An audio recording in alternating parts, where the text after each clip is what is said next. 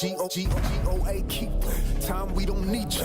We the greatest of all, in time you'll believe. G-O greatest don't evolve, happens in the feeding. See my gritted jaws, wonder who gon' feed us. Hunger to win, hard pressed to beat us. Hundreds of tears, hard pressed to beat us. Thought I knew men, most of them was divas. I'm more than man, I'm a natural born genius. Where my medals at? I don't pedal back, I'm too smart to meddle with a fellow, keep the medal at. They pedal for the stacks. I make them in the factors, landlords without the pot to call the kettles black. Hello, I know you feeling mellow. You thinking life is gonna be cinematic as these cellos, but that's just the rumble for the build up like a bellow. If they gon' hear you roar, time to let go.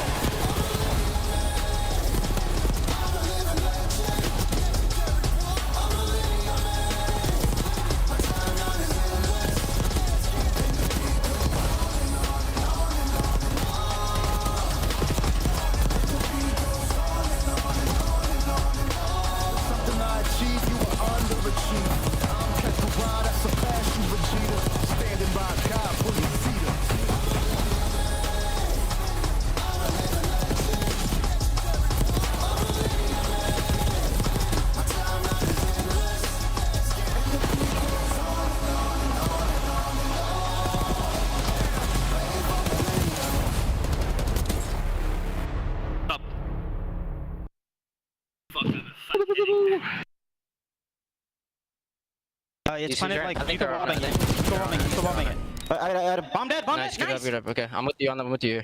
We'll check from their side. Yeah. Come on, doesn't defuse it. Nice! Oh my God. Wow. Yeah, That looked insane. Wow. I'm not gonna lie. Holy shit. Oh, that was How'd you get two, bro? Shit. Yes, I Contest from Nero. This is far from over. Nero 3. That is going to shut it down. We're looking at one of the most ridiculous individual performances we have seen a man have in the league. I'm going instead with me. Load it. Big double, make it triple, make it a quad. As Sib pops on the entire team. And what a series it was. Crank up the sound, make sure you're comfortable because it's the CDL and we have just 2 days left. This is your Super Saturday where we hit you with 4 matches over the course of the next 8 hours. We got Alley Cat, we've got Nameless, I'm your host Chris Puckett, and Ant. If you're not sweating, you're not working hard enough. What are your expectations here as we have teams just trying to slide into champs? Yeah, I mean, backs against the wall, gotta get a top 8 spot. You want to be in the winner's bracket going into this next major. And then the teams that are on the bubble, they need to win. You only have a couple of chances left. We're getting to that part of the season. It's going to get wet and wild, Alley. Let's take a look here at our standings as Cloud9, the swimmer Krem, trying to make his way into champs. Can he grind? A winner's bracket start at Major 4 would be huge for them, but that is going to be a tough battle as they take on LA Thieves. We also see the Falcons, who are playing for potentially a winner's bracket spot as well. Everyone thought it wasn't possible. You win today, it's in the cards. The opportunity is there, but you win today. That is the win you're talking about against Atlanta FaZe. And the way that they've been looking recently, it's looking highly unlikely. All right, let's start here with the team from the beach down south. Miami brought us fantastic Major 3, and they've showcased 2 of the best rookie talents of the 2025 season. Rancor making his name heard at the very first major where they landed top 3, but recently it's been super with the numbers. What are you seeing from the South Beach Sensations? I've seen everything. I mean, they have been everything for this team. I mean, obviously, Rancor has been on this team much longer, and he is kind of the front runner when it comes to that rookie in the year. But Super's numbers, as you touched on, Chris, have been absurd. This split alone, he has a 1.43 right now overall. And that doesn't even give you a scope because he has a 2.0 in Search and Destroy, which is literally unheard of. And on top of that, he's a really clutch player. Not only is he leading them when it comes to straps in Search and Destroy per interviews with some of his teammates, but he's also clutch as well. He has 5 clutches already in this split alone. And we've got a lot of players with their sophomore season or returning back to the CDL like Neptune. But when it comes to pure rookies, these are the 4 that we have highlighted. Who are you liking to win the rookie race. And is Mercury still in the running for Optic Texas? Yeah, I mean, if Optic were to make a run and get to a finals, right, he'd definitely have a case. I think Rencor right now leading the way because of what he did before Super was on the team. But I will say it is still up for grabs if Super continues what he's doing. I mean, he is the best search player in the game from last split until now. He has been ridiculous in the game mode. In Miami, a consistent force to be reckoned with. It is a two-man race to me at that point between those two guys. A lot of times in esports, when you have an in-game leader, that person drops the least amount of damage. They're overseeing the product. He is dropping the most damage and calling the shots. Super doing things in search and destroy. Let's take a look, though, at Cloud9, who is going to need their search game, and they are going to need the hard points on point. What do you expect for a squad that is not out after Optic falls yesterday? They are still within arm's reach, officially 45 points back in 10th place currently. I expect some serious fight out of this team. I mean, they have had a very unfortunate schedule during this split, but they've kind of made the most of it, right? They get a huge win over the Atlanta FaZe. Unfortunately, though, falling short to Miami and Toronto put them in a really tough spot, having to go up against LA Thieves today in a situation where their search and destroy has not been great. Won one of their last 5. It's been killing them during this split. And LA Thieves, we just saw, look dominant in that game mode yesterday. Yeah, I mean, the hardpoint's been incredible for Cloud9. I mean, you're 2-2, and even in the 2 losses Ali mentioned, you stole a hardpoint in both of those in terms of your map pick. For them, it's really been the search and destroy. It's not what we expected.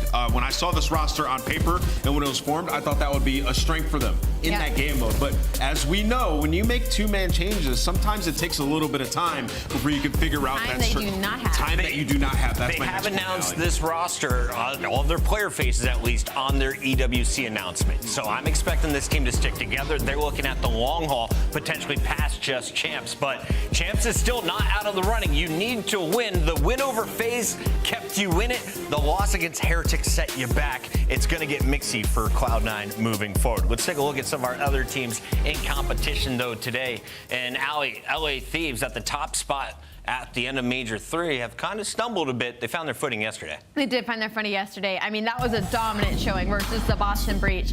I want to say my biggest takeaway was probably the fact that Envoy started so strong on that red card hard point. You know, it's not often that we see Dylan being the one to kind of be that front runner, but across the board for LA Thieves, this just looks like business as usual. This looks like the team that took home a chip. So for us, this is just putting them back in the conversation of favorites heading into DreamHack. Yeah, you know, they have the championship hangover, which I think, you know, Vancouver experienced as well. And you look at this Thieves team, they've won 6 straight maps now. And Boston's not a pushover team usually, and they dismantled them. One of the most dominant matches we've seen on the year. Thieves looking like they've, you know, found their footing once again.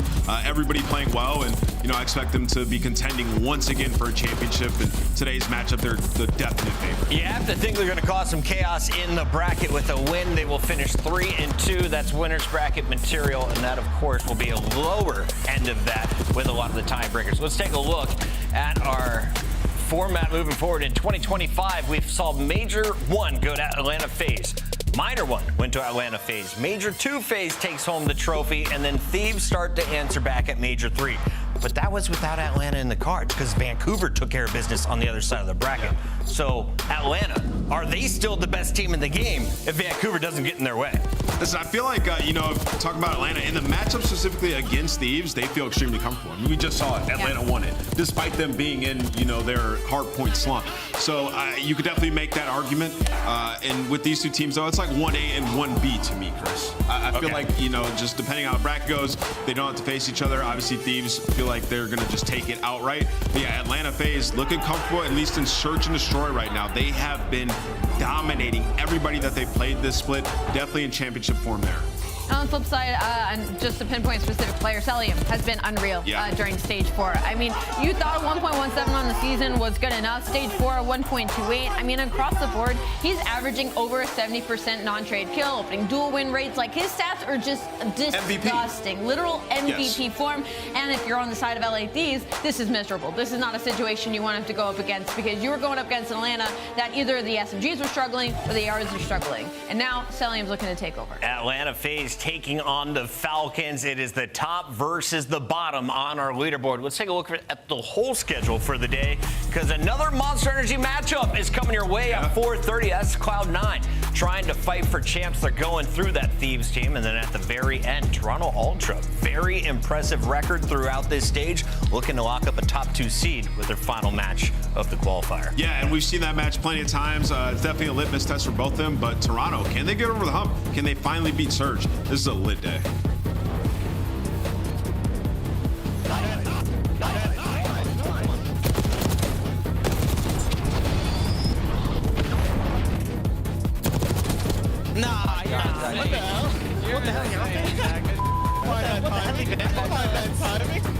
What's their setup, bro? You're killing Johnny. Visit scuff.co/CDL for your chance to win the Road to Champs giveaway and join us at CDL Champs. The Esports World Cup is an official partner of the Call of Duty League. The Call of Duty League is brought to you by Monster Energy, the official energy drink of the CDL. The 2025 Vegas Falcons team pack is available now. Each pack includes home and away operators, as well as this spray to let them know who was here. It was a Falcon. Next time you boot up, suit up at the in-game shop.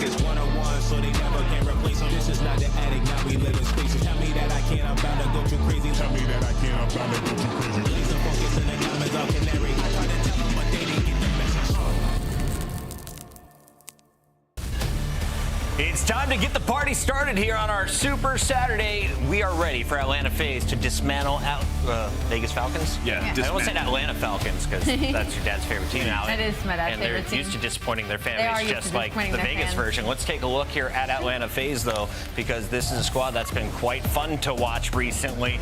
Ups and downs, but Celium's AR may be the purest in the game right now. Yeah, unreal. Like I said, he's rocking a 1.28 right now, and if you're going up against the Vegas Falcons, you're feeling great if you're Atlanta FaZe because their ARs have been struggling in that category. Yeah. Rocking a 0.8 during this split right now. I can't imagine what it is on the season. So for Atlanta FaZe, this is business as usual. Their S&D's been disgusting, 5-0 in this split. They're literally almost untouchable in that game mode, and on the flip side of that, Control also. Like I said, the top teams have been unreal at those games, number in threes. You're looking at Atlanta FaZe being top 3 in the game. Dude, ATL is only losing 2.8 rounds in Surge. Like, they have been destroying everybody in S&D. Number 1 are First Bloods. You got 2 players at 1.6 there in Cell and Simp, so they feel comfortable there. And then in the HP, yeah, it's been a struggle, but versus Vegas 0-6 in HP this split. Like, Atlanta should just run through Vegas in this match. Vegas got 3-0'd by Cloud9. I'm looking through here. It's just been a whole bunch of struggle buses, losses to Miami. So let's turn our attention to the team wearing green and try and carve out any highlights here. Are there positives to look at in a team that only has 2 match wins on the season? I mean, I guess there's positives in a sense, and you bring back Impred, and then you bring in Priest and RCs back to the league, and they've all had a couple of maps where it's like, all right, these guys can still hang, but the issue is it's a little bit too late, and they're going up against Atlanta FaZe of all teams, right? Like, this is a team you're going to have pristine teamwork over, but not only that, the slaying power just cannot be slacking versus a top 4 team. And unfortunately for Vegas Falcons, they lean heavily into Pred for that, and that is a lot of pressure to put on one SMG's shoulders. Yeah, the controls look good, though. That's the one game mode where I feel like their vault, especially in their offensive rounds, has been incredible the way they play it, just sort of flooding art over and over. Pred, he's averaging almost 3,000 damage, a 1.34 in control. Definitely has been their best game mode. And then for them, you know, we've seen a lot of search and destroys that have come down to the wire. With some round 11 losses, some round 11 wins as well, right? So for them in this series, it sounds like a very, very tall order, but they're going to have to contend with Atlanta in those search and destroys and still control. Where, listen, Vegas team, the original roster beat Atlanta in a control. Yeah. So this ain't out of the realm of possibility for them to come in and take the control and maybe extend the series. All right, we have seen a win at Major 3. That was in the qualifiers. Major 4 qualifiers. They've got 10 points already with the beatdown of Optic. Do they get their 3rd win of the season? Now, if they do, who are you looking at out of the 4 men on that screen? If they do, obviously I'm looking at Pred. That's the easy answer because he has been the light for this team. Yeah, I mean, he's been the light for this team, right? Even when he first got put into this roster, they said it was Pred that was the one that was like, all right, we need to do more practice. I got one for you. Priesta? Yes, Priesta. I don't have the exact numbers in front of you, but I remember seeing them before. He's locked out. He plays so well against Atlanta FaZe. Lore-wise, like I'm looking at him to step up today. And Ali mentioned the ARs have been struggling this split. Arsenes really needs to fry his former team as well, right? Yes, all right, Alec, knowing Sip and Abizi quite well back on United, they won a championship there. We have Red Card, Rewind, Hacienda, Vault, and Red Card a second time if we get to a Game 5. If you beat Atlanta, do you need to do it in 3, 4, or 5? I mean, it's probably going to be 5 in this series. Okay. Right? And you look at it, I think, you know, Atlanta, they've been rough on Vault Hardpoint recently. And then you look at Vegas, picked it coming into this series. So could be a wild one. I think they got to take the control, extend the series from there. It's time for our Scuff Pick'ems. Ali, I was told there's a trophy on the line, and I'm going to win it. Atlanta FaZe. Atlanta FaZe. Oh, wait, am I only 4 behind? Oh, that's not bad. Wait, Yeah. I'm so in this. You're in this race. I'm so in this. And I'm going you Atlanta are, FaZe. I'm going Atlanta FaZe. You are 14 back. This is a 2-point play for you. Yeah, it looks like 171 play to is me. crazy. So all right, I'm going to go with Atlanta FaZe. I They're don't going to know take if we've this. had that many games. I sold the American story, Maven. Where but that could be a 3-0. thing. I don't know if You guys we've ready to had. sweat? He's got his glasses on, and he's still trying to give himself 50 extra points or something there. You can't see. That's all right, even with the glasses. All right, let's get locked in. An updated prescription if you can't see. Yeah, no, he might.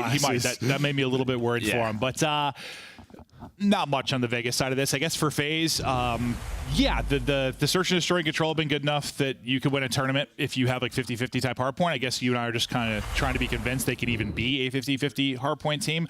Not the biggest test here, but still, against a bad team, I still just want to see basic fundamental stuff out of them in hardpoint. I think it's what we talked about yesterday with sort of the LA Thieves hardpoint is that, you know, we want to see them dominate a team, right? You see them blow a team out, and they're going to have a couple of chances, but here's what we're talking about. First couple of stages, I mean, they were second, first, we're like, uh-oh. Teams are in trouble. They won both of those majors. Yes, but and we also the margins were But still, it was 50, at the majors, it was 50-50. Yeah, you're right. But you can see it's gotten worse, and well, stage 3, major 3, that was their worst placing on the year. Yeah, no, even as good as their hardpoint was at the beginning, like they weren't winning tournaments because of hardpoint. It still was their search and control, getting him the victories. But yeah, where you had the, what was it, their plus minus was like 20 or something, even though they were 17-5 or whatever it was. Just felt like they had a better idea of it, though. Yeah, absolutely. But I just think the meta shifts and progresses. Teams get better. Hardpoint 0 goes on, and even at FaZe, maybe we're like setting the tone early on. They found themselves a bit behind, especially with the likes of Surge and how much you saw like Thieves improve. But yeah, they've got some time here to lock it in. I mean, they've lost some maps, right? That goes into it. Hardpoint wise, they've lost some of their maps. True. And now you're just in a point where their vault has looked. Like their red card looks. I mean, it's been a solid map on the year, but they're always sort of just squeezing out victories. So I think for them, it's just like, what are you going to pick come major time?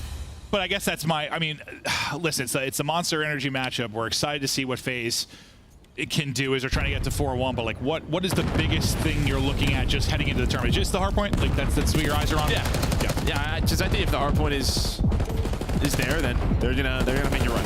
Yeah. I mean, the hardpoint's there, they'll probably win a tournament. Honestly, like the search has been that good. Like it's funny where we talk about the ability of some teams to blow people out in hardpoint. They haven't had that. They are the team that will just 6-0 you, 3-0 you in terms of search and control. So they have that blowout ability. It's just in this particular mode where it has lacked. This is a team that maybe ample opportunity to do it, and out to a nice start. As Simp is, listen, I know I'm sure he's been critical of himself. He has not been playing great when you talk about the hard points. Yeah, he's been one of the top search players, but really trying to get it going in the respawns here. Yeah, no, so from a team aspect, yeah, you want to see their hard point, but from a personal aspect, if there's someone you're looking at, it's probably Simp if we do go to a game 4 as well, just how his performance is in hard point. Does he get back to his comfort zone? He's trying to do exactly that. It's Falcons, though, trying to make a little bit of a run. Celium, though, your leader, probably in the MVP conversation right now, just statistically a wizard ever since he has entered the league. Having one more year exactly like that. Takeover ability is absurd. And getting rocking and rolling here early. We'll be right back to him as he goes 3 in a row before he drops, but now it's on Sip to try and come away with something. Beautiful shots are on to Pred to rip him off the head. He can't chain that into a second, though. Yeah, I mean, big fight there by Pred. He's going to win the one gun fight. Doesn't flip the spawns all the way. That was a chance there for Falcons to get out, but now you're trapped once again, back P2. So yeah, Sip just finding that kill. Great headshots on him. ARs are out. Everybody locking it down with the AMS-4 now. And well, that is going to be 4 dead right before P3 pops. Yeah, and you've got them all spawning in the back. This is absolutely ideal if you are FaZe. I mean, this is some of the most separation you are going to have as that hard point pops that you will see. Because sometimes I feel like the kills come in like a couple seconds later and they end up getting that like parking spawn and there's the sort of the pinch, but that was sort of the perfect setup. Now things going to get a little bit crazy.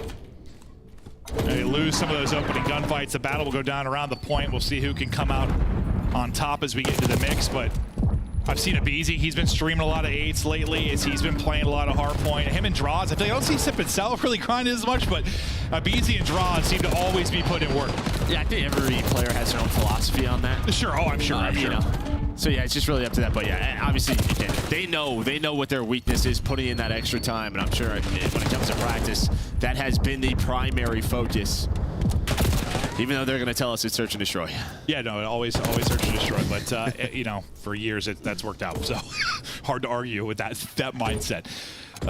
Solid lead though here, pretty early on as we get out to stage. A quick break from FaZe, and this might start turning into one of those blowout type maps. Abizi is able to trade out at stage. He'll be able to get in, and now, yeah, you turn this into 50 seconds or so. We're suddenly looking at 100+ advantage for Atlanta FaZe. Gotta deal with the raid boss, the player under stage.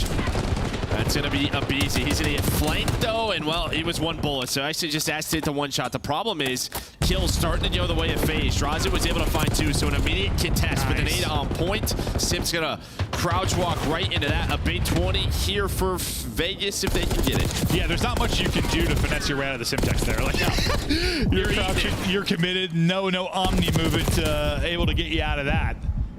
Good answer back by Falcons, and that's a moment that keeps you in the hunt. Otherwise, yeah, we're looking at blowout potential early on the red card.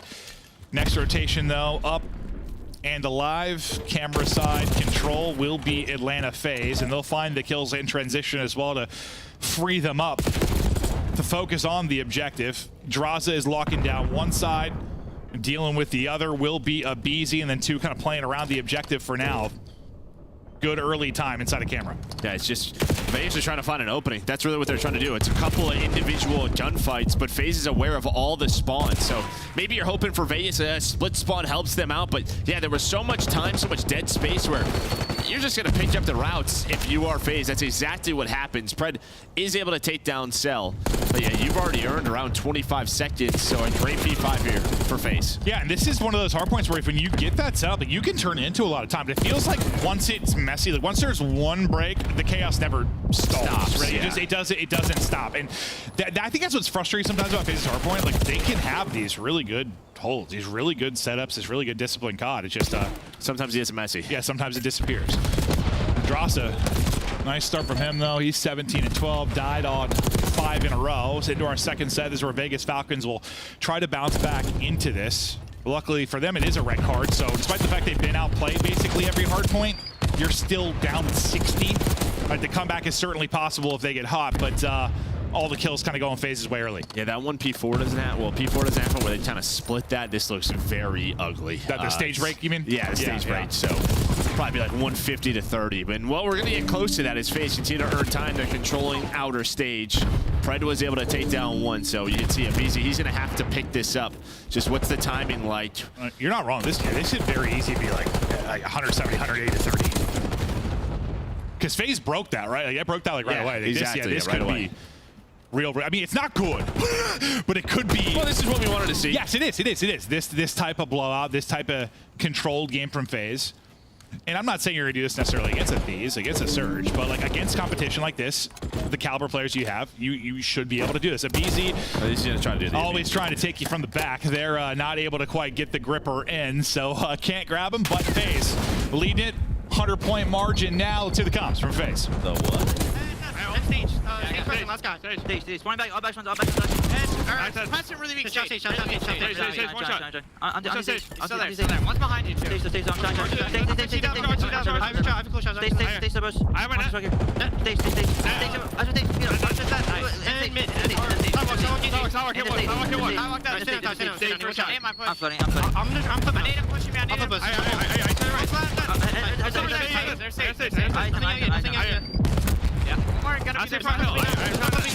Yeah, it could be one down. On you, bro. He's me out. I think 3 out, 3 out, bro. 3 out. No! Shit on. Nice. I'm mid. Top right. One more third. I'm trying. No, I don't. Stay on steps. I'm steps. Yo, I'm taking. I'm pitching this guy. Good time. I'm waiting. I missed him. I'm third stage. You went on mid. I'm at AG. I have your steps, Zach. Yo, pitching Eskies. Pitching Eskies. I'm not sure. One shot. Low stairs. Kill steps. Stay steps. I'm seeing them. Stay steps. Outer.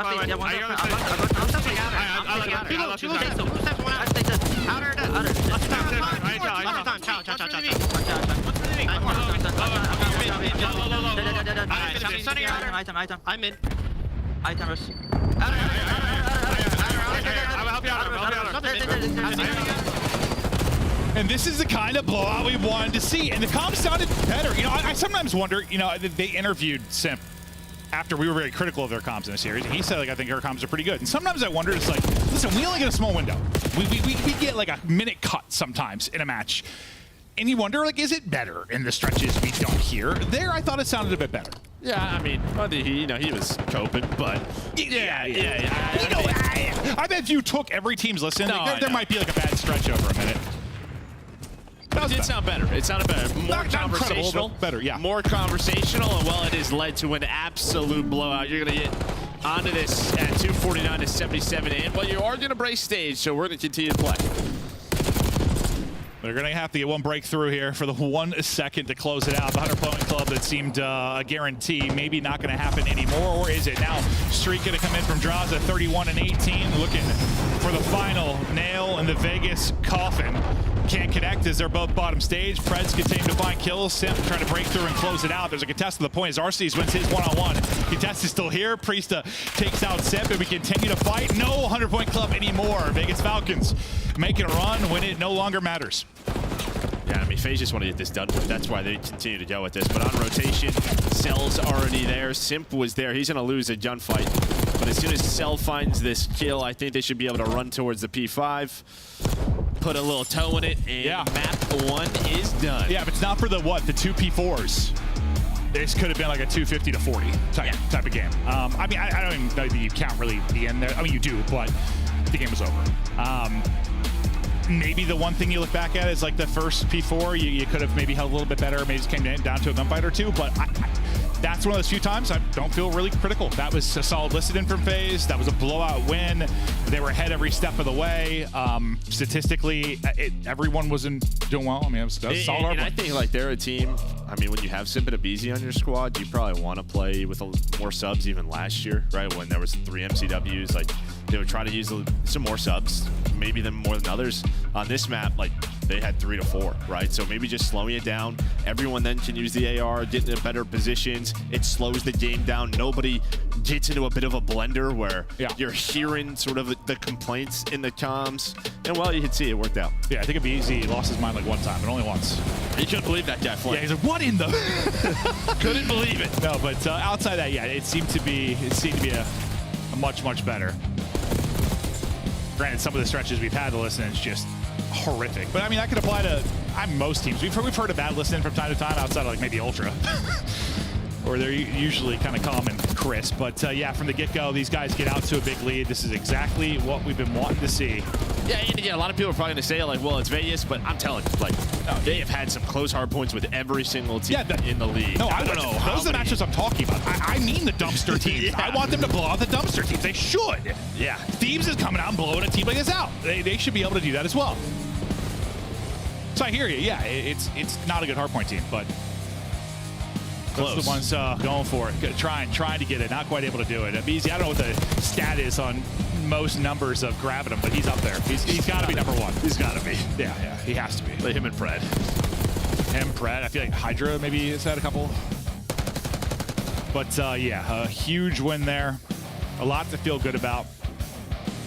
And I think we're just hoping, like, I think just for the entertainment factor of the league.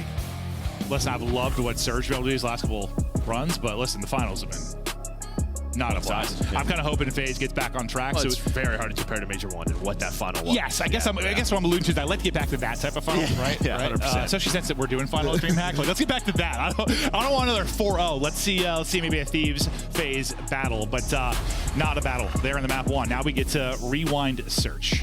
I mean, well, yeah, strength for FaZe. 5-0 in S&D. Their rewind has been on point. Well, we got DreamHack around the corner. All these matches leading into DreamHack. There's going to be watch parties that you're going to be able to check out. We got a whole lot on the flank. Scump, Breaking Point, all going down. DreamHack is going to be a blast. And listen, it's going to be fun for several reasons. One of the amazing things we've had the Monster Energy matchups. It's been awesome to have Monster back involved with the CDL. We love Monster. It's great. We have worked with them for a long time, and now we are also partnered with Monster, which is awesome. It's made sense for us forever. No, I know. I was with Monster in like 2014, 2015 on the Envy. So yeah. Super pumped up to be backed with the brand and with Monster Energy. And one of the coolest things you can see is, well, there's dedicated times to hang out with you guys, the fans. Yeah, because we'll usually, listen, we bump into fans a lot at majors, right? Someone run to the bathroom or in between casting breaks. This will be dedicated Friday and Sunday, 11 to 12 Central. If you want to stop by and say hi to Joe and I, you can. But listen, we've worked with Monster on Beat the Beast every launch. You know, they obviously do the double XP codes. We've worked with them on Warzone with Husker stuff. We've worked with them so much. So excited about the brand to be involved. But for the fans, listen, check it out. Come by and say hi. DreamHack will be doing it. Yeah, rub that bald head. Yeah, come rub it. Rub me all over. But very exciting. And also, you know, Monster, they're sponsoring a lot of teams with us. Hopefully there'll be some content down the road. We'll see. Should be fun. But looking forward to it. Now back to the match. Search and Destroy coming up. Yeah, I mean, listen, right, coming into this last stage with Vegas, like their hardpoint was showing signs of improvement.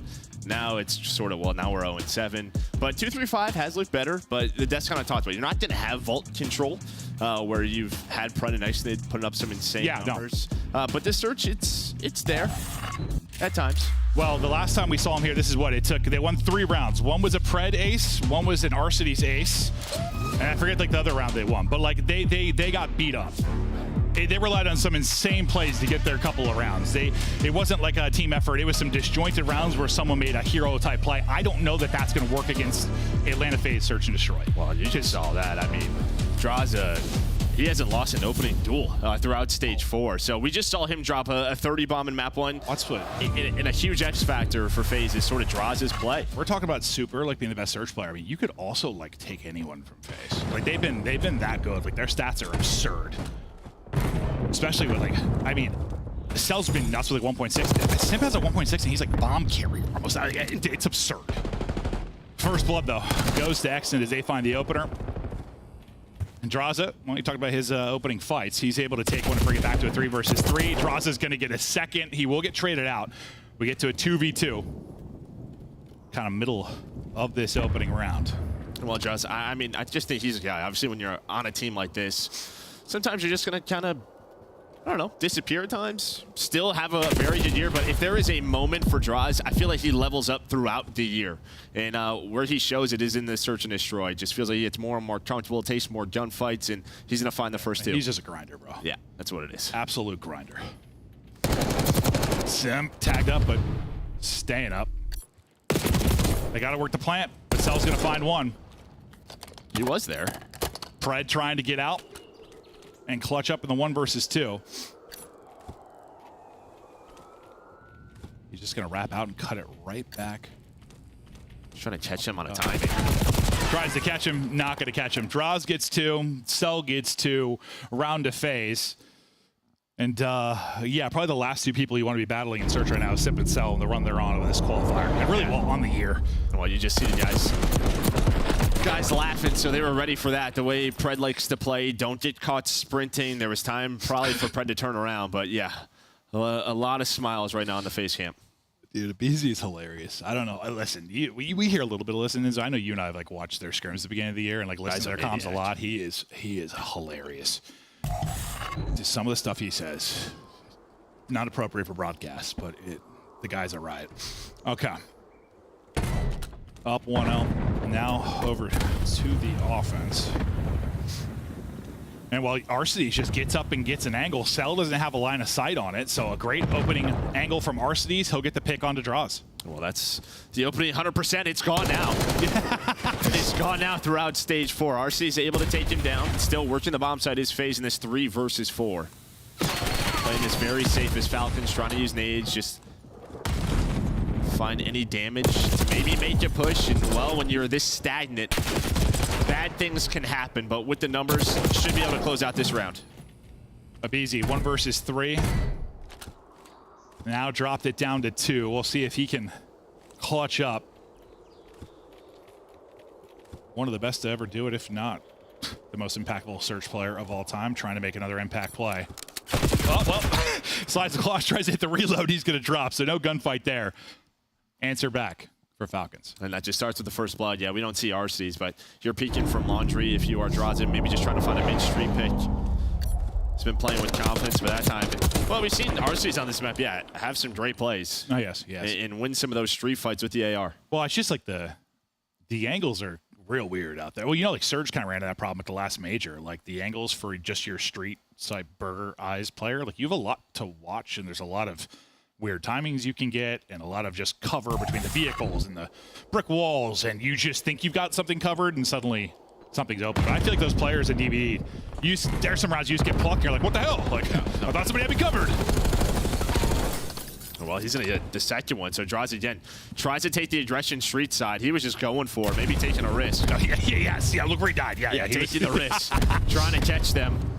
Instead, he gets caught. So again, just 2 first deaths back-to-back for Draws. Priesta get some eyes on Cell, but hitting it and trying to catch him. Priesta, okay, he just saw him and backed up. Beautifully played there from Priesta. Cell's going to fly forward and try to trade this out. Priesta ready for it, and the help coming now from Arcides. Really good little 2-man game there out of Falcons. And Simple now be last alive, 1 versus 4, and he can't win the fight versus Extant. So a couple of solid rounds here from Falcons, not really relying on individual moments of brilliance, just getting the first blood, playing together. Comps seem to be on point. A solid round. Yeah, in a way, it's some individual brilliance because it's just Arcides getting 2 first bloods. Okay, that's true. These rounds, like they're not decided, but they have such an advantage. And Rewind is a map where you're down in the 3 versus 4. And I like what Vegas is doing. Once they're finding that first pick, they're just grouping up. They're waiting for FaZe to maybe overreach, and they're using their numbers. And RC's, I swear, it's just one of those games. Remember when we cast him? Versus Kenny. Kenny, just slamming Kenny like every gunfight. Well, I mean, this is a map where you just have square-up fights. I think that was red card. Or was it this? No, it was this. Well, okay, it was this. Like maybe that's just that. Dude, well, I think it was both, but yeah. Yeah, RC's gonna have Draws this number. No, I just remember the maps because literally that combo we were having. Like I swear, it was like 10 kills to RC's, 1 to Kenny in that particular matchup. RC's is on 4 straight now. Another first blood though for Falcons. They've got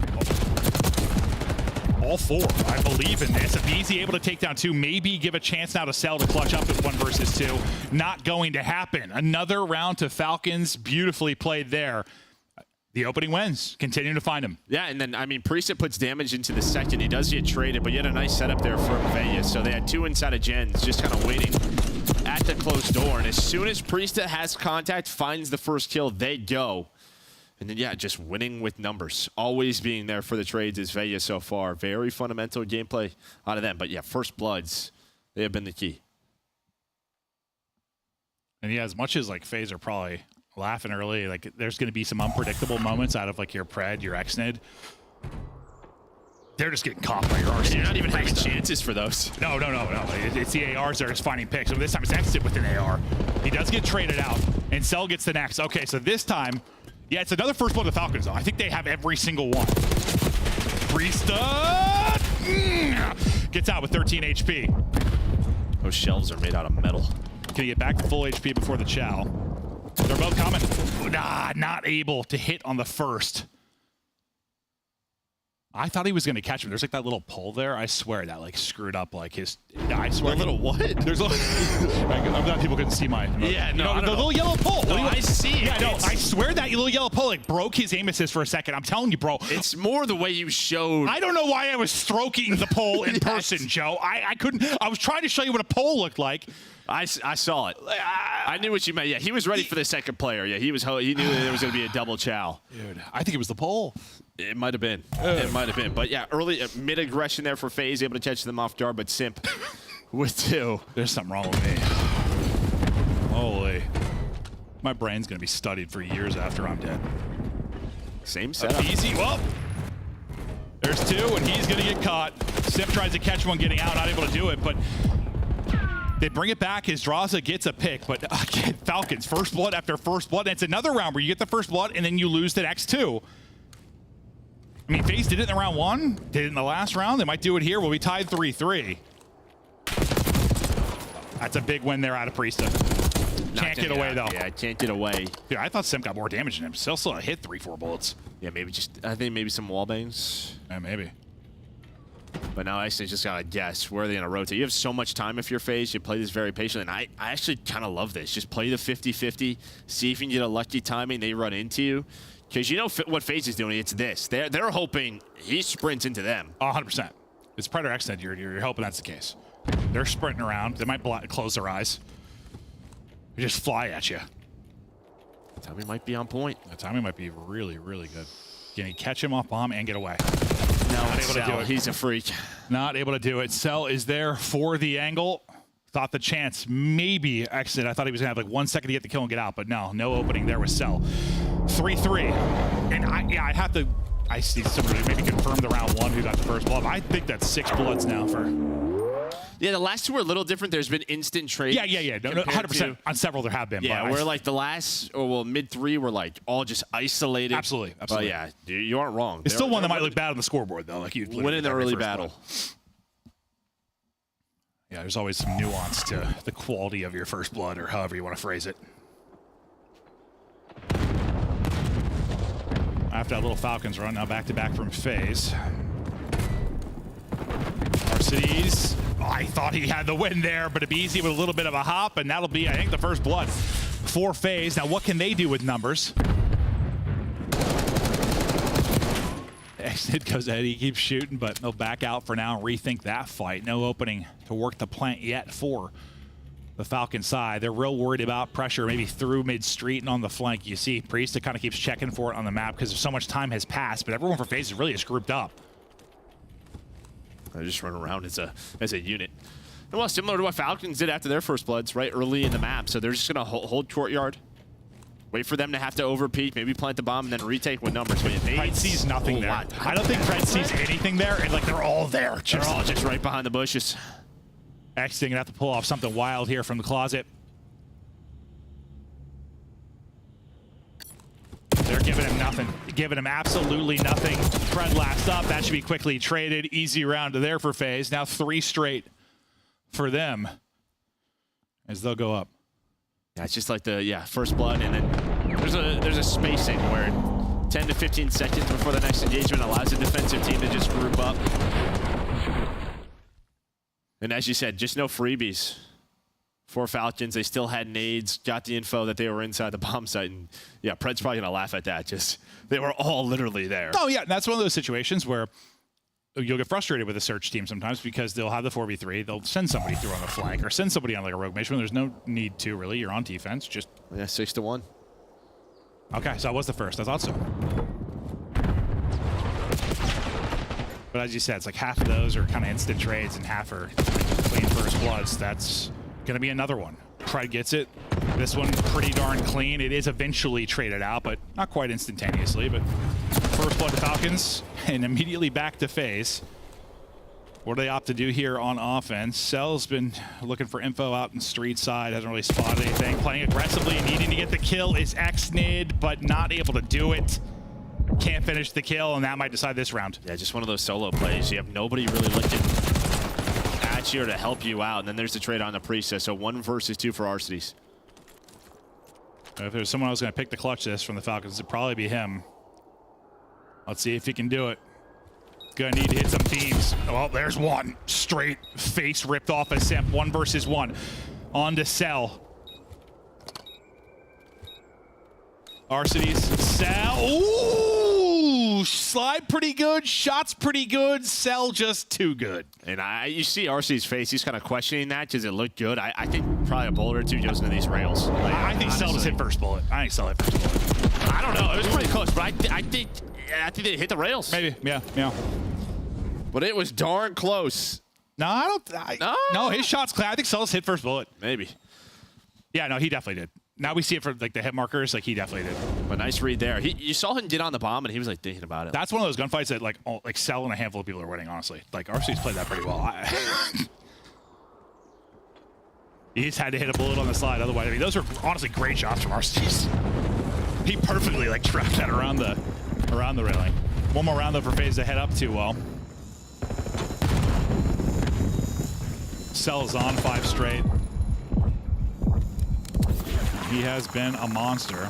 It's the Arcitys car that's floating around. I'm just worried about team kills constantly. He's trying to ramp. Excuse me, boys. Excuse me. You need a little horn. You need a little horn. Beep, beep. He's about to tear a teammate's Achilles. I don't know what. There's a car. Another car blew up. The FaZe car blew up. He's going through doors. Dude, he's going to run out of juice, bro. Nah, he's still got plenty of battery. All right, car's gone. Now we get to the battle. Really, what you're looking at here is Cellium. Yeah, I was gonna say you have no street control. So Draws and, or sorry, Simp and Cell, they're just holding street while BZ's inside of Gens, trying to close out the game. It was a great start for Vegas. They controlled the first bloods, had the pacing on point. We're catching FaZe multiple rounds, but doesn't matter in the end. I think overall it's like 7-2 in the first bloods. Yeah, I think that's one you're going to hope you win if you win it 7-2. And I know there were some instant trades or you got to kill for FaZe right after, but like it's also, some of them weren't instant trades. I guess the way I view it is like when it's instant trades, like the guy that got the first blood gets traded out. Like some of those were picks like on another player, which is like a little different to me. Like you got to win that if you're Falcons. I think like if you're winning the opening duels that heavily. Yeah, I think there's just some of those rounds where you're just not together. Like early in the game when they were up 3-1, there was a lot of, they were playing together.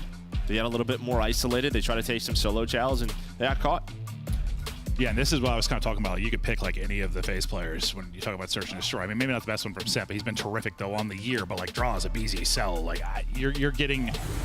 Listen, there's a reason they're probably the best search team in the game, right there with Miami. Up 2-0, Hacienda control up. Listen, FaZe has been top 1 or 2 control teams throughout the year. The only like hiccup you've had is what the Hacienda versus Cloud9 that we casted, which was one of the more surprising maps, well, especially within that series. We didn't think it was going to go that way.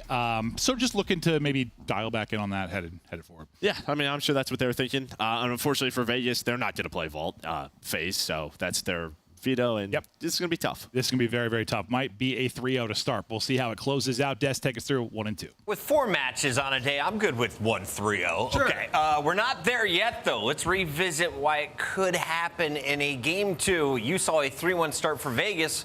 They were hot. But then things cooled off, Allie. What happened? Things cooled off. I think Atlanta FaZe just started playing around each other a little bit more. Obviously, the trades were coming in for the most side, but I feel like once you start giving up a lot of that CD control side of Atlanta FaZe, I mean, you're talking about Simpy and BZ in close quarters. A lot of times, it's just not going to go your way. And then as we head into like those later rounds as well, Vegas Falcons stopped playing together. Like they started to be a lot more solo chows. You saw Priest get picked off when it was a situation where it was like, okay, this is 2v2. We could close this out and maybe force a round number 10 for Vegas Falcons.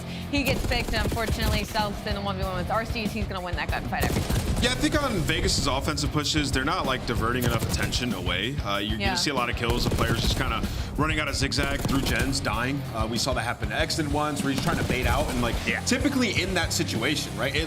when you watch it, it looks like he's insane. Like, it looks like he's insane for an out there. There needs to be an AR blue, like putting down shots, right? Like helping, like their cohesion's not there in the mid round. They have their like base start, how we want to play, how we want to react to like the initial strat. That's step 1 and 2. Yeah, that Atlanta phase is showing us. But like right there, when you're going back and forth, like, okay, we're gonna get this bomb down, we're gonna execute our push into DVD. There has to be a support system there, and you know, it's just not. And that's when you get like a ragtag group of guys late in the season, the search isn't gonna be developed to that point. And for Vegas, I mean, that's just kind of what you saw throughout it, and Atlanta exposed it.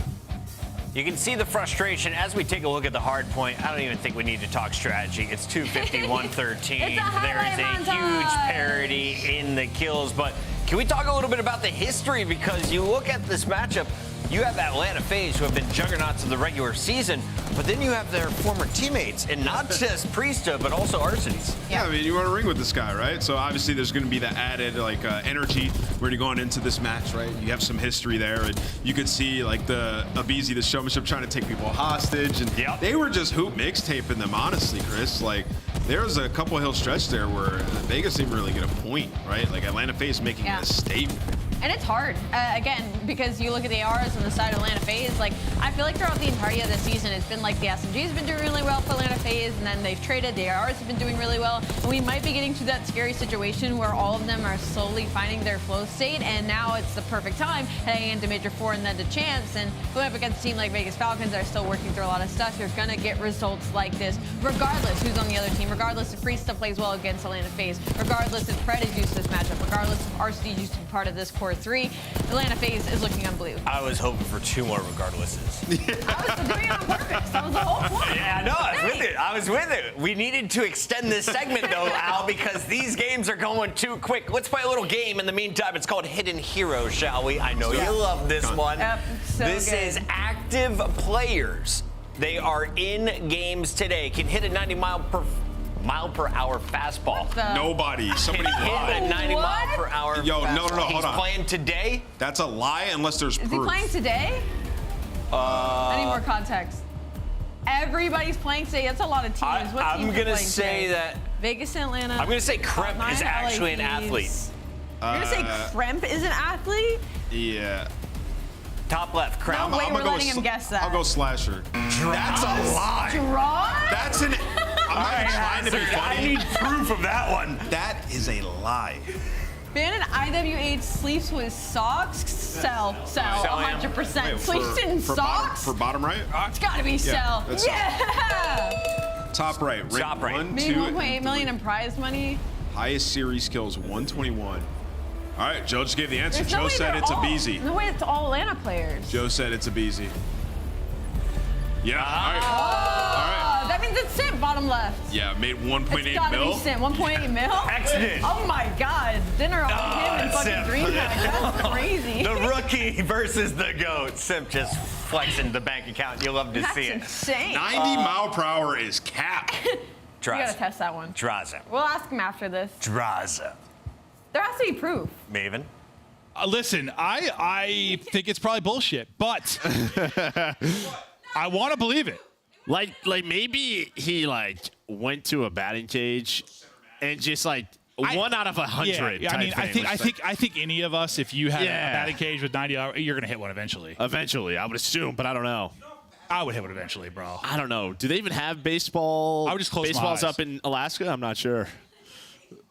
No, probably not. I don't think It's they too do. cold for baseball. Yeah, that's what I'm saying. You just die. Yeah, Yeah, That's no, why I play maybe. God. Yeah.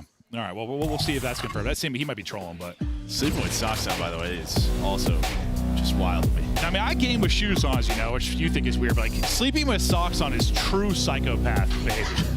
Like that's like, yeah. I mean, we know, but listen, we know. I'm a warm sleeper, so We also- there's no way you do it, Chris, because you No, sweat there's no way walking you in a sleep circle. with stop.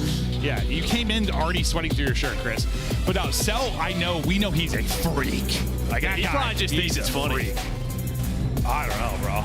He'd be in a hotel. He'd be tickling your feet while you're sleeping or something. I don't know. That guy's a freak, bro. He'd be putting socks on your feet while you're sleeping. You'd be like, Cell, what's going on, bro? Cell's just there putting socks on your feet. That guy's wild. You hear the stuff he said? It's a vibe, dude. It's a vibe. Stuff he said in game comms and stuff like that. He's insane. Love him. All right. FaZe to close it out in the control. Falcons to maybe pull something off. Extant looking for an opening and not finding it. Into the back line and continuing to hunt. He's so deep. Let's see if he gets caught or finds a kill. He's going to get caught. Simple pick up that one. Yeah, but maybe buys his team some time at least to get out. The problem is well, they're actually going to spawn well here. So one player spawns well with Priesta. So Icedit's here, but all of FaZe are like ready for this due to Celium's position and where he was able to push from. So that's going to be a clean 3 dead. Pred just going to, well, try to get lost. Not going to get lost. Rock side push next up, 30 to go. So still a little time to work with, but you haven't really sniffed an objective outside of the opening towards A. Priestess wants to pause the clock, maybe if he can, or just divert attention on the objective touch. And they're just finding nothing. His teammates getting picked apart. I mean, he's just trying to look for people and isn't finding the player top window. And while he's looking, his entire team is dying. So now everybody's off spawn. You don't have a take if you are Vegas. In your face isn't easy. You deal with one, okay. But you gotta go. You gotta touch a point. I don't think they're going to. Not gonna happen off a spawn. And well, that was clean for FaZe. Yeah. No, a couple POVs we went to on Falcons, like they were just chasing ghosts, bro. No, they were. They were literally playing hide and go seek. Yeah. FaZe is much better at it. Yeah. Like that just looked frustrating. I mean, I know Hacienda can be that way a little bit sometimes, but well, really, all FaZe did had top. They just had top halls control. That's really it. You control top halls. You have top secret. Looking out the window, you control B side. No, that was just a weird round because it wasn't like if you look at the number of lives left and what like objective progress there was, I would like think almost that they were spawn trapped a bit, but they weren't. Like I don't know how to explain what I'm trying to say. Like there just wasn't any success at all. Yeah, and a lot of times on Hacienda, it's about like how long can you live on B, sort of that finesse we always looked at. There was none of that. No, but it's not also not like there wasn't like a lot of. Oh, I guess there was a moment where Cell got forward, got a couple kills. There was a little bit of like spawn action, but they got out of there. It's like they're pinning their base or something. Like, they got out over and over again. They just died. You feel like one of those pushes will lead to something. A bullet away from that being a great break for FaZe. I think Simp, he was the one close to winning. I think Priesta takes him out, and now, I mean, Draw's at least gonna pause the clock here to start. But like this is like already more than like you saw that whole round from Falcons, and like, I don't know, it was a weird one. And that's always the key for FaZe. That one player staying alive, B side, trading a play, trading an opening. Well, that opening is gonna be the Tiny Terrors who find 3. Now you have multiple players on the B point. And Cell, he is gonna hunt down Arcades. Progress now starting to flow. They're waiting for Abizi maybe get back in the action. The timing for Abizi. We'll see when he gets there or if he's even needed. His teammates might do all the work on the point. Well, now they might need him because Priesta sends it forward and flash bullet. I thought Simp was gonna maybe get caught, but he hits the slide. Abizi gets there maybe a second or two late, but he's here to at least get a kill, keep the pressure forward for FaZe. I mean, Exted's trying to like hunt him down. He was so weak, just was worried about a timing. Instead, Exted waits for a teammate, but then they line up for Cell. There's always one more Jackal in your face right now if you are Falcon. So tough to deal with when you lose top out control. Yeah, it's just momentum towards FaZe. Really, just since the get-go. Well, even though the break wasn't like, I mean, they went like 2 for 2. It was nothing crazy. It still felt like they've been in control for the most part, similar to even the opening defense. But really I say that though. That first 2-piece from Abizi, right? I say that, but like B's not done, and like you have a 7-life advantage, which is great, but you're gonna need the minute extension. Well, I guess you don't technically need the. You could just have a body on A and get it done through kills, but more than likely you're gonna need the B extension. And well, they're gonna want that just for the ticks, so they can defense in case we do go the distance. I don't think we are, but you never know. As they continue to find kills, Abizi's double positive is traded out by a 15-8, minute 30. Should be up 2-0. Oh yeah, barring something insane here from Falcons. They're gonna have to have a wild stretch in the slaying department. Maybe it starts with that first domino. They're gonna need a couple of clean 3-4 dead type situations to really bring it back. And I think that's why FaZe really is taking their time. Because they have the time to work with. Well, it's similar to like what FaZe was trying to do last time. I was just trying to find them. Bait these players out, but not really showing. Now they're going to get involved in, well, maybe a lot. Maybe it shouldn't be 2-0. Vegas are putting up a good defense here at A.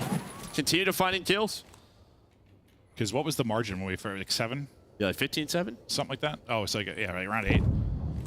They brought it back to 3. Still 40 seconds to work with. Really, FaZe need one good push, and this is probably done. Draws trying to get there, not able to win it, though. Staying in the fight are Vegas Falcons. No respawns remaining for them, so each kill from FaZe is going to be massive. 25 seconds, though, on the clock to go as well. I'm not sure if Abizi spotted that player or not. Well, he took shots, and it's not going to matter because Pred able to win the fight. We're nearly down to a 4 versus 4. We are down. The fact that Arcees gets 2, that might be the decider. From a 6v4, suddenly advantage over to Falcons. Simp trying to make something happen. Damage into 2 players, but now he's tagged up and weak. Exton not going to let him get back to full. Going to go ahead and shallow it out, and Falcons hold the line. And a round that didn't look all that winnable, they step up in a big way. Oh, I mean, that surprised me. Great stuff there from Vegas. They slowed the game down. Really, when it was a minute 30, then they got like a 3-4 dead. And it took FaZe about 20, 25 seconds to start that next engagement. So they did a great job playing the clock, and then again, just not giving FaZe any freedom. No, I think FaZe tried to slow it down too, because they had so much time to work with, but they just, there was a stretch where it was, well, like, I don't know, 6 kills to Falcons, 1 to FaZe, or something like that. That really brought them back into it. And Arcee's double there at the end. I mean, if he doesn't get both, I mean, maybe, what, that'd be a 4v3 to FaZe, much more winnable, but... And this was the issue when their loss to Cloud9 is their offense on Hasi, where it feels like they have one of the better offensive round win percentages on this map. Oh, yeah. They lost like every single one. Yeah, and that's one where FaZe should have won. FaZe absolutely should have won that offense. So maybe something to look back at there and just... It's almost like they thought they had too much of an advantage, like too much wiggle room, and not enough of a sense of urgency, and then next thing you know, it's a little too urgent. No progress for Falcons in their opening offense, trying to change the story here. And that's a nice break. Getting forward is going to be Pred. Onto the point goes Priesta. Already much better. Yeah, they're going to bump off A, just go right towards B. You have 2 players top office. Exton's going to try to find a couple of spawn kills. Well, he's going to find one, just back up, plays his life. Yeah, great stuff out of Falcons in this round. Already up 6 lives. Make it 7. This has been beautiful. Second tick is done. It's looking nothing like the round 1. That's already going to be an extension in, up 8 lives, and we are in cruise control. So now we're, I mean, different situation, obviously. But similar to last round where FaZe had a pretty big advantage on offense and couldn't close it out, and a big hold from Falcons, FaZe kind of have to do the same thing here. They're going to need to hold for, what, 2 minutes, bring it back in the lives. I think more opportunity to do it, just due to the fact there's more time, more lives. Yeah, I mean, you were down to like single digits when you were Yes. Very different, but going to need a big defensive hold regardless. Is Abizi. He's really starting to get going on the map. 18-11, 4 straight for him. I think if they're going to make a run at the end of the year, these last like 3 events, Abizi going to be a big part of it. He's been locked in and grinding, and while it's been a nice stretch from FaZe on defense to try and bring this back in the kills department. Yeah, you see what Falcons are trying to do. They're trying to get Pred and Exnid forward and just sort of lost. Just be annoying for FaZe right off of spawn. Just trying to keep that player forward. This time it will be Priesta. He's got the SMG out. Off spawn will be Simp. But he's just going to wrap back, try to help his teammates get out of here. So you got players in your face if you are Falcons. And well, Trosh almost runs out of ammo. Yeah, and that's like, that's an example of, I think it was like Nasty kind of talking about control. And it's just, listen, there's some ratty maps and some ratty spots you can play. Like you saw it right there from Draws. Like just ratty positions you can play where if you're maybe trying to be a little over aggressive or playing a little too fast at pace, you can really get caught, end up staggering your team. And it's just sort of the nature of some of these maps and control. But I just thought that was a really good look at it. It's just nothing more frustrating. You're just looking for openings, just get shot in the back.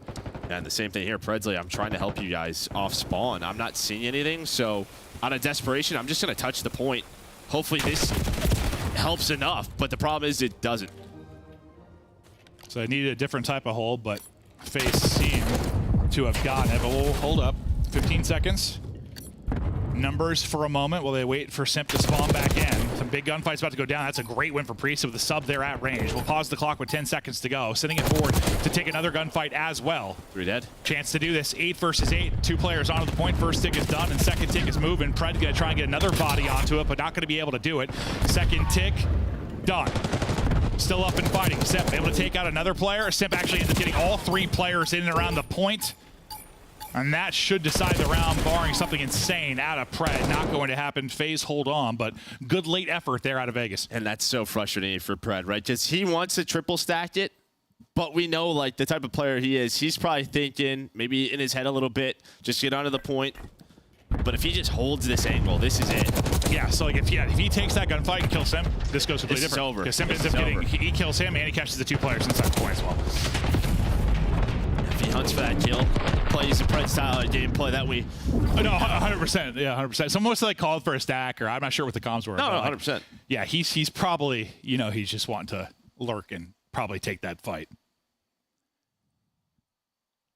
So Simp ends up calling the round, but Pred doing something maybe he didn't expect him to do. Couldn't get across the gap and get into it. So FaZe, decent shot on offense last time. Honestly, probably one they should have taken, but not able to do it. We'll see if this time they can close it out. If we're headed to around 5, should be advantage FaZe. Well, we'll see how this round goes, but Falcons came away with 0 ticks in the opener, so not going to be in the best position. 2 for 2 so far. The other 2 players for FaZe kind of playing Hall side, or sorry, Rock side Hall. Oh, that was just a great bait and switch. Yeah. I mean, they're trying to kill Draws as he's jumping to the point. Now, this is normally when that transition starts to happen. You keep a player on towards A, hope they overstep, then you can take top office and just go right on to B. That's what you're doing if you're FaZe, trying to bait them out. The problem is Falcons are winning the gunfights 2 for 2. It wasn't enough, I think, to make it a little less desperate, but right after that, it's 2 to FaZe and a streak here for Cell, trying to work towards a cruise, win and fights at close range with the AR and trying to hold top office. Simp working stuff with it before he drops. The stretch continues, not quite to a Hellstorm, but he's starting to get there. He's going to need a few more kills. They're going to transition this over to B. They're all looking for Cell, right? I mean, all the stuns hit top office. Priest is checking every corner, just not that one. Spree ends at 8. Into the blender go the remaining players from Falcons. B will be done here in a moment. Just one body on it for now because they're going to let Simp continue to try and control top office. Then picking up Rockside Cell off a spawn. Yeah. Has a sub in hand and right back to it. You've got all the map control in the world if you're FaZe, but listen, you were in a really good position last time. A little different based on the lines, but I mean, you're up 10. You got nearly 2 minutes to work with. You have map control. It's somehow an even better position. Yeah, you need to win this round. You've had some offensive struggles as of late. This one you got to close out. Yeah, I think they will. Starting to find the kills. Second take does come in. Pred and RC's fighting on back, but all the trades just going to help FaZe. And well, I mean, BC's just going to need his own trade. Runs out of ammo, switches to the SMG, finds the kill so close to closing it out. Yeah, I thought that multi might close it, but still a presence here from Falcons. You need, what, half a tick. And this series is done. Simp just going to send it right out to the point, try to stop them maybe from clearing that objective work they've already done.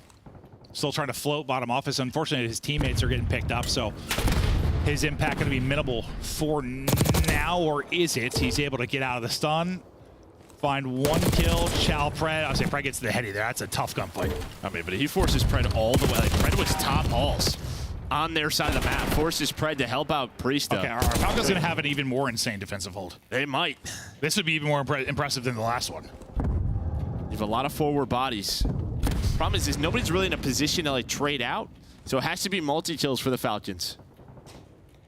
Well, Pred's going to drop. Xnid's going to drop. Those 2 could seal it, or not. Priest and RC is trying to make it interesting. RC is going to be the low man up, and he's going to be dead. That's going to be all 4 down. 2 are off a spawn, though. Make it 3 pretty quickly here, as it's kind of a staggered 4 down. Onto the point, they'll go FaZe, pausing the clock, and milking the objective. Great win there for BZ, and that will seal it.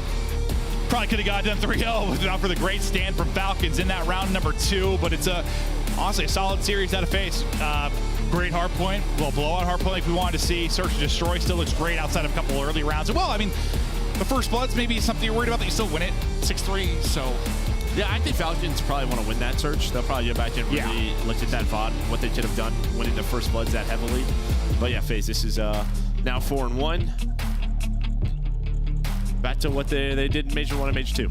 Yeah, I mean, trying to avoid, like last qualifier, you end up with a round 1 versus Surge. And it can get a little wonky because we have 5 matches. Yes, it still could end up where you have some insane matchup round 1, but we'll see how it plays out. BZ, a solid map 3.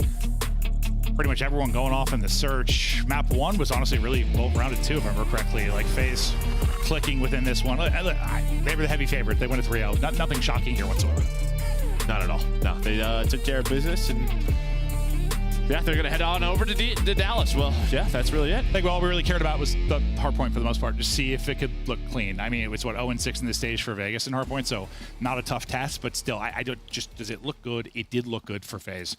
If the hardpoint looks solid, who knows? Maybe they can get back on track and win a third major this year. We'll see how it plays out, but we still have a lot of matches to go today on this beautiful Super Saturday. Back to Big Sexy, Chris Bucket. Thank you, gentlemen. And with that win, we go back up to 430 points. That ties LA Thieves for first place. And we found out earlier, talking about Optic in Minnesota potentially, if it comes to like a one-on-one, it's your head-to-head record.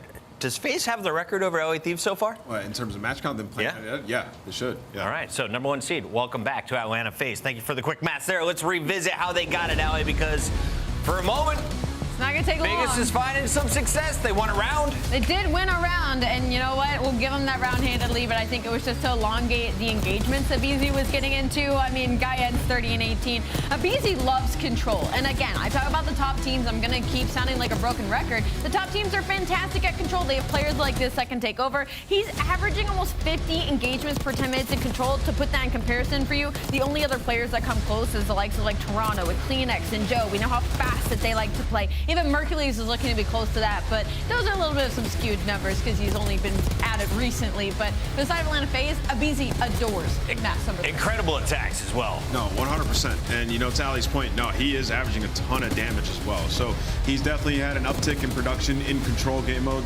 throughout the split. And you know, for Atlanta FaZe, they're just trying to, you know, get back to winning their hardpoints in 3-0ing teams. And we've been seeing them slowly, their hardpoints starting to get back on point. Back to the Thieves game. Now this one, consistently, hardpoint has looked a little bit better. Definitely the primary game mode that they're going to be focusing on. But yeah, Atlanta looked championship ready once again. Congratulations, Atlanta FaZe. Unfortunately for the Falcons, you are still sitting on just 2 wins. Today wasn't an expected one. In our Monster Winner Spotlight, though, we are joined by a man that I kind of expected to chat with right before a major. He goes by the name of Draza, and he always helps us sell tickets. Draza, welcome back to the Winner Spotlight, a place that you're becoming quite familiar with again. What happened at Major 3? Where's the team since then? Yeah, I just feel like at Major 3, our hard points just weren't where they were. I think we were overthinking a lot, and I think we weren't playing with the pace that we know we can be. And like playing our lives, we're kind of giving our lives away. So I just think right now we're playing really good hard point, and we've been working a lot on all those things of playing our lives, make sure we're setting up the game, making it easy for us. And I think I'm excited for Major 4. Very clean wins today. You're extremely locked in that answer, and I appreciate it. I got to ask you about something. Production just put up a graphic, and it said you can hit a 90-mile-per-hour fastball. Can we hear a little bit about your baseball background and how you can do that? In Alaska? And if you've done that. I mean, you know, back when I was a kid, I was playing baseball for a bit, and I just think, you know, nah, I'm trolling. I never hit it. I mean, I tried to hit a 45, like, Major 3 after we lost. I couldn't even hit. I could hit it, but I wasn't doing anything crazy, so it was kind of some trolls. I can't hit no 90-mile-an-hour. Not yet. We're going to work in the off-season on One that. day. Don't worry. A quick follow-up as well on the Call of Duty side. So, obviously, Thieves win the last Major, right? And you guys weren't playing your best Call of Duty. You'll admit that. The rest of the players will admit that. But if you were to have matched up with them in that bracket, do you think even that version of you guys would have taken down the Thieves? Honestly, I think right now we just have Thieves' number. So I think, going into that day anyways, I knew our hardpoint wasn't the greatest, but I'm never betting against myself. So like, I think any team we play there, we could have won. Obviously, we played Miami and we lost. But I think we had the potential and, you know, to win on any time we're playing bad, we have the potential to beat any team. It doesn't matter how bad we're playing. So I think we could have beat them for sure. What would it take to give a fist bump at the end of that match? There's nothing. So nothing. That's dead. Not happening. Get it out of your mind. It's done, Al. Yeah, you're right. I was just going to ask about the sign ARs equals blessed was being held behind you, which is funny considering that both you and Celium have been unreal during this stage. What's that all about? I don't know. I think my subs are just going crazy, I think, low-key. So I don't know why they're saying ARs are blessed. I'm pretty sure people are running multiple subs. Like, right? I don't know. I was seeing some pieces with the sub. Like Hasi, I think MC was running it because it's so good. So I think they're just, you know, they're tweaking. Jealousy is jealousy. It is what it is. You guys look good in red, but they are green. See you later. Thank you. Green with envy. All right, let's keep moving. There you go. Can we talk about? God, you guys are dumb. Can we talk about the second match of the day because that's what's coming up next? It's our Monster Energy matchup. Cloud9, New York, desperate for a win if they want to make it into champs. They are 40 points out, but you're taking on LA Thieves, who has beaten you not once, not twice, not 3, but 4 times in 2025. Do they get the dub today? 4.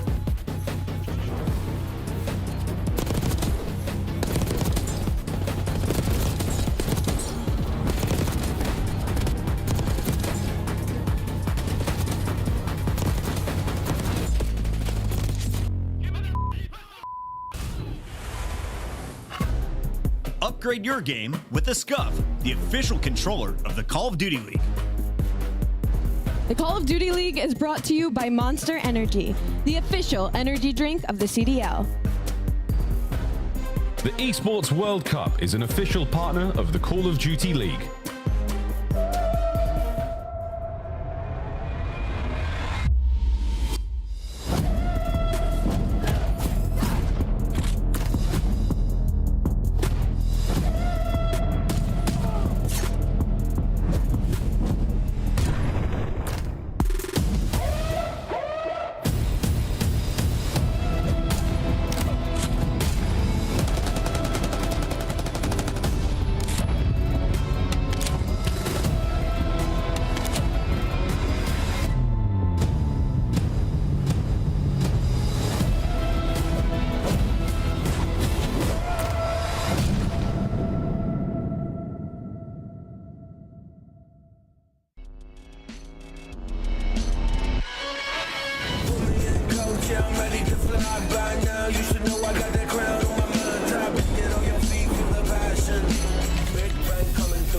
Like a cannon.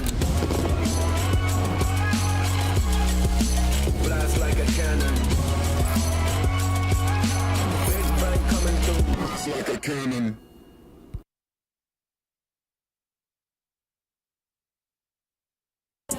On match day, everything matters. What you focused on the night before, how you slept, what you ate. Players gather in the arena, ready to go toe-to-toe, fueled by the dedication, passion, and love of the sport. The mind has to be focused, clear, locked in. Any unknown variable can mean the difference between winning and losing. And when you have your pride on the line, every decision has to be perfect. Every movement calculated, and every shot on target. If you want to be remembered here, you have to make them believe. Scuff has been a proud and passionate supporter of Call of Duty esports for 14 years and enables you to play like a pro.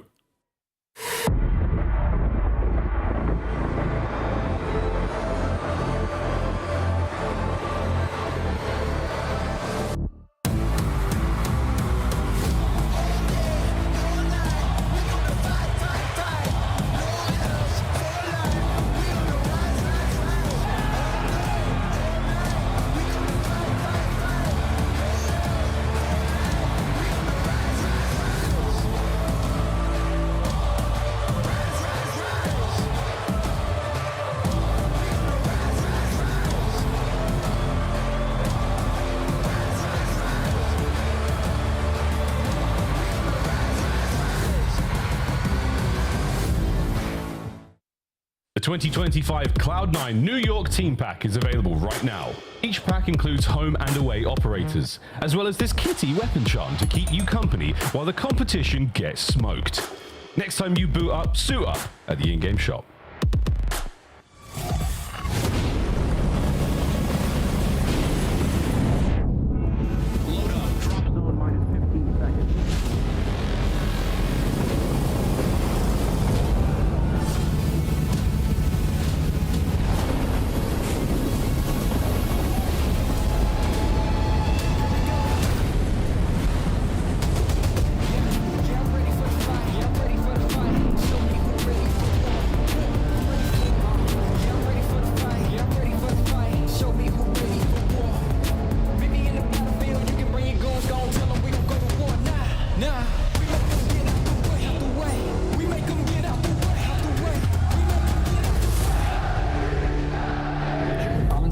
We're counting names, listening to each other. Listen. This time, we take everything.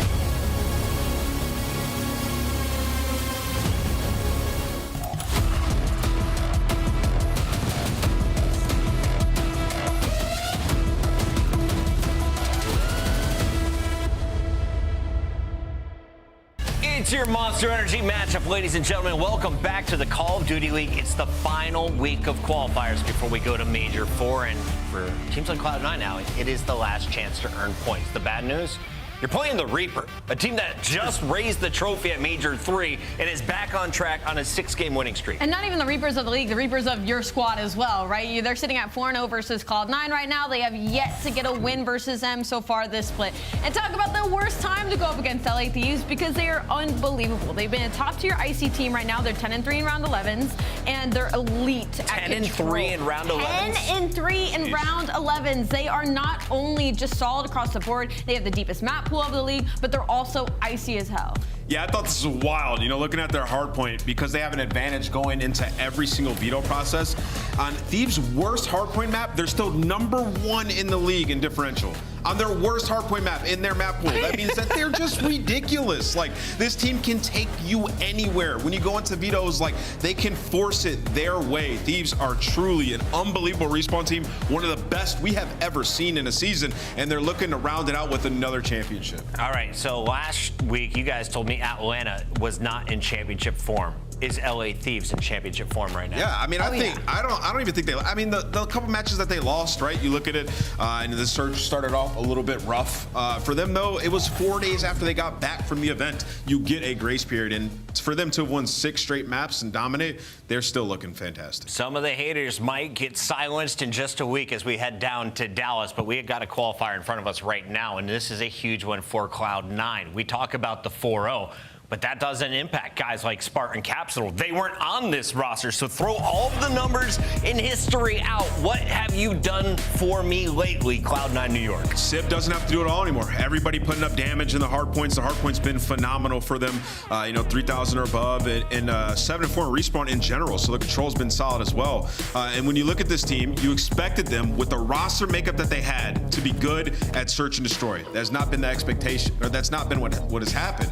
And that's hard because you pick up 2 players, it takes some time. The problem is, Ali, they don't have time. That's right, and I was just looking at the numbers. This is winning in the winner's bracket if you're Cloud9. This is win and give yourself an extra life at making it into champs. And it's not looking great, right? Because this would be like the upset of all upsets for the Cloud9 New York team. You're going up against a team that you have not beat. Your backs are against the wall, and this is for winner's bracket. And even looking at the map layout, they do not favor Cloud9 across the board. So they're gonna have to pull out something special here. You know where else the maps didn't favor and the match looked like it was going to be a tall mountain to climb? Versus Atlanta. You know who won that match? Cloud9. It was Cloud9, right? So these guys have risen to the occasion.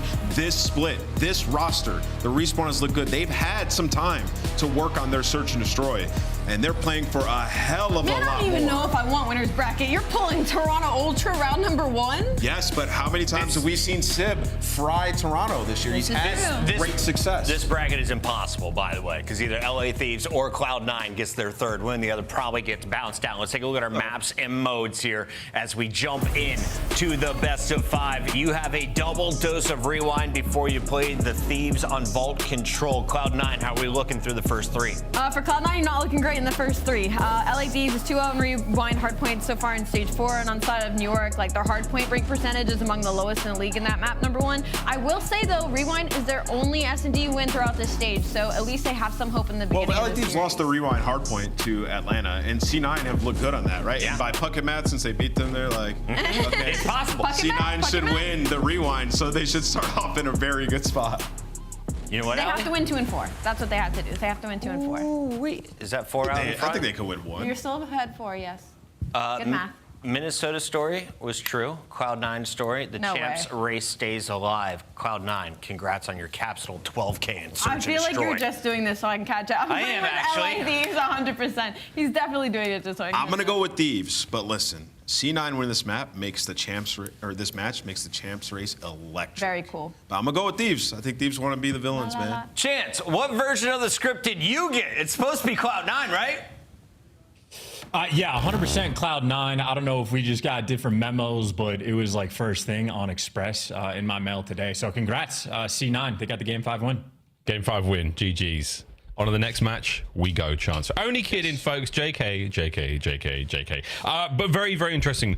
To Nameless's point, yeah, this is a big match, a very, very important one, a hinge moment for the champs race. If it's 40-point difference right now for C9, if they can find a win here, Chance, and it is not impossible. This is obviously a very, very tough opponent in the form of the LA Thieves. First time, though, we've seen this new C9, the new New York C9 roster go up against them, and they've got great Game 1 history. They're a solid-looking squad right now, and they are turning heads. So this could change it all.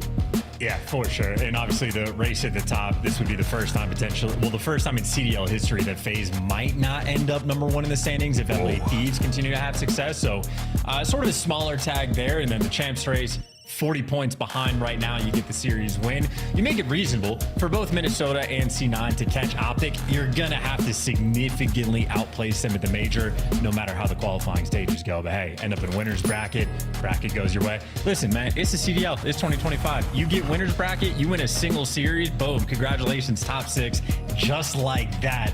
And in terms of their most difficult road, we were thinking for C9 after they beat Atlanta FaZe, like, oh my God, these guys can actually do it. And then they shaved. Like, what is going on? Like, that's bad juju. You don't jinx it. You change nothing. You wear the same socks, you use the same controller. Everything stays the same after you beat Atlanta FaZe. But you switch things up, it gets weird. Who knows what this team is going to deliver?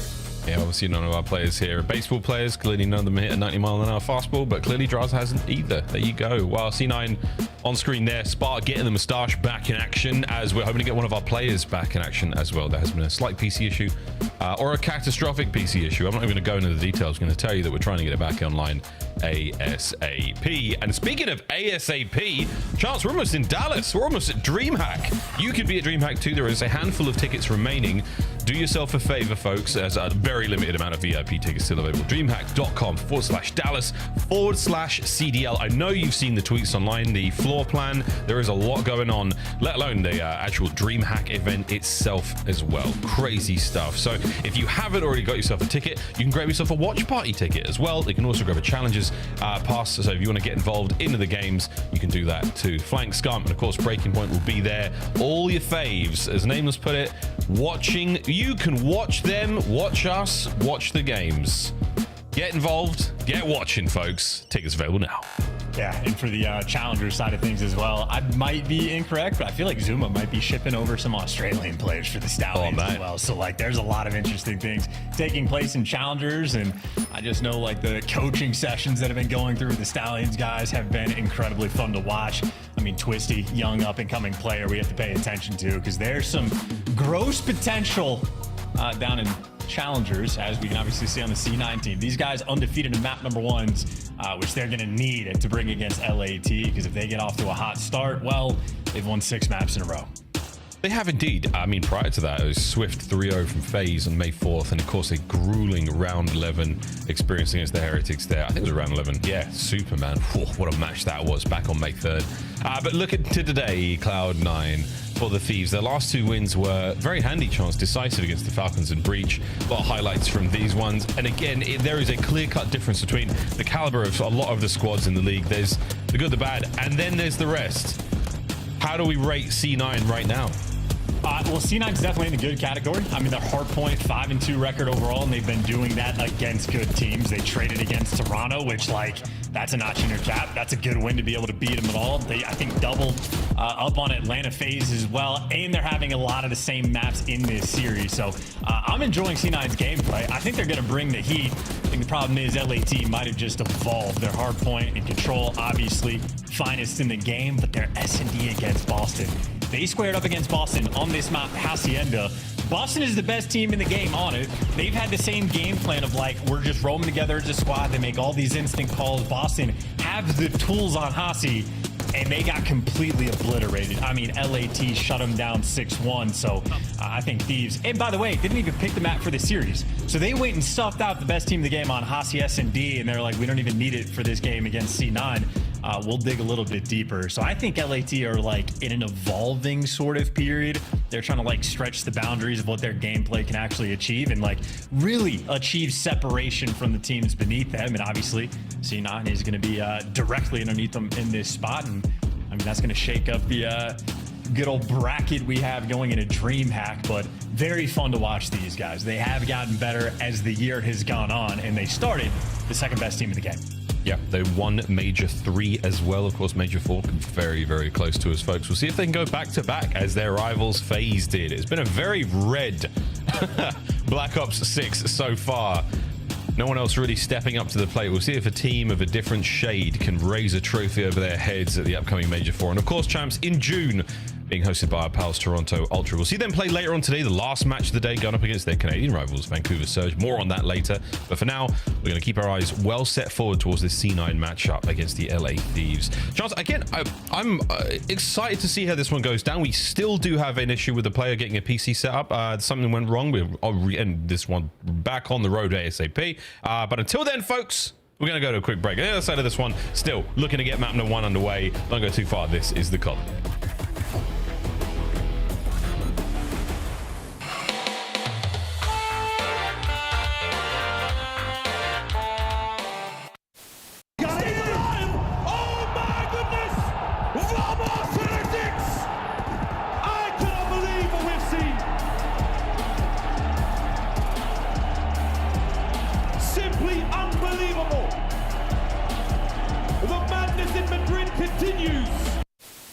Ayudarme. Yo estoy muerto, muerto izquierda,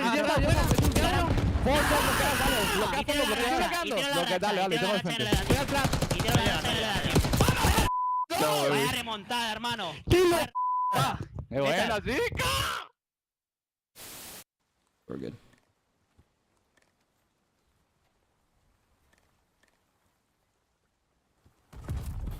Take it on the chin. Get ready for the next round. Wow. Okay. Well, something to note. Never f***ing dive off that ever again. Wow. Okay. Backside, weak. Help me. What's right? Finish. Yeah, two backside. One shot. Nice. Let's go. Bro, baby, come on. Thank God. Did I get an ace 5-5? Walla. Hey. 30 seconds. You see him? God, he did one bullet. Both of them. God, he did one bullet. I just shot the ball. Good try. I didn't know it looked like that, bro. Bro, I saw the guy on the left and I just tweaked.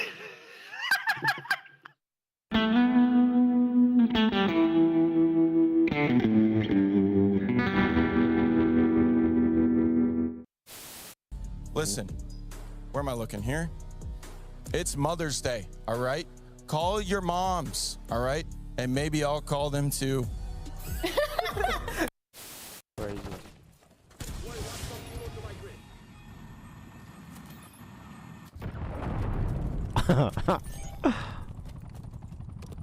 I suck with this.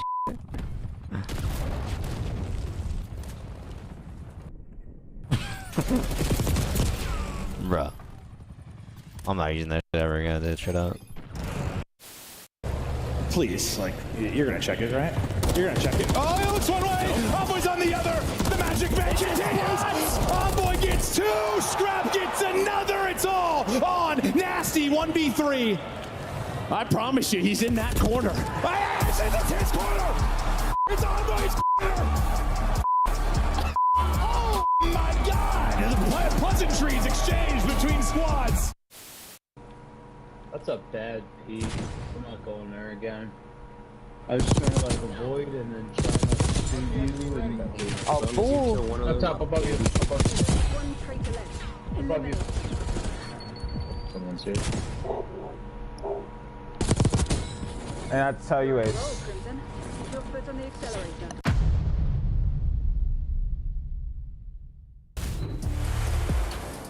Hi there, Neberinos. Welcome back to the Call of Duty League. We still have a PC issue. Somebody's power went out. We are not on track to get this one started yet, but we are going to keep you folks updated and hopefully get this one going fast. How you feeling, Chance? Annoyed. I'm gonna blame Sender for any and of all these. Actually, Sender's the only one that fixes it. I hope Sender's having a great day. He's the real MVP. Yeah, we're going to take to another quick break, folks, while Chance washes his filthy mouth out with soap. Get us out of here. Wow.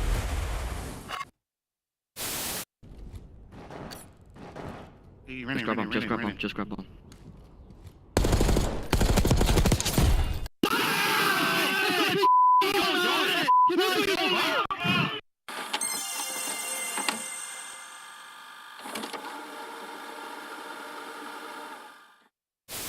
Now, as hot as the game may seem, I know one thing that won't be that crazy, and that's the comms of Toronto Ultra. We kill him?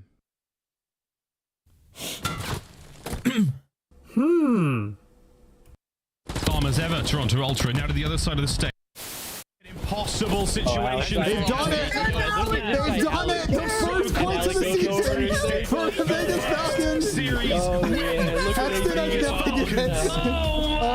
Vindication. We got effects and everything. We got effects and everything.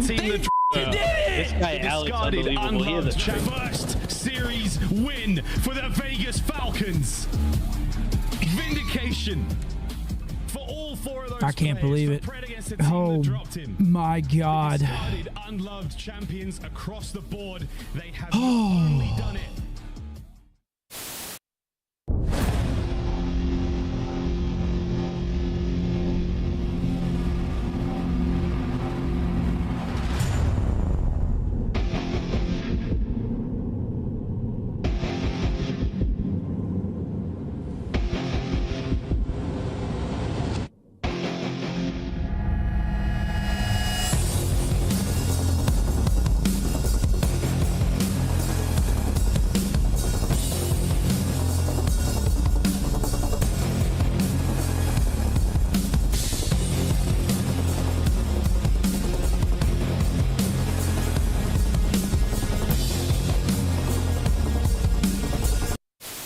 We were hyping this up, right? It's the fourth matchup. You know, we've seen you guys constantly in grand finals.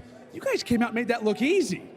Yeah, I mean, like I said, we've been saying it online the whole time. Online respawns are different. No sound EQ, we're a way different team, and we just showed it right there. Also, people seem to forget who built that camp. I know how they play. I taught those kids how to play Call of Duty, so don't forget that. All right, like let's.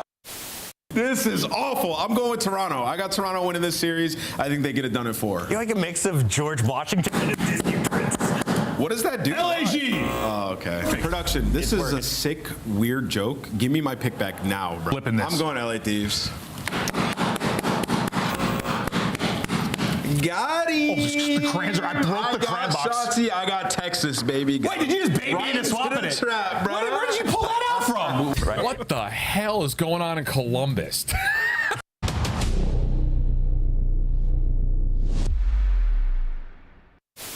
All right, hey, chat, watch this. All right, we gotta just go play the game. Let's take a look at this bad. They're playing my court. They have to play. They are both water. One shot. There's two water. They went red. They went red, Clay. Did they? Yeah, they went red. Both red. Both inside red. Both inside red. They went front door. They went front door. He's hopping. Watch his water. I had your word. Back door. They they didn't see you yet. Nice! Let's go, Clay! Yes, sir. Good news, folks. Everything seems to be up and running, and we are very, very, very close to getting ourselves into map number 1 here of our second match of the day, our Monster Energy matchup. And that's right, boys and girls. C9 New York, LA Thieves. Rewind. Double dose. How are we feeling about that, Chance? I'm feeling distracted. Now I'm thinking about like the sort of snow or like butterfly effect of like the visa issues we've had in COD. Because like what could have been if Real stayed on that Ravens team? Glacier might still be in the league as like a player, not coach. Like who knows how good those flock of Ravens could have flown. And then if not for visa issues, like Mercules wouldn't have been on Optic this year, you know? And now they're gonna win champs. Like it's crazy the butterfly effect of how these visa things come into play. Yeah, shout out whoever handles Hydra's visa, because he has not had an issue so far. And that has been a good thing for every team he has been a part of, and especially the New York Subliners way back in the day. Winning ways though, yeah, Thieves. This is their Monster Energy pre-game. Straight wins, 6-0 in the map count department. Bad news though, of course C9 very strong in the map ones. They've gone on a tear since adding Capstone and Spark to the roster. So the LA Thieves, we can confirm demons, absolute demons, if we do ever get to get into this game. And we'll give you one hint, folks. Oh, go on, Chance, go on. I was gonna name the shame. We'll be able to effectively confirm that they're demons after the series, because apparently the issue is with the competitive integrity camera for the LA Thieves camp. So we're trying to make sure the guys aren't cheating. So if we get that to work and they get 3-0 fried, then we're gonna start to open a can of worms, Miles. That's unbelievable. I'm talking like the most ridiculous conspiracy theory of all time. New York C9 though, baby, Monster Energy pregame. Champs, that is the name of the game right now. That is the goal. That is the mission. 40 points shy of contention. But I think at this point in time, you've got to hope for a lot here. You have to hope for Minnesota Rocket to fall to pieces, for Optic to fall to pieces. And this is going to come down to a true battle at DreamHack. We are going to be deciding it on land, folks. It's going to be very, very exciting indeed. How the story will unfold, how the story will write itself, and who actually makes it to Kitchener, we'll find out. But yeah, very, very exciting stuff. This is how hardpoints have gone since stage 3 to now 5-2 chance. The transformation of Spartan Capital here in the roster cannot be denied. Without question, you are 100% correct. And the 5-2 record as well, it's 4-0 in game 1, so they get out to a hot start as well. Part of this might just be because some teams in the league don't quite know how to like do the pick and bans against them. So maybe LAT can take advantage of, you know, being able to see, oh wow, they've won every single vault they've played. Maybe let's not deal with them on that map. But they have a relatively deep map pool by the looks of it in the 2 hardpoint maps we have in the series. C9 New York have had success on them, so all things considered, if you're looking at the maps, the potential's there. C9 have hardpoint wins against teams like Toronto. They beat Atlanta FaZe as well in this qualifying stage, so lethal threats.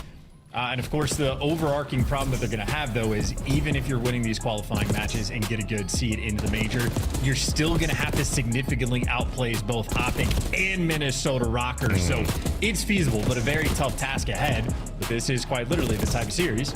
You can beat teams like Atlanta. You can go toe-to-toe against teams like Toronto. And if you beat LAT, like, you can absolutely go and make a run at the major and really just emphatically end your year and set yourself up for EWC, because for the final few tournaments, it is a ton of cash that is going to be on the line. Millions of dollars are going to be up for grabs. Millions of dollars up for grabs, legacies to be written, all that and more, folks, after this quick break. Come on, Sender, you can fix it. We believe in you. We'll be right back. Oh no, oh no, oh no, no, no, I'm dead. I'm dead. No way. By self-revive? Nope. Honestly, it works out. I'm starving.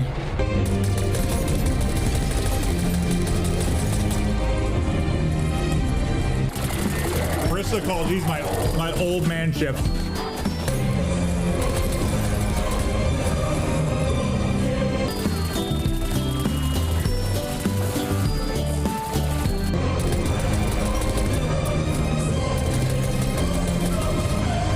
We're watching Joe while I eat a bunch of tacos.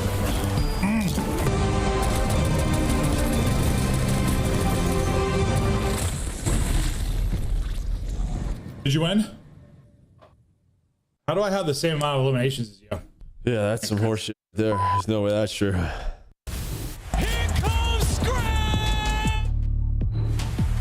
Here comes Scrap indeed. Map number 1. The LA Thieves taking on Cloud9 New York in our Monster Energy matchup.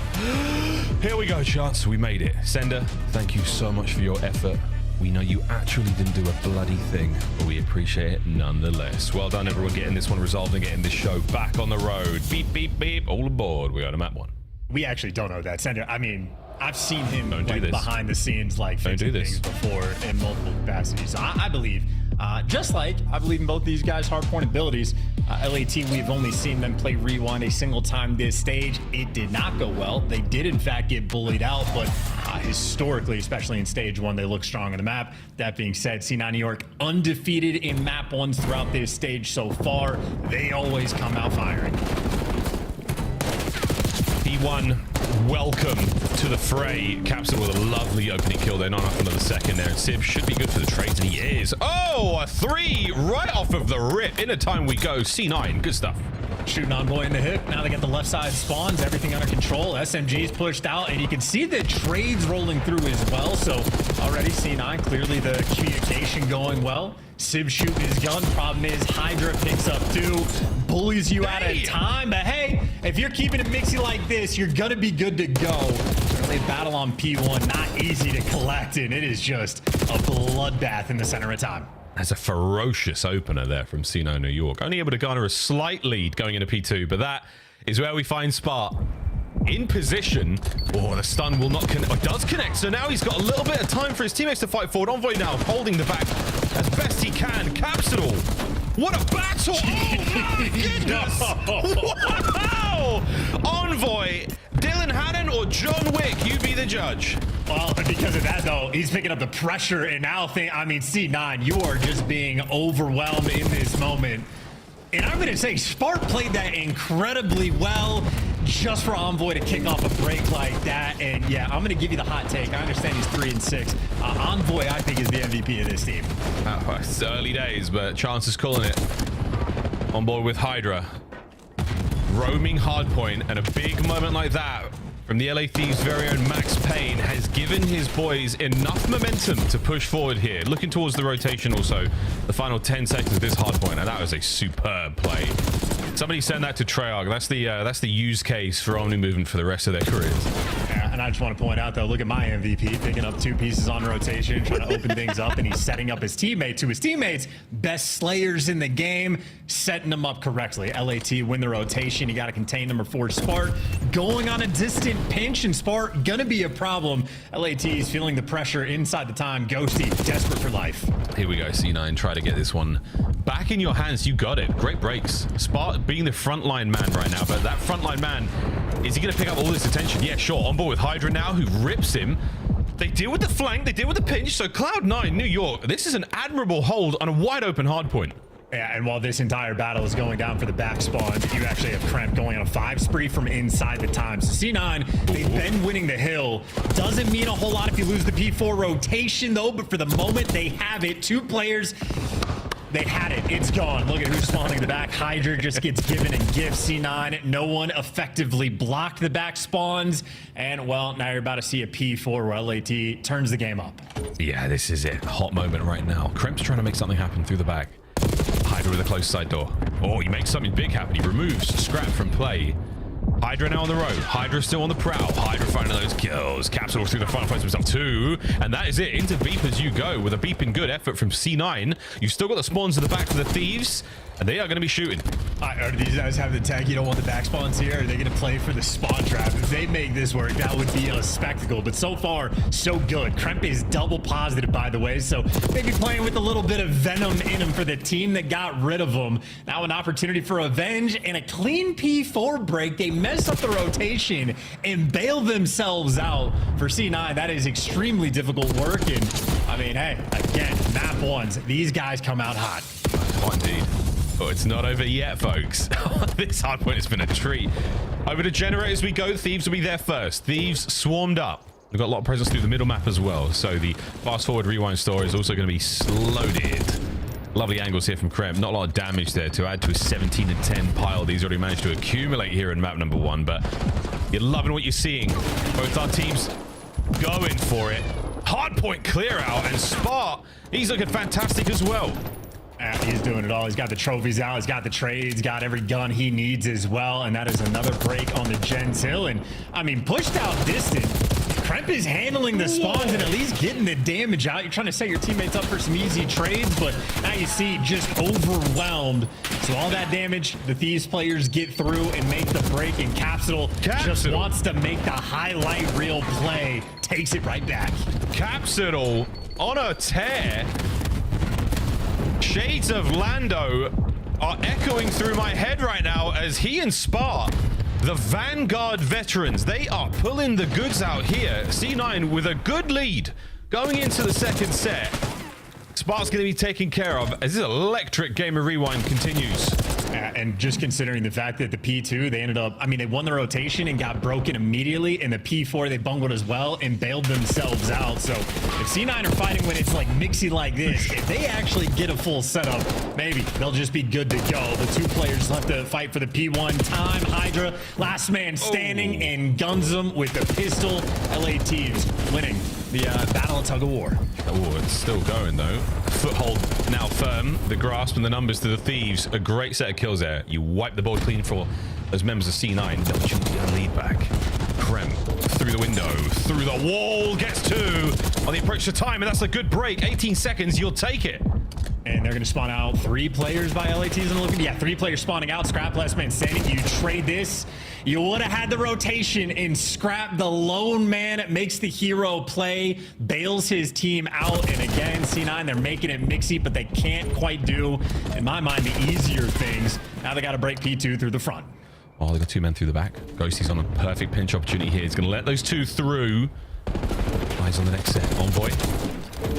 Good work. 3 dead. Thieves. Last man was on time. I say was. Now was. Gone. Great stuff on the Thieves. Holding now and pushing forward. Long spawn from New York to get across map. Here comes the wave number 2.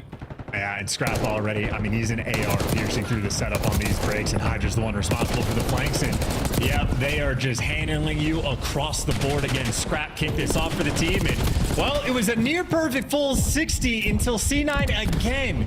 You blink, you miss it. Kremp has 26 kills. 26. I'm waiting for the 7. A lot of noise. 7! Not gonna happen. Hydra finds himself there on the point. 20 and 16 for he. And Sib has also been shooting effectively real well since the map started. That 18 and 17, don't let that fool you, folks. The eye test is disgusting. Same with nearly everyone here for Cloud9 New York. Loving what we're seeing. There will be a lead change. We'll see how they go for a break during the listen in. You're running at mid-street. Running at mid-street. 3 on time. 1 shot. I'm in office. I have the cross the time. 80. Back to P4. When if you can go new. I'm 1 shot nose. One shot in the back and one's core. I'm mining core. Envoy and one's core. Envoy, 1 shot core. There's no one there. He's on the right. Right core, kill me. Hydra. He's holding mid. Yo, one's mid. I got time. He's gonna go middle. I'm looking middle. I'm seeing. Middle weak, Envoy. And left side time in front. 80. Let's court. Court still on time. I'll see court.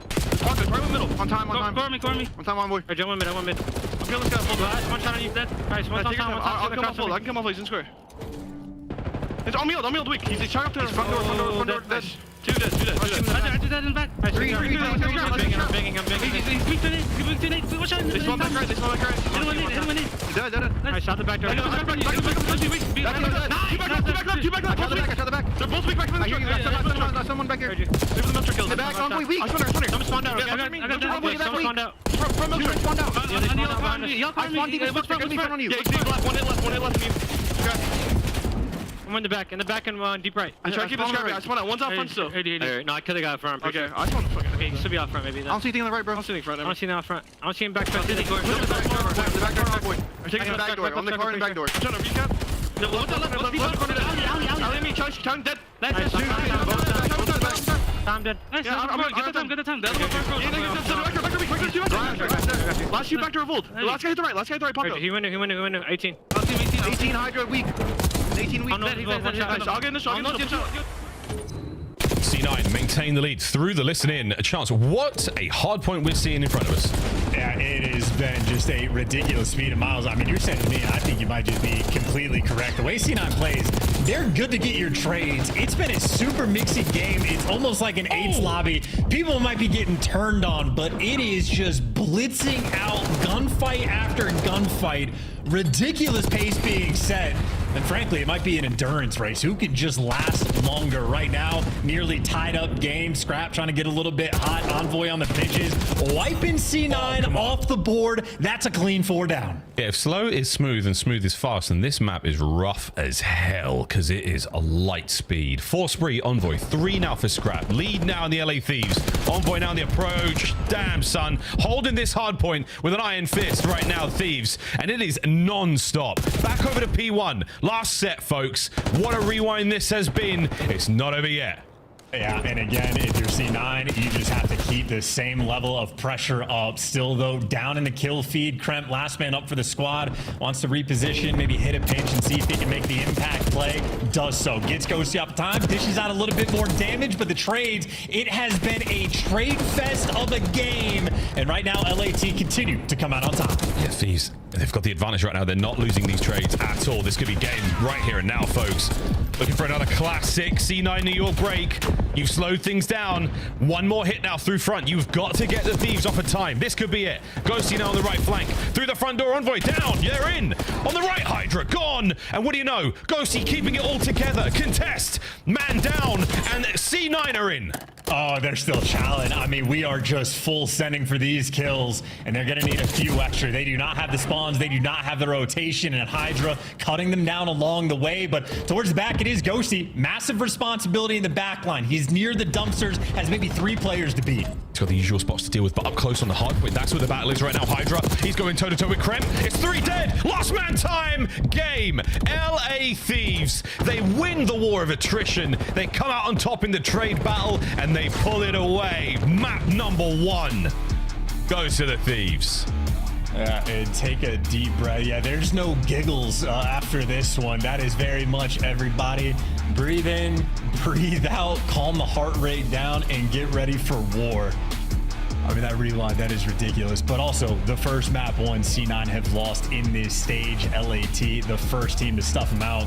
And we're going to see the sort of game flow chart a little bit later, but those final 2 hills, it seemed like it took LAT maybe 8 or 9 minutes to get control of the game, and then once they had it, they never looked back as C9 just starts sprinting into death. Yeah, and that's the thing, man. Once their initial map, towards the final hard point, they just could not get their trades going. Look at those assists from the Thieves. I wager that most of those assists were the last few moments. They did not start to lose those fights. The streak started to go through. We saw a big 3 out of Scrap, 4 from Hydra, 4 from Envoy as well. C9 New York, they play with a feral attack. And when it works out, there's not a lot you can do. The moment you get back on your feet, Thieves, you stabilize, you manage to catch your breath, you get your head straight, and then you start throwing those body shots back. They got themselves well and truly into this one. But until that final set, until those last 2 hard points, boy, it was anyone's game. Yeah, and maybe we could identify the biggest moment is like on the final Gen Till when LAT got the, first clean 4-man down, but it felt like in large part, every sort of highlight play is only getting teams maybe like 10 seconds worth of time before the re-breaks were just instant. I mean, you would Scrap picking up 2 pieces on rotation of P2s, but they only hold it for the first 20. Capsule's 3-piece, he gets inside of Gens. LAT are right back inside the hill. 10 seconds later, and again, a ridiculous game that I feel like is just a battle for endurance. And Scrap, he dies off the map, right? Yeah, I mean, honestly. That's unlucky. Yeah, he's sort of like off-map reset. The timer doesn't go away, so he pokes out for a second, and it does bring him down. There we go. Envoy, man, what a map he had as well. Some incredible plays. That pistol, the diving pistol, John Wick, Max Payne, whatever you want to call it. Really impressive stuff, and a couple of nice pieces out by Gens as well. So Envoy winning some spectacular, really spectacular fights. Lots of good teamwork here. The 3 down, 4 down, you name it. The boys were schmoving as the final few moments of the hard point come to a close. LA Thieves, they maintained their run here on Rewind. The first time we saw this squad take over chance way back at Kasan's Showdown. It was a disgusting game of Rewind hardpoint we saw them play, but we knew this year was going to be something special for these boys. Rewind still treating them right against a squad like C9. Let's go to map 2. Yeah, and you saw there for the sort of final tail of the game flow that C9 just ran out of steam. They were on a steady incline the entire time. A couple good hills that were looking great, but ultimately they were never able to restabilize, which things get more difficult when the games come down to your wire and you're playing with a lot more pressure. But pressure's now off. We go into the S&D, and certainly Rewind might actually be, maybe not red card slow, but one of the slowest S&D maps we actually have. A lot of opportunities for different styles of play. And I know if I'm on C9, I'm looking at what Kremp was just doing and try to use him as the lethal threat that he is. I don't think you're wrong. This can be a very slow map. I think this map can also be real fast. I'm remembering a lot of A bomb site bang outs from the early start of the season. I'm expecting a little bit more from our teams. And again, the way they're playing right now, Thieves, no strangers to the challenge. And this C9 New York team, man, they're very, very aggressive. I'm expecting lethal approaches towards these sites. See how things go, though. They're going to be a little frustrated, and that's going to be the next test for them, the mind games. This is the first map one we've seen them lose so far since the roster's inception. Is it going to be a moment for them to, find resolve, get themselves right back into this, just go straight into map 2? Or are we going to see them crumble here against the confidence and the competency of the LA Thieves? It's a very interesting question because they might not have a choice in the matter. Again, I'm just still stuck on the match they had against Boston yesterday. Their S&D, it looks spectacular. And LAT have also shown off some of the cards of what they can bring to the table on Rewind. Ghosty, perfect in the opening duels, certainly worthy of a note. And him and Scrap on this map specifically, lights out with the wall bangs. Like, they're playing back courtyard. They'll be the top 18. If you're anywhere around the A bomb site, you're getting tattered and tagged up seemingly endlessly. So that's why I think the pace is going to be slowed down, because C9, you might just have to burn through a lot of ammo. A lot of folks don't even know what those things are. You know what that is, though? It's the aims. So Dan goes to get just firmly bush, as Hydra would say. Shots from Scrap at close range. And he saw a shoulder, and that's all he needed to find another Scrap. Lethal 2v2 now. Yeah, just overwhelmed. Envoy able to get the extra one, and that is C9. Lethal threats. You try to play a little too fast, though, and you just get caught. Scrap with great reads on it. Both the players just solo challenging, and we'll test the S&D as Spart. He has not had a lot of success so far in this stage in the game mode, but he's an S&D kid at heart. Certainly familiar in 1v2 situations like this. Plenty of time here for the Thieves to hold this one out and wait for the opportune moment, either for Spot to show himself or to commit to the B-bomb site. And that's where we're going now, ladies and gents. Spot, you're in the right place, and now the wrong time to look away. 25 seconds. This bomb will be planted. You have been seen. No, you haven't. Oh, my word. It's going down. Eyes on. The toes. And the challenge here on the man on the right-hand side. Oh, surely should have been a kill, but it wasn't. 1v1. Scrap on the reposition, but what a snap. Thieves take the first. Yeah, I couldn't even get an opportunity to really sell that one. Scrap just played that very aggressive, and it was the perfect call. I mentioned this a few times, but Scrap is at the start of the year talking about how everyone just acknowledges his slaying abilities and respawn, but he's like, my S&D is elite as well. He has certainly delivered this year, and he has certainly delivered in that round. And really just nonstop good reads, I think, through and through. All three of them. He just makes the aggressive play call, heads up awareness, and sort of, in spite of Spart's best effort in the 1v2, just gets killed instantly. No bang outs just yet. Scrap from the top of that trash can. He's got an amazing angle there on Capsule, who has to back up now, and this is going to allow the Thieves to reinforce. Couple of guns up over towards this 18-wheeler. Oh, lovely damage once again. Capsule, he is having a rough go this round. Oh, Kremp, what a two! The play is wide open now. You can get the bomb planted, and you've got eyes on the next set of Thieves members coming towards you. And you just want one trophy down somewhere, or hey, just dodge the nades, back that player down, and you should be to go, or should be good to go in this 3 versus 2. Scrap though 4-0, making the aggressive play, and he's threaded the needle, 2 players in front of him. And this is it, a perfect pinch. Oh dear, and he just guesses slightly wrong, not enough there. C9 stabilize. And thank God they found their spacing. As they were planting the bomb there, the perfect nade made them scatter. And that would have dealt so much damage as well. Envoy could have been looking at a 2 or 3 piece there if he timed it right, but in the end, no good. Kremp 4-1. What a good map he's having so far. In the crucial point of that round too, the angle Scrap is taking, the jump up on the box to look towards Elephant, you're completely exposed there. So LAT made sure they stacked up on the street. So if anybody wants to wide child, they're making sure they're protecting Scrap in that moment. That takes extra men. You have less defense over towards B. And I think that's what C9 recognized and jumped on it immediately. So aggression, their best friend. Paying off. This time around, it's a double-edged sword, and it cost them a little bit. Envoy gets his damage, gets away with his life. Oh, Civ v Hydra, right gun for the right space. Envoy now regens the health right back into the fight. An unfortunate bit of a mantle action there from Ghosty. Now 2v1, Envoy alone. These rounds are permanently mixy. I like, again, aggression is C9's best friend, but it's also their worst enemy. A lot of solo chows running through and maybe sort of tossing some situations, but that's because everybody is there to make the plays, so they get the reads after the fact. And this seems to be the sort of meta on Rewind. When you're in a man down, or, you know, a lot of the rounds take place, you end up in the 1v whatever situations with plenty of time to play with, and Envoy just praying that someone on C9 makes a mistake.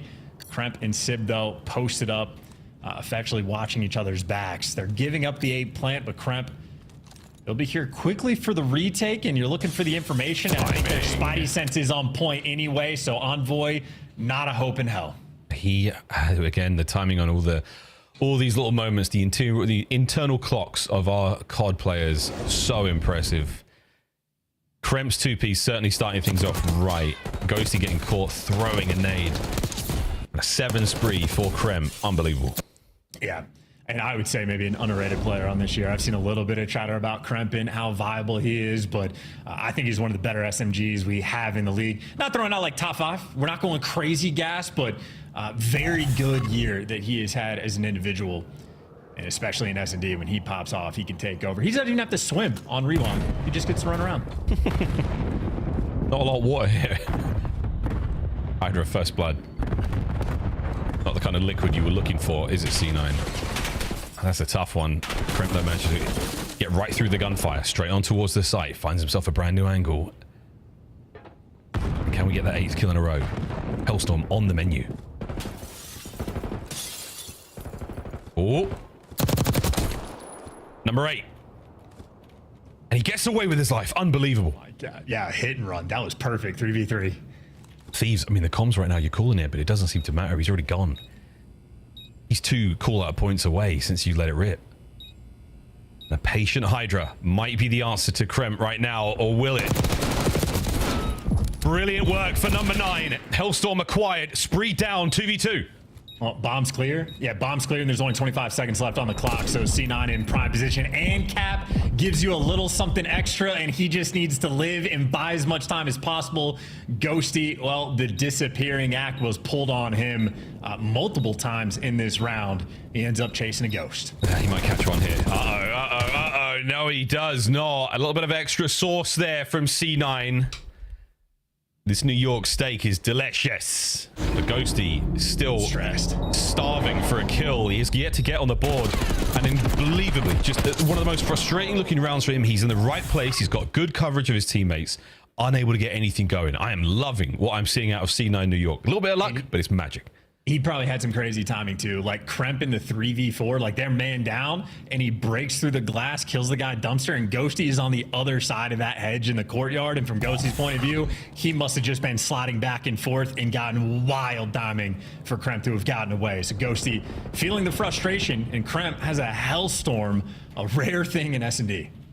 Yeah, B-bomb site out of the question now for the Thieves to plant on. At least while Kremp's alive, Envoy does not fall for Sib's tricks. Nice first blood, and the bomb close towards A. Well, maybe Spart wants to play with the same pinch idea. Well, Envoy officially isn't dialed in, so that play is killed. But in the meantime, in a 3v4, Capsule pinching, and this is just free kills for Cap. They're doing everything, and Spart wins the gunfight against Envoy. Just like that, Hydra in a 1v2. Quick conversion to a 1v1. He took that initiative immediately.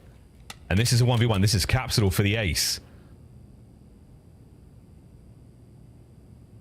An unbelievably tense moment. Hydra will not give up that position up by Dumpster. He's checking everything. Miles, the way this game is gone, like they're used to C9 just running it down. So now Hydra is just desperate. Please run in circles, do something. And meanwhile, Cap, switch the pace. Does he know where the bomb has been dropped though? Recovery? Oh my good God, has he heard this? No, he hasn't. 13 seconds. Hydra begging for a mistake to be made. Here we go. Hydra. Done. Down. Out. It's a 10 on the backflip, but it's 4 for Capsule on the round. What an ace. As C9, 4 rounds now to the 1 of the Thieves. Yeah, this is unbelievable. I mean, another 3v4 push, by the way. A man down situation. And it should, like, everybody on C9 is getting aggressive and making plays. No way. There's a look at Kremp's corner. Wait a minute. It's not about the emote, folks. It's about the third person perspective. He does not have to show body. It's a dirty trick, but it's one we've had access to since Cold War. The old tricks, they're the best. And Miles, you know who it is. Zim used to do it. He'd do the sitting down emote to 3-piece stuff, so you just get it permanently. Oh, man. Shout out Kyle. I hope he's watching. This is a great game. Wow, it's a Kyle thing.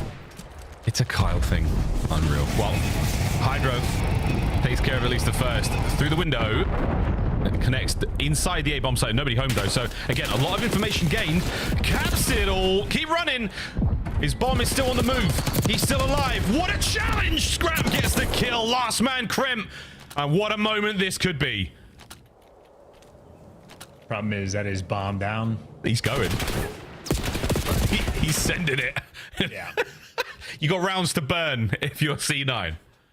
Yeah, and credit to Hydra as well. LAT, they've been on point in the first blood category. And I think the fact that Hydra does it indoors with no trades on point, certainly a gunfight Sid probably wishes he could get back, but with as many punches that C9 has thrown in this game, good to see LAT throwing one back, and Hellstorm burned as well is a big weight off of LA Thieves' shoulders.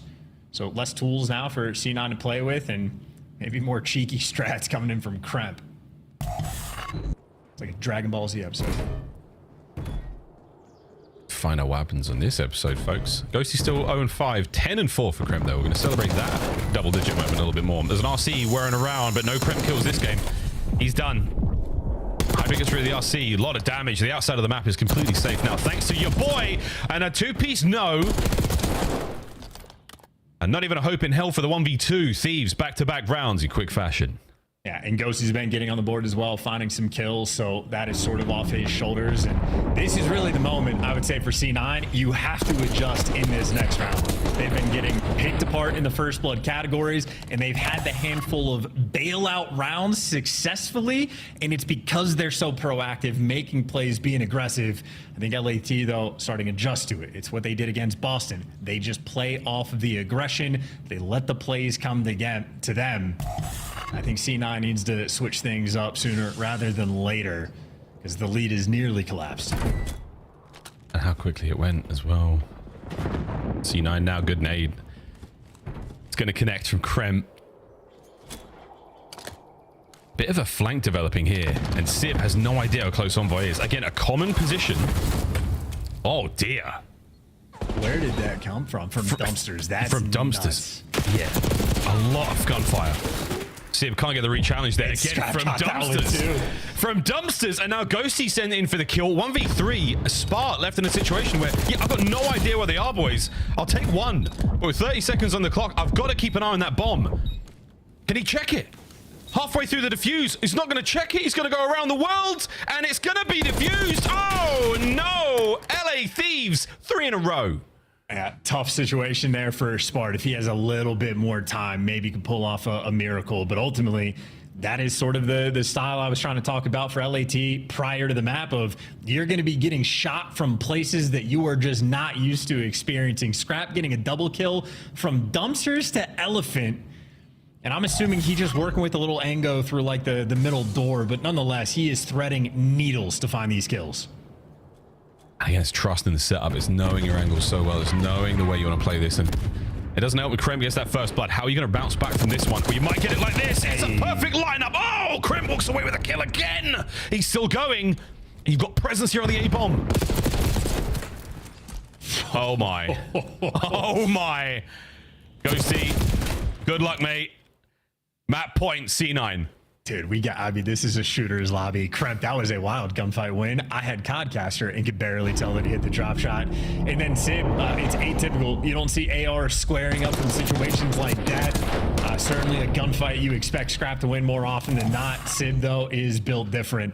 Handles gunfights like that as Kremp has been handling this map. Lucky 13 he is on. You want to close the door here. How are you going to read this one, Thieves? What's the game plan from C9? Are we going to overwhelm the A-bomb site? Pre-nades over the top? Yep. RC car. That does shift the tempo.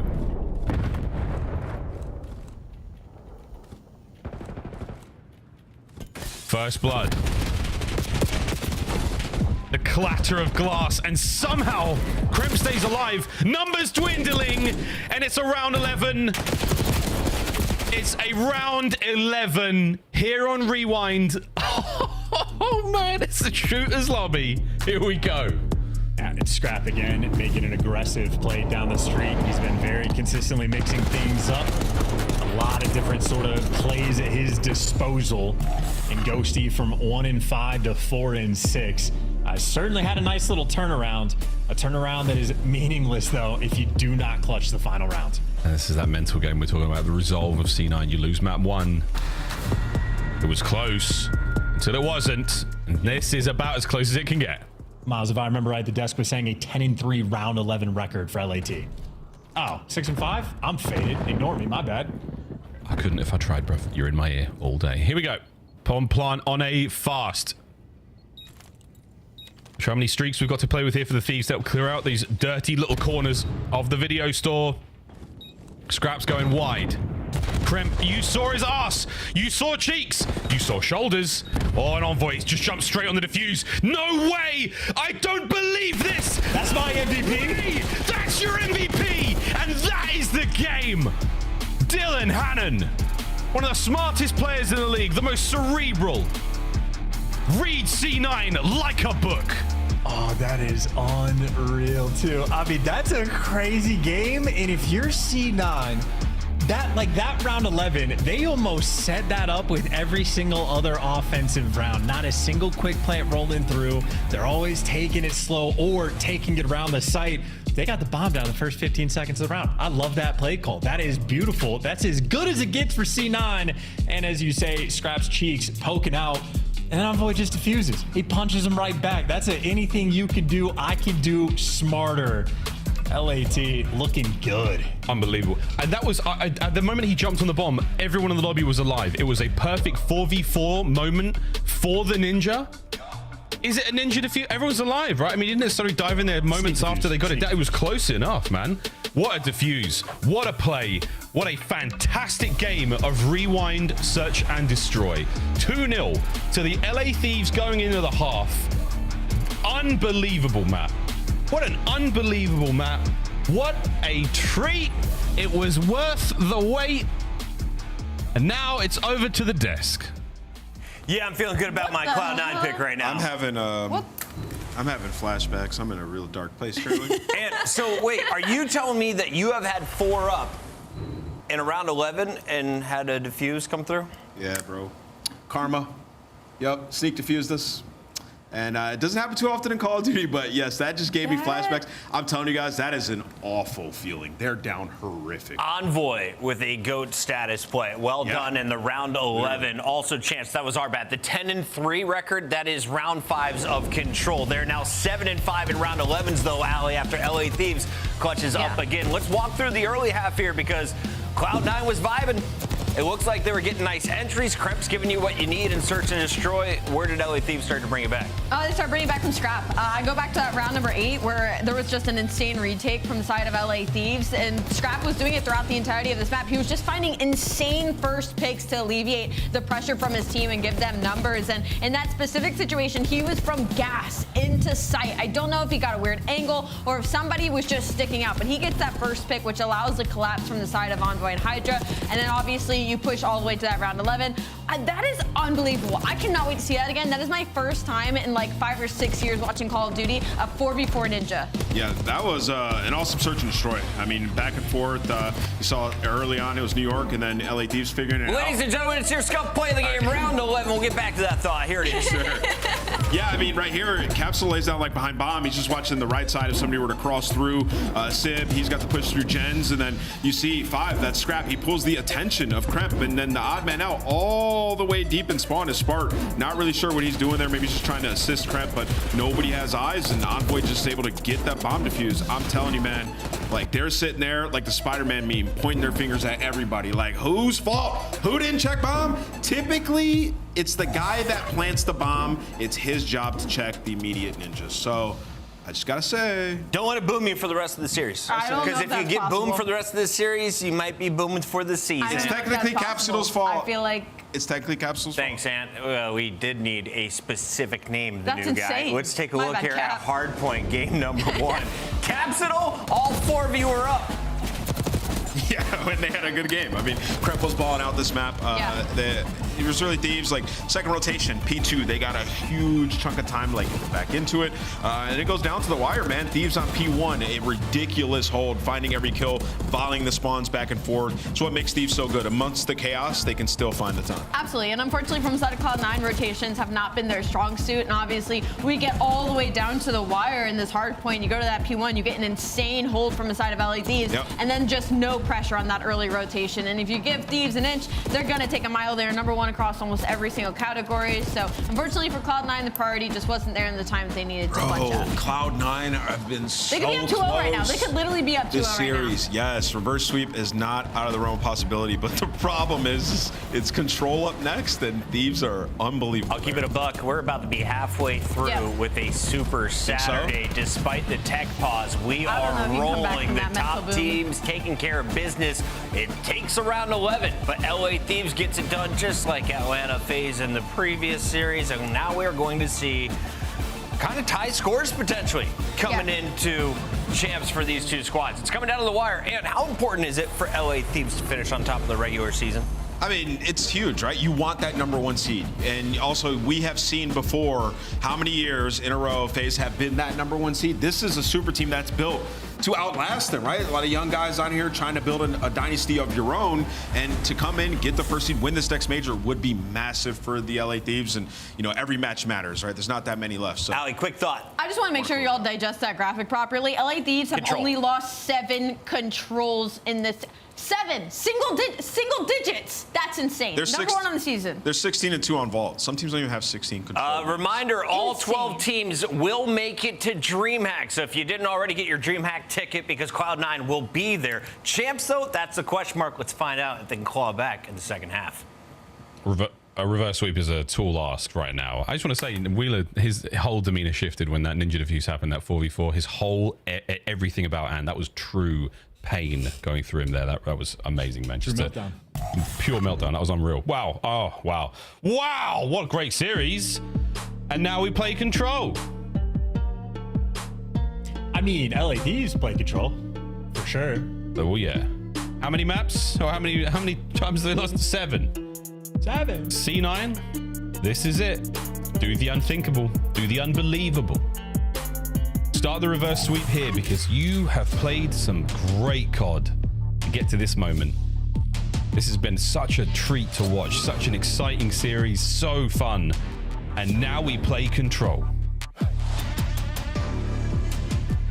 I mean, I'm picking up what you're putting down. In my mind, C9, this is like Lamb's slaughter at this point, right? Like, you played your heart out on the rewind. Well, both the rewinds, you played your heart out. I think that might be like a top 5 S&D map from this year, like top 3 for the qualifying stages for sure, like LAN online, whatever. But phenomenal map.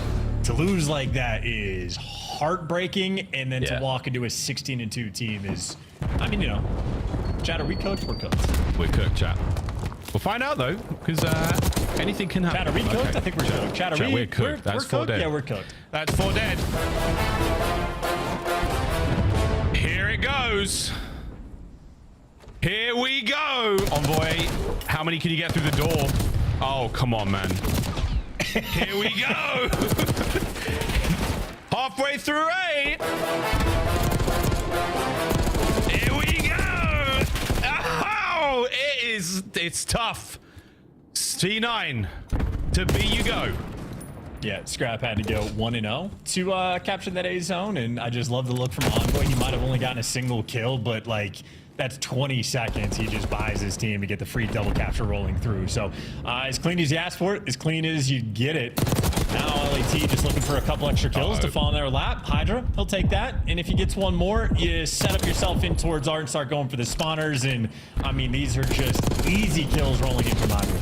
Here we go. This is the hold. Hydra. Great shots from Capsule. That was a fantastic kill. It leaves Envoy alone on zone. He's getting the capture done. The man in the back line here is about to be flushed out. Oh, good timing from Sib. He's going to get away for now. So bought ourselves a little bit more time. I was getting ready to play the rest of the song. Yep. The 100 Club. 3 dead. Man in the middle of the map's going to be an issue right now. It's going to be Voltor Kremp. You should be able to get one here, but will they check this? It's the Thieves! Another 3 dead. The first segment of B gone. Halfway through the zone now, and a perfect stack indeed, ladies and gentlemen. What a map. And a turnaround point right now in the series. That is the first round. Yeah, I love the dolphin dives. It's like, I don't know how, it's like gravity defying, like weirdly awkward. It's almost like you sort of like hesitate or pause in the air while you're doing it, and it's belly flop. It cracks me up every single time. A Hydra 10 and 2, by the way. Yeah. And I honestly, I think for his 10 kills, maybe 3 players actually shot back.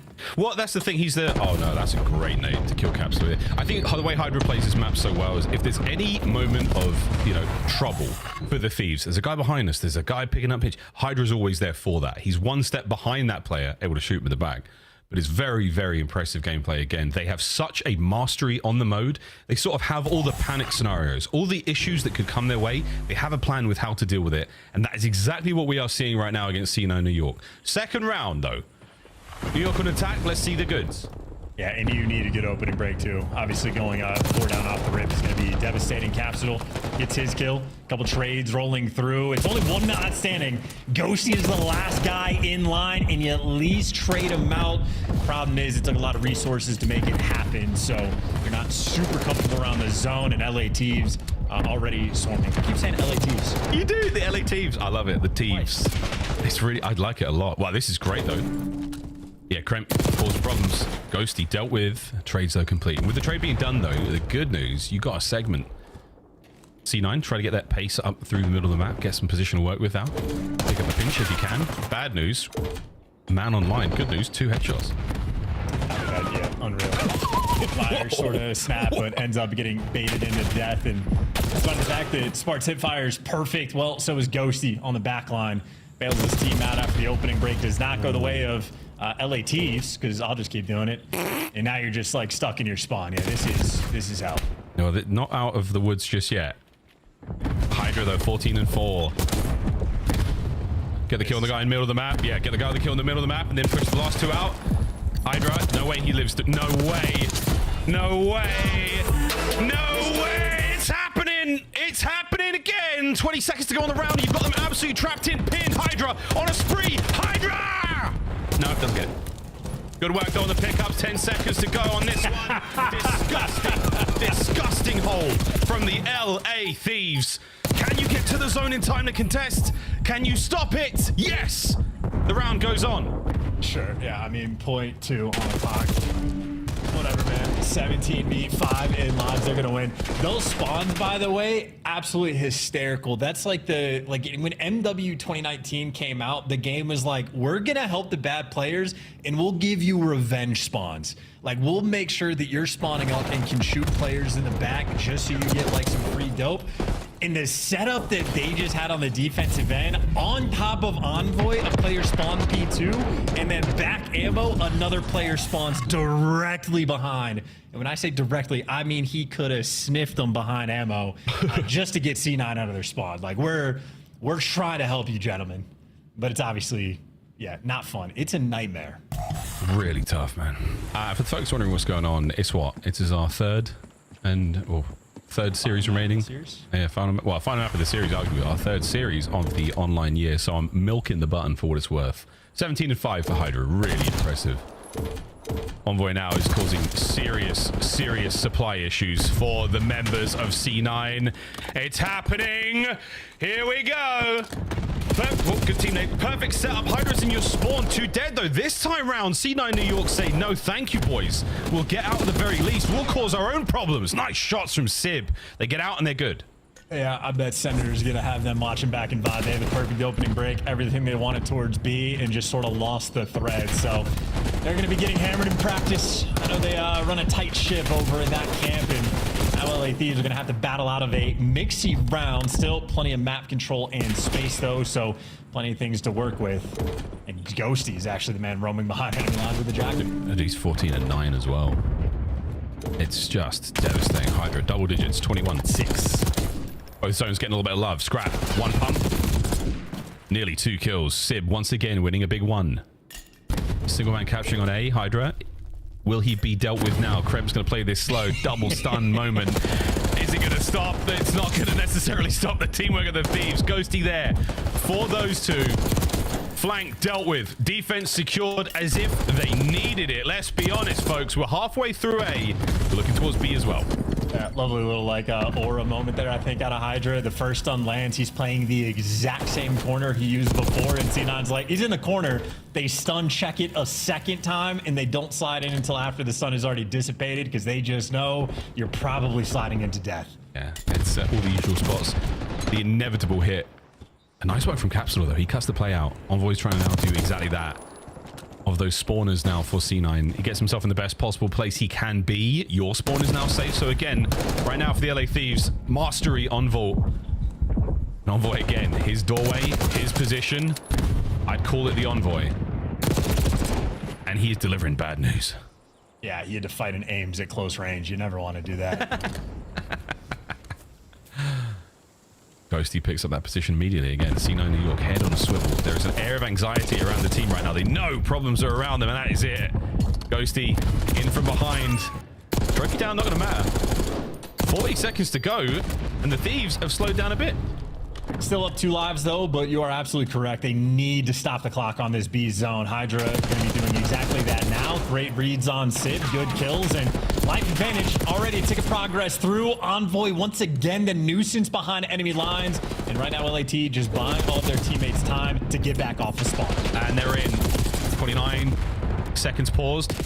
Hydra now moving in, trying to find these kills. Krem is getting the reads. Envoy again. Every single time you find a kill, one's behind you, and they pick them up from behind every single time. Here we go, folks. End of the series. That's the control. Game, LA Thieves, 3-0. If you don't use the button, you don't get the tax write-off at the end of the year. Shout out 2025. You are covered. Yep, thanks, man. Absolutely. Send that to my tax agent. Tough for C9 New York. The first 2 maps were so good. You had to get a win to push the series further. You had to get a win in at least one of those to give yourself a fighting chance, because control is just unbreakable for the LA Thieves. I mean, yeah, the look on Capsule's face, just absolutely stunned at the end of that vault. But we know how it's going to go from the casting booth. But the first 2 maps are really sort of the story of this series. For the LA Thieves camp, going to be extremely happy. Even for the control, Hydra 24-12. Could not ask for anything more, especially 17 kills on offense is crazy for the 2 rounds that he had. But just the clutch and the resolve ability, sort of, you know, cracking the code, solving the puzzle in the middle of the S&D game. They did extremely effectively. Good comeback from a scorching hot C9 on map number 1. LA Thieves fans going to be very happy with the performance. And on the flip side for C9, honestly, like, ignore the vault. We don't have to talk about that, but a very well-played first 2 maps. It's just going to be the type of round 11 that is going to haunt them for years to come. Yeah, super tough. First 2 maps, amazing. C9 is still a threat for me going into DreamHack without a shadow of a doubt, but if you don't get a map win, control is basically a given right now. Thieves just unbeatable in the mode. Desk, take it away. The Ninja Diffuse that broke their back. You saw Cloud9 shattered after that, a 3-0, and I think it's a top 3 fastest control we've seen. We've seen a 7-11, a 7-06 in this game, Allie. I mean, we saw a really quick one yesterday. Don't have the official times, but that was unbelievable. You can't ask too much of a team that just got 4v4 Ninja Diffused on in around 11. So honestly, like they said, the caster said, I want to forget that map number 3 regardless. Map 1 and 2, close, but just had Cloud9. LA Thieves pretty good, though. Let's talk about the good in this matchup, because Cloud9 is probably not headed to champs outside of Miracle Run on land. But LA Thieves, they are in contention for wearing the crown at the end of 2025. Absolutely, Chris. And, you know, when we talked about them in Atlanta, they're having their own battle. Who's going to get first in the season? Thieves looking phenomenal for that right now. Everybody's just waiting to see them play each other on land once again, to see how Thieves can stack up against Atlanta in Atlanta environment. But yeah, their control, ridiculous. The adjustments in the Search and Destroy has been phenomenal. And then obviously the hardpoint world class on the season. Thieves are in a great spot. Everybody's making plays for them. Everybody's pulling their weight. And you could tell in the preparation department, like they're just ready for what teams are going to be throwing at them in these S&Ds. Ali, in the past, we've seen how much it means to players like Abuza and Hydra to go for our awards. We had the Rookie of the Year that Abuza felt he deserved. Hydra in the past has told Simp, that's my MVP. Is it Hydra and Simp in the running? Who are you looking at early on? Because we still have another major to go before we get to champs. No, I completely echo that. I think it is Hydra that we're looking at. I feel like Scrap could also be joined into that conversation as well, because he has been unbelievable, especially in that AR role in general. I think right now it might be like a Celium, Scrap, and then like a Hydra and Simp sort of situation as we got moving on towards DreamHack. Fantastic call-outs there. We've got a lot of talented players, and they are all in action in DreamHack. Remember, that event is going down next weekend, and we want to see you all in Texas. Head on down. Join us. We'll be live the 23rd to the 27th. For now, though, let's tune in with our Major 4 standings. We've got LA Thieves up to a top 4 spot. Now, keep in mind, we're guaranteed to see some movement with Optic and Rocker later in the week. Yeah, that's what I'll say. For Cloud9, like, they're not out yet. Obviously, map counts matter, but some of these teams have been 3-0'd as well. So, yeah, 2 and 3 can still potentially get you in. And for Cloud9, they did have a decent amount of success early, and I think that's the only match where they got 3-0'd. So Cloud9 might not be in the worst spot, and they desperately need that extra life. Can Cloud9 get to the winner's bracket? That's the math that we're going to be doing on our cheat sheets when we come back. Rancor, Super, Rookie of the Year competition continues between the two teammates as they take on TJ, Slasher, unless the Royal Ravens.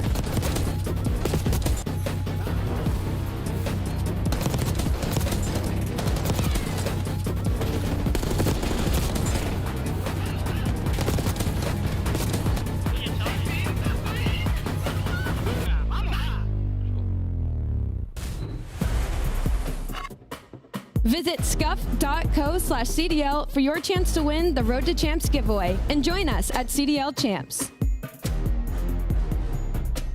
The Esports World Cup is an official partner of the Call of Duty League. The Call of Duty League is brought to you by Monster Energy, the official energy drink of the CDL.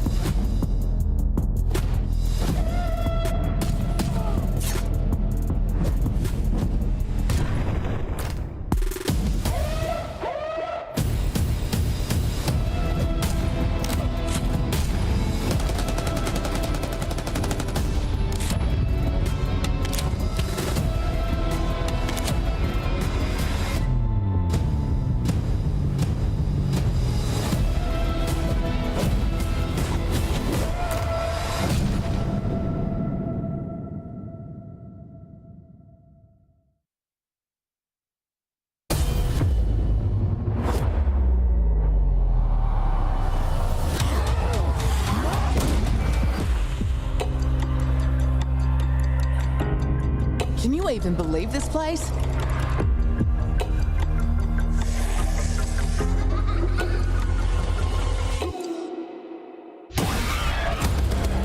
Sit your slimy ass down. The sizzle solves itself. Someone give me a 10-gallon hat. I'm going full cowboy on these bastards. You're not sure you have the right floor?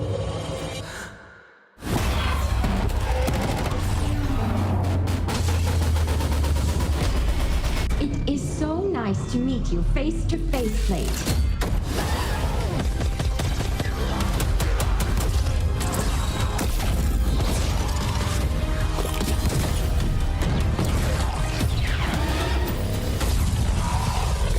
trust me, fine.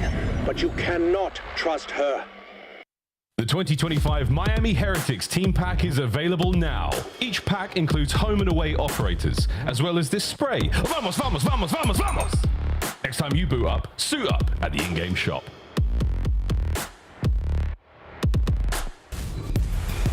Welcome back. It's the hottest studio in the CDL history. I'm your host, Chris Bucket, alongside Alley, Cat, and Nameless, and we are breaking down some Literally excitement. and metaphorically. Because we've got a 4-0 team named the Miami Heretics loading up. Before they get to that game, though, we want to talk to their competition on land. He goes by the name of Hydra, and he could be the finisher.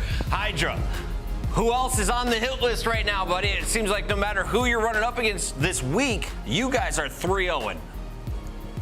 Yeah, we're feeling good as a team, so, you know, just feeling good. Is there anyone you want to play in particular when we get to Dallas for DreamHack? Yeah, FaZe, you know, probably the best team too, so probably FaZe, I would say. He wants the good matchups. I like that answer. For sure. Paco, last time I need my revenge. You do need your revenge. Last time we talked, you said you thought you were hitting like 80% peak, and overall, do you feel like you're higher than that right now? And also, is this the most confident you think you guys have been so far this season? As a team, definitely the most confident we've been. We've been having good practice. Everything's going well. So, but for myself now, probably went back to 50, 60%. Okay. I don't know what I'm doing anymore. Uh-oh. All right. Now, no, I'm trolling. You say you don't know what you're doing anymore, 50, 60%. And I think the last couple of years, when we get to this point of the season, you always have an uptick in production. You start to slam. What is it that you do individually on the tail end of the season to like extend your level of play away from everybody else in the league? Because it's been consistent now. I think it's just keeping myself like ahead of everybody, just playing like ahead. Honestly, I feel like people go into the year and they just like think the game's gonna be the same from Major 1 to Major 4, but I feel like you just have to keep improving, like finding stuff that people don't know. And obviously people is gonna they're gonna steal your stuff, they're gonna do like what you're doing, obviously. Yeah. But he's got more for you. Exactly. Keep doing more and more. Yeah, that's a great answer. And I got one follow-up to that. I noticed you don't play a ton of 8s. Why is that? 8s, honestly, I see 8s as a free fall. If I want to shoot my gun because I can't shoot the gun, I'm gonna be playing 8s. But I shoot pretty well right now, so I'm good at that. It's bad practice. I get it, my guy. Whatever you're doing is working. Keep it up. Thank you. That is Hydra, and as much as we love talking to him, we have to talk about the match. I wanted to know. You ready for this we one? Do it. Let's get it. Bring me into Miami, which I know about these guys. Miami have been unbelievable. Search and Destroy, I mean, they have the best search player in the game Absolutely. right now. I mean, you have to say it for Super. He's been ridiculous numbers-wise, and since picking him up, 15-3 in the game mode. Like, it's getting them through every series, and the respawn is good enough. I mean, 6-6 in respawn this split. Like, the hardpoint's been solid, control's been good. Miami look phenomenal, 4-0, and they're looking to round this out undefeated in this stage, on the back of their 2 ARs. I mean, it's what's pushed them from like being a middle of the pack team that could contend with the top 4 to maybe starting to push that top 4 with their search and destroy. 6-0 undefeated so far in stage 4. They went from middle of the pack, 5th, 6th, 7th to number 1 spot right now during that split. And it's a lot off those first bloods. They are winning those first bloods like 80% of the time. Guys, that is an unreal number, and it's coming off of the rookies and Rencor and Super sitting at over a 60% win percentage when they get in that opening engagement. They've been unreal for this Heretics team. Which one's more likely to be cheating?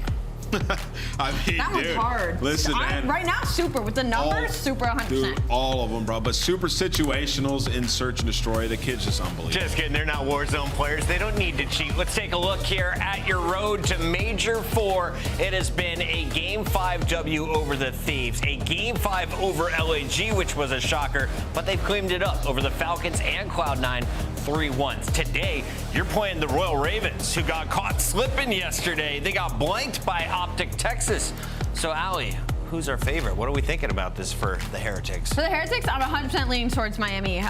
You know, in this situation, they have been unbelievable this split, and it feels like it's just been an incline for them. It feels like they started pretty high, and they just keep making these small steps forward. And for Carolina, it's been kind of the opposite. They've been taking small steps backwards as the season goes on. Is it acceptable that Miami is one match away from entering Dallas with the #1 seed? Yeah, it's acceptable. It's not egregious? These guys have been phenomenal, man, and it's been like linear. Like they've just continuously improved throughout the season. The management has made the right decisions, and you know, Super has developed into this phenomenal search player since day one. He just keeps getting better. Yeah, Miami are at the top of their game. They also have the confidence and swagger on land. On the other side, Carolina has shown us a few top 6 placements. They threatened to reach the podium, but they've fallen short of their goals. They did a roster change, bringing in Dylan Rex instead of Vivid. We looked at the numbers last night. We even looked at the highlights. Dylan was frying, but there is a problem conceptually with how this team is approaching Hardpoint. You touched on it yesterday. What do you want to see cleaned up in a match that they are probably considered the underdogs now? Yeah, I mean, they're definitely the underdogs at this point going up against Miami. I mean, I feel like the hard point for Carolina, like it was never dominant, like world breaking, but it was way more consistent to start the season, and they've just fallen behind. And I feel like when they brought Dylan Rex in, they were thinking like the added slaying power that he brings, which he does bring. He finds more kills, but it's not making the game easier for them, right? Yeah. And you look at this split, Gwyn's having like the worst split that he's had, so he's uncomfortable on the map and respawn. Something's going wrong, and honestly for them, they just don't have the answer. They've been searching for it. They can't find it. But what's so ironic about that is when it comes to respawn, like you add in some slaying with Rex, but somehow your break percentage has gotten so much worse in Hardpoint, dropping all the way down to 30%. That's one of the worst in the league. And this is a team that should be fundamentally sound, right? Like you have some old heads on here when you got TJ and you got Slasher, and their rotations, their fundamentals are also awful. My best guess is that they didn't need somebody to come in and find more kills. No. They needed somebody who is more objective-minded, that allows like Slasher to do his thing and get comfortable on the map, that allows Gwyn to sort of play for kills. And so far, bringing in the guy to find more kills, it's not working out. Maps and modes, maybe these will. As Carolina is looking for answers, they draw Hacienda 3 Doesn't times. look better. They don't want to get blown up on dealership. I understand that ban. Why don't you want to play Miami on Vault, which leaves you with Hacienda and Skyline instead? Map 1 and 2 are nightmare rotations, and if you're on the side of Cloud Carolina, Miami dominate early rotations, and they hold at a 70% rate on Skyline specifically. They love this map, and with Carolina struggling with breaking, Skyline shouldn't play out well with them. And then you go to the red card. I mean, you're talking about the best map for Miami Heretics. They are unbelievable at that map during this split. Carolina's not looking good early in the series. Yeah, oh, go ahead. I was just gonna say, you want to close this out in 4 if you're Carolina. You got to have a lot of respawn success here, because that Hasi, how many times have we just seen Miami dismantle a team there? Can't go 5. I'm going with the AR duo in Miami. I think they get it done and they make it look good. 5-0. Get that #1 seed. Yeah, Vamos for sure. I'm going with Miami Heretics. They end out clean. 100% I agree with you guys. I think Miami take this easily. And the fans agree, which means we're all wrong on the call. We got Maven and Merc. Let's go. I think that's the logical outcome here, but there have been times this year, several, where I swear I have started to not believe in Carolina. I'm like, this team stinks, and then they win a series they shouldn't, and they make me believe again. It's happened every qualifier. I don't know if this is going to be the match to do it. I feel like it was the Breach series when they 3-0'd that kind of did it for me.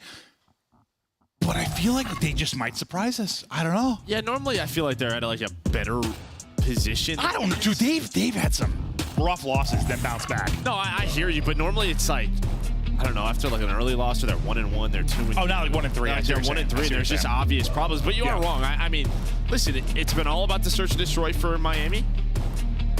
Ravens are a solid search and destroy team. I mean, FaZe, no, you can't always rely on search. There's counter stratting, there's VOD prep. So the respawns have to be better for Miami going into the major. And that's probably going to be the opening here for the Ravens. You heard kind of talking about. Need to find some respawn success early. Try to close this out in 4 if you are able to. Miami is trying to remain perfect. Maybe get that #1 seed.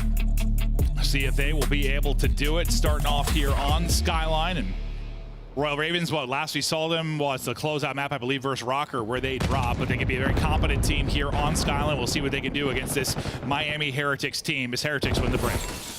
Well, they just go all 4 dead, 4-1 off the break. You have the early time, P2 side of the map. Real, he's just gonna roam, try to pick up anybody putting pressure kitchen side, but he's just giving his team info. He's not seeing anything. Somebody watch underground. That's gonna be Red Core. In metals, they're going to find TJ. And Slasher's going to fall off the map. Well, that doesn't make things any easier. Spawns do flip, though, but not the end of the world, I guess, if you end up getting 40-plus seconds on this P1. Time broken up a little bit, though, as Super is going to be picked out of the hard point. Nice shots there from metals. Clipping wigs and trying to maybe push through to flip spawns as Heretics straight right back into the hard point. They'll get close to 40 points, so take that. Can they find an early opening break? There's the first kill in transition, an opening moment here for Heretics to push through. Let's see when the Slasher spawn just as it pops. So he's going to spawn out, and they take their time. 3 versus 3 now on this P2. Real's going to find 1. Slasher is now in the fight, but the numbers here for Heretics, well, they're going to be quicker. They're going to have the spawns. They just have to deal with TJ. That is just about perfect out of Heretics. Helps that they line up a little bit up top towards the point, but Heretics capitalize early. It's going to be 2 players out of hole. Make it 1. It's going to be all on Super. Now to try and keep spawns or keep any kind of progress towards this point. He does enough. He gets a kill, buys time for his teammates to spawn in. I thought they might spawn out because the pressure was in from Royal Ravens, but Super does enough, and Heretics continue to hold. Still have pressure if you're Raven, so gonna fight for some of this scrap time. And 1 and metals will spawn out. Probably just gonna rotate over towards kitchen. I think you just take this if you're Miami. Oh, yeah. He's gonna say yep for P3 and P4. Rencor leading the lobby with 7. He's on 3 in a row. Make it number 8. Got both weapons.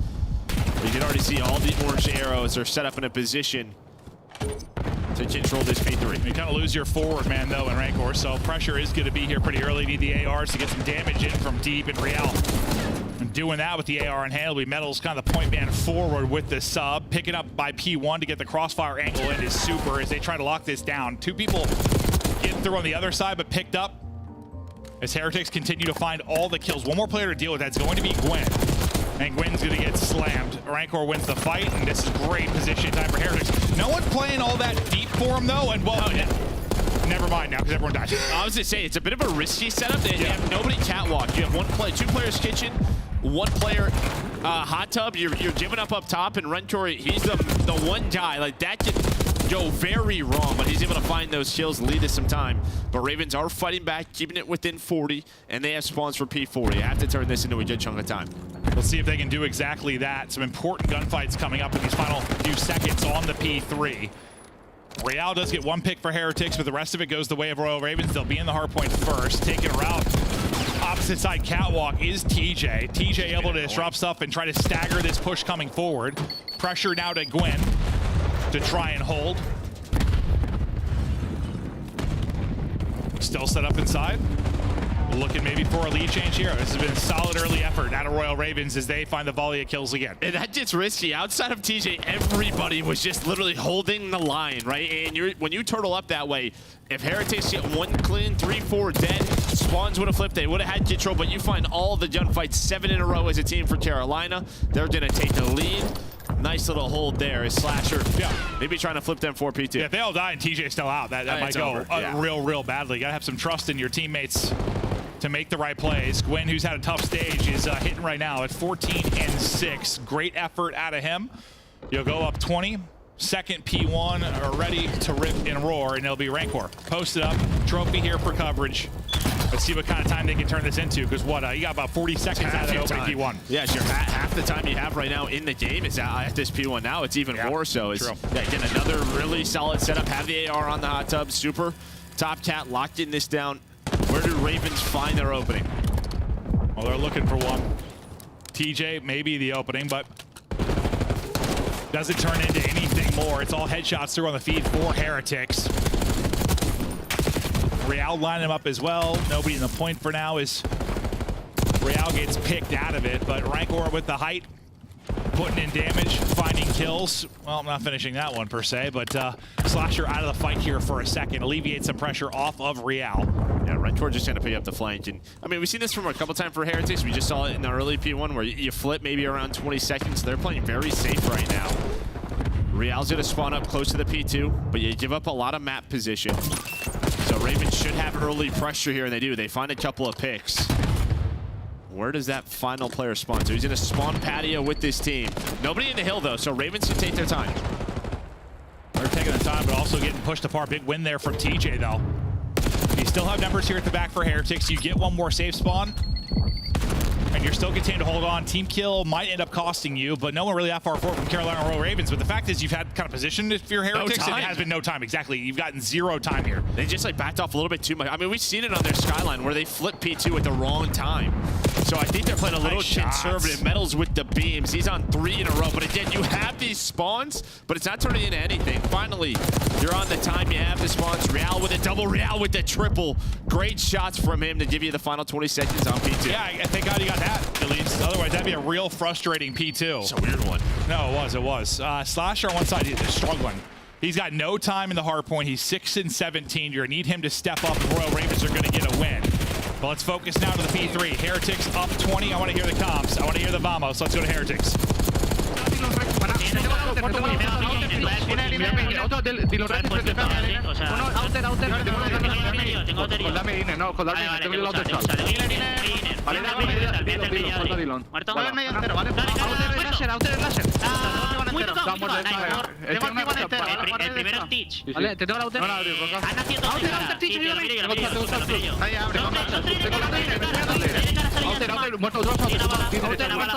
Dos largas. Otro más, te tengo línea, ¿vale? Vale, voy a venir.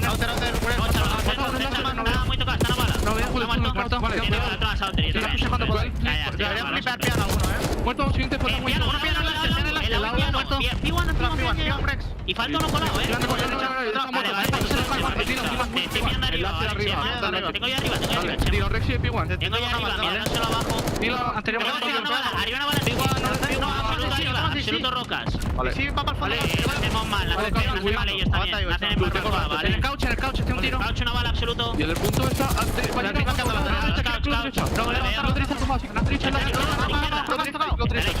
No, yo tengo derecha. Muerto uno. Aguantar ahí. Voy a bloquear el fondo. Tengo single, ¿vale? Vale. Van para la fondo. Muy tocado roca. Este es láser, roca arriba, ¿vale? Roca arriba, el láser, chaval. Vale, arriba roca, sí. Escucharme, jugar fuerte, va a quedar la pila, no más cero, bro. Escucharme, tengo racha para voy a estar yo, ¿vale? Voy a estar en pedo, ¿vale? Muy tocado. Están haciendo contigo, ¿vale? ¿Roca? Tengo single. Arriba, roca. Vale, escuchad el piedra. Well, it's a great listening according to the score line. Heretics pushing out to a significant lead, nearly up 100 now. Super is streaking, and they've taken over. Yeah, I mean, Real's got a streak as well for, more if they need it, but you're going to find more hills. It just feels like this second set of hills, like, you've just had no opportunity. There was one chance where Slasher did to kill back P4, and then you had P4 spawns in Miami and won every single gunfight. The slaying was close, and now it is just not. It's been like 3 hills in a row just dominated by Miami. No, I mean, like, Metals is like -5, but then what, plus 14 for Real. Plus 12 for Rancor, plus 5 for Super. They massively dominate the slaying column, and that's going to lead to a map 1 hardpoint victory, 250 to 133. Heretics come out swinging in the map 1 with a blowout. But yeah, no, it was tight, and then it wasn't. Heretics just absolutely pulling away with huge separation in the second set of hardpoints. Beautiful play out of them, and Royal Ravens still slumping. Yeah, I mean, really, it was like the P3 and P4, right? Because we were almost to a tie game on that awkward P2 where Heretics were just playing around the kills, making sure they had spawns. It was almost like a game of keep away at the P2, but they set themselves up for P3 and P4. Then there was a chance Carolina Slasher goes top, he drops, wins 1 gunfight, and all of his teammates spawn on him. But after that, at that second P4, they didn't get a kill. Yeah, and I mean, I don't know. I just feel like you have to be frustrated in the Ravens camp. Like, even if you have some vets and like you've seen and done it all, like, I don't know, when you make a team change and you were in an okay spot and then things seem to be getting worse, I mean, it's just got to be mentally taxing, right? Yeah, I mean, the only good thing for Ravens is sort of the start of their year, right? Now, the fact that they're in a position where they're going to be a chance. Yeah, they're not stressing and battling for a spot. But they have to figure this out. No, they do it.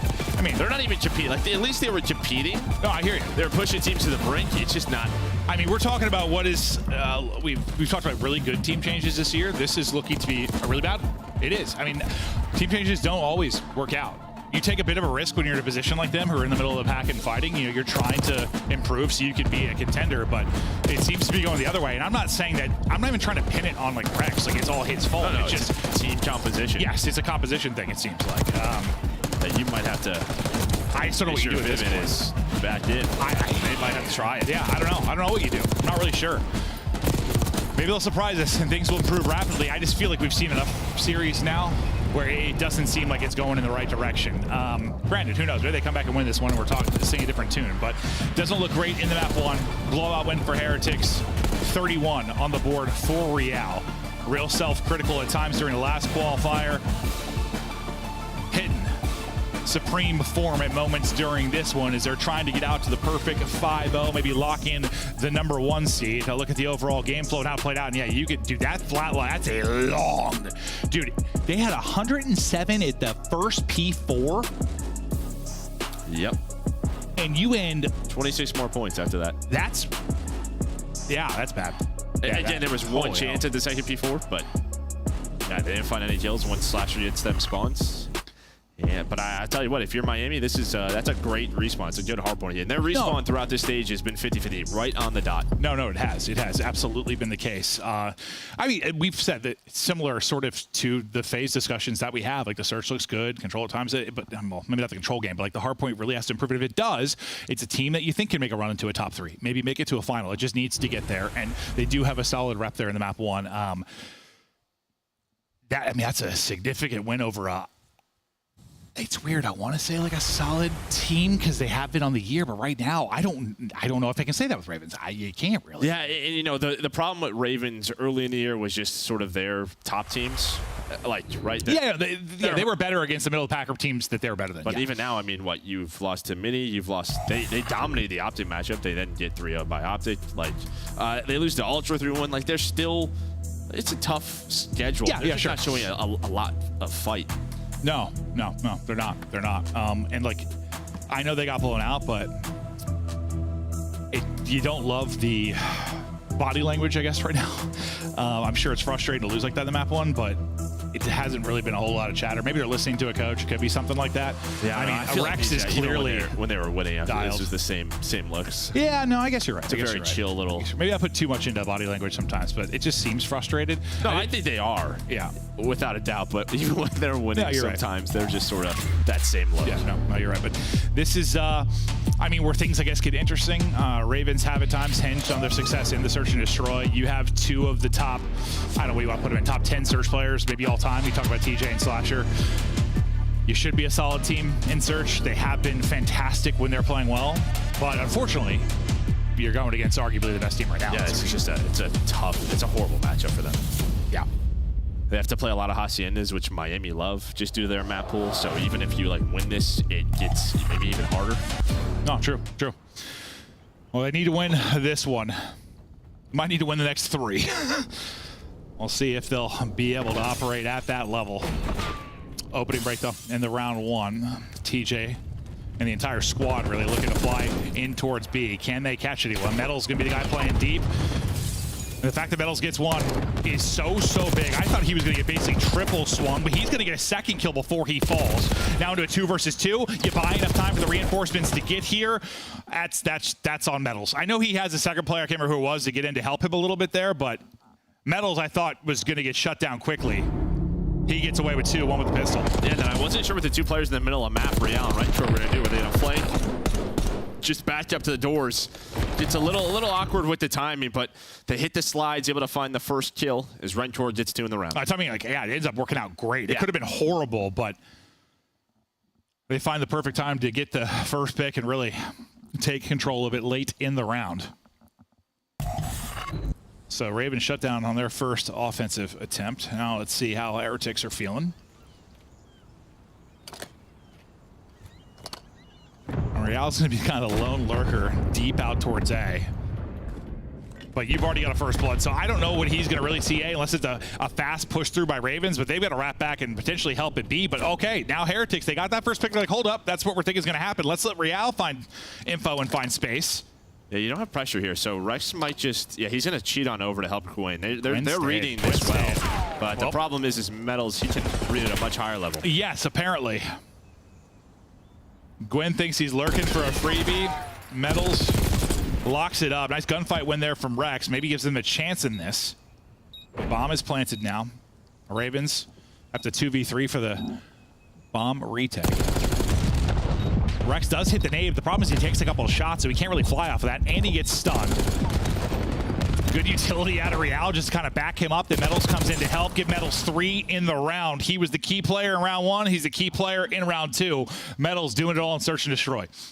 Well, we saw that graphic right for Ravens there. Their opening duel win percentage has been great on attack, but on defense, it's been awful. And TJ just gets picked early in that round, and then you just have so much room to work with. You have to over-rotate. You have to take the gamble if you're Carolina. You rely on Gwynn. I mean, Metals just checks that spot. Yeah, I don't know what the most important kill is, if it's the first blood or that one.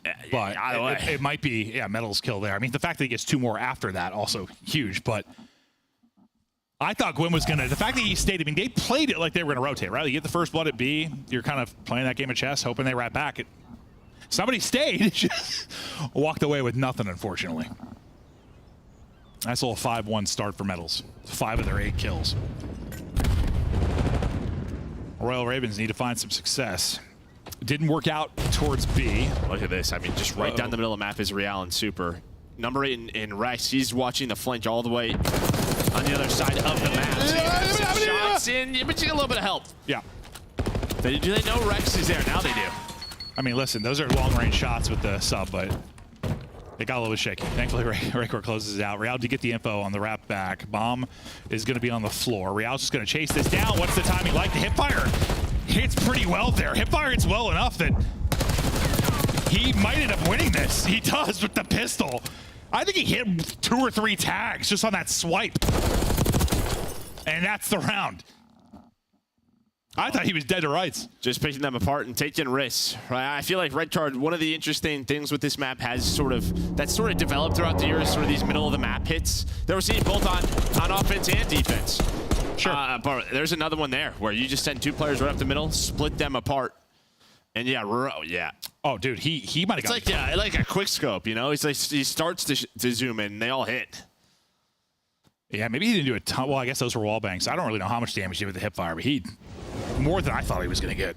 Only reason he's able to kind of stay up and continue to take that fight. Ravens, the entire lineup is 1 and 3. Well, and this is a problem. Like, this is their best search map. This is one they've relied on throughout the year, and it's not looking good. It is not, Joe. So we'll see if it gets worse. Or the Royal Ravens try to find some improvements. Well, obviously they're trying to find improvements, but can they counter what Heretics are trying to do? Metal spotting as much as you can for info. TJ's just going to be on his bum. They're on the bomb. First blood to Real. Rancor going to have a second player push him, but the help is there. Just bait him into that. Slasher at least able to get 1, but number still okay. I didn't finish my sentence. I was gonna lie, but it's 2 versus 2. Well, they wanted to get to Real. Real was able to find Rice for that first blood, pretty much clear the A site. Oh. And now, what an awkward time. Yeah, he's gonna hear the doors, so he knows where they're pushing through. But he could have ended the round there. That just a little bit better for Real. Still might. I thought it was going to go horrible. I thought he was going to get spotted. Yeah, can't get away. Gwyn gets the kill. Maybe finally around here for Royal Ravens. But Rancor, maybe a rookie of the year. Can he have the ice here to clutch up in the 1 versus 2? 4-on-1 start out of him. Checking it. Cleared it. Here's the glass break as well. I mean, I feel like you have to know with where the bomb is planted, with what you've cleared. You just have to trust your teammate. Slasher's on it. And beyond Gwyn halfway there, he's going to check it, and Gwyn hits the shots. You called it exactly right. They know where he's at from what they cleared, and that's just, yeah, trust him. He hits the shots. Well, they've cleared everything. They've cleared everything except for that. And the funny thing is, Slasher actually gets off the bomb, too. So they knew they had enough time. He was able to find the kills. He gets away with his life. A much-needed round win there for Carolina. Oh, no, 100%. We'll see. And really, I think the key is, like, sort of the rotation kill, right? It's a 3-on-2, and Super is trying to get to Real, but he gets picked by Gwyn from the B bomb. Oh, yeah, that's what I was going to say. Like, you get away with numbers, and then, yeah, if he got caught, I was like, that's no longer true. So big clutch up there. 2 versus 3 for Royal Ravens. Finally stopping Heretics, but the early swarm from them has got them up 3-1. Finally, something positive, though, for Royal Ravens. Now can they do it on offense? Only have 1 guy defensively over towards B. That'll be Real. And he's actually going to leave the site and pick up mid. So B is going to be wide open. Real is able to get another first blood. These guys are literally just running around the map on defense. There's nobody inside of B. We saw it last time through the middle of the map. This time it's through A. You are going to have Real just kind of lurk deep B near defensive spawn in case anybody runs on through. But yeah, you get the first blood. Yeah, he was in B for a moment. Just maybe looking for a real fast push. Then yeah, just sprints out to mid, finds the first blood. How do you try to retake this? Well, they'll get some info there. The stun's going to hit onto Real. Slasher's very much out of this play for now. He's very much about to be in the play, though. Does he get caught or find one? He finds one into a 3 versus 3. He won't get traded. Able to finesse away. He's getting chased. He's getting haunted, but he's dancing. The old man's got moves. His hips do not lie. Still up and taking another one. What a play out of Slasher. That might win the round for him. But now we got a 2v2. Only 20 seconds to go. Real, Rancor have got to go. Gwyn's going to slam one. He's on 4 straight. All on Real. He will drop. Another round where Royal Ravens bring it back despite being down in numbers. I think both rounds Real had a first blood. That's all Slasher though. No, that's all. At first I thought Metals was going to catch him. It looked like Slasher was sprinting, but he was ready for that first gunfight. And the fact he just finesses for so long, that was a win in itself. He wasted so much time, but he ends up getting a second, so that just makes it even better. Oh yeah, even if he doesn't get this kill, they probably still win the round. Seconds. Yeah. Or they got a chance to still win the round, but this seals it. Good movement there from Slasher throughout that entire sequence. How many times have you said that? Not many. Not many. Not many. Guy's an athlete. Well, Real's like, I'll get another first blood. Can we just win the round? TJ, not you had to have heard it. The door almost hit him in the ass, Joe. But maybe he thought it was him hitting the door? Maybe. Because he's not looking at this. No, that was interesting. Okay. All right, let's take a breath. Imagine they're going to engage at some point here. Knock, knock. Did he hear it that time? That time he heard it. It didn't matter. Another first blood for Real. He didn't hear the slam. He heard the peak. TJ having a rough one. I mean, he's a terrific search player, but 1 in 6 and... Watch number 8. Well, Real's just picking them apart. He's like, okay, if my first blood's not enough for the round win, I'll go ahead and get a second. Maybe I'll hunt down a third. That's going to work, too. I mean, they're just so worried about him. He's been chasing his entire time. Real working on an ace. Just has to take out Rex. Doesn't even need the kill at this point, but man, this has been some incredible opening moments out of Real. Just this one finally going to maybe turn into a round victory. Rex able to get one, give Real the ace. A sensational round. You said it, picking them apart.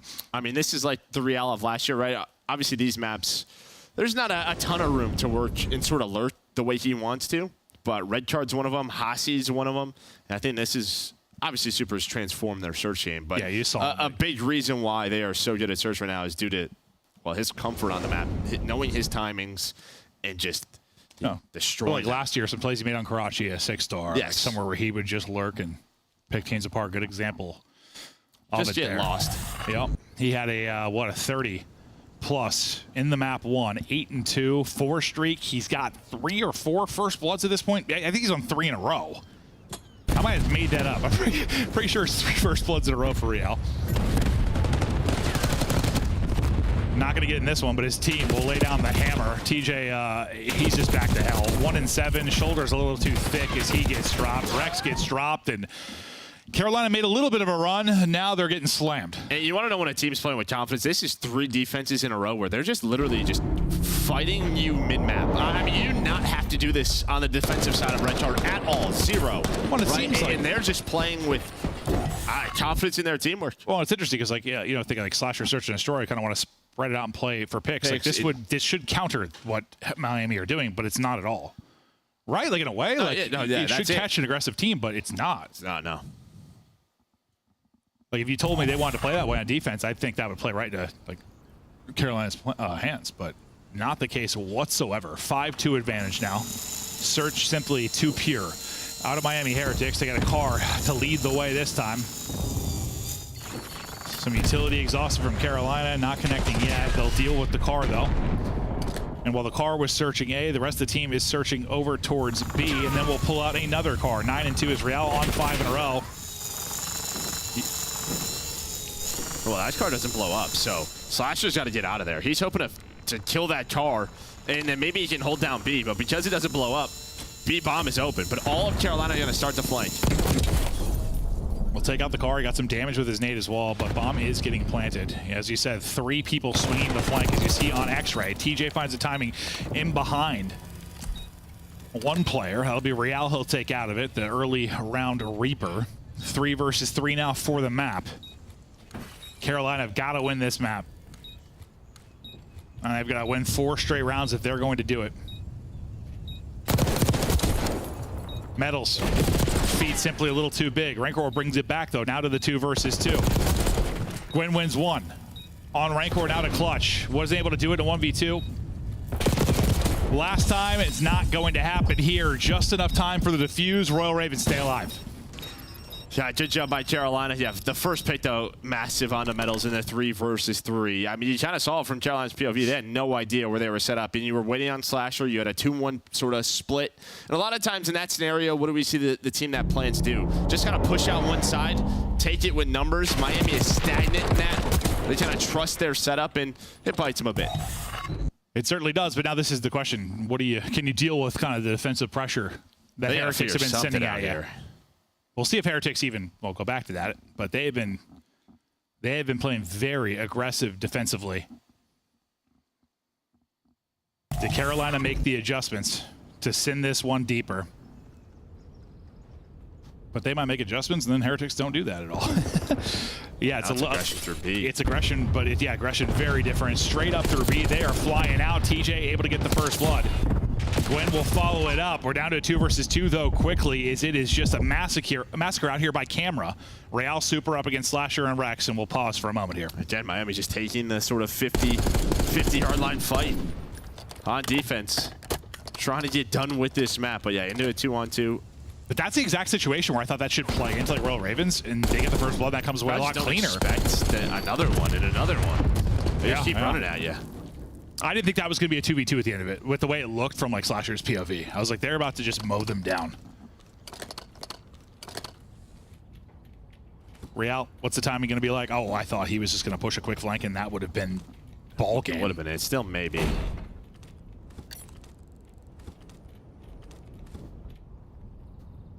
All right, plant going down now. 2v2 retake for Heretics. Got Real on one side, Super on the other.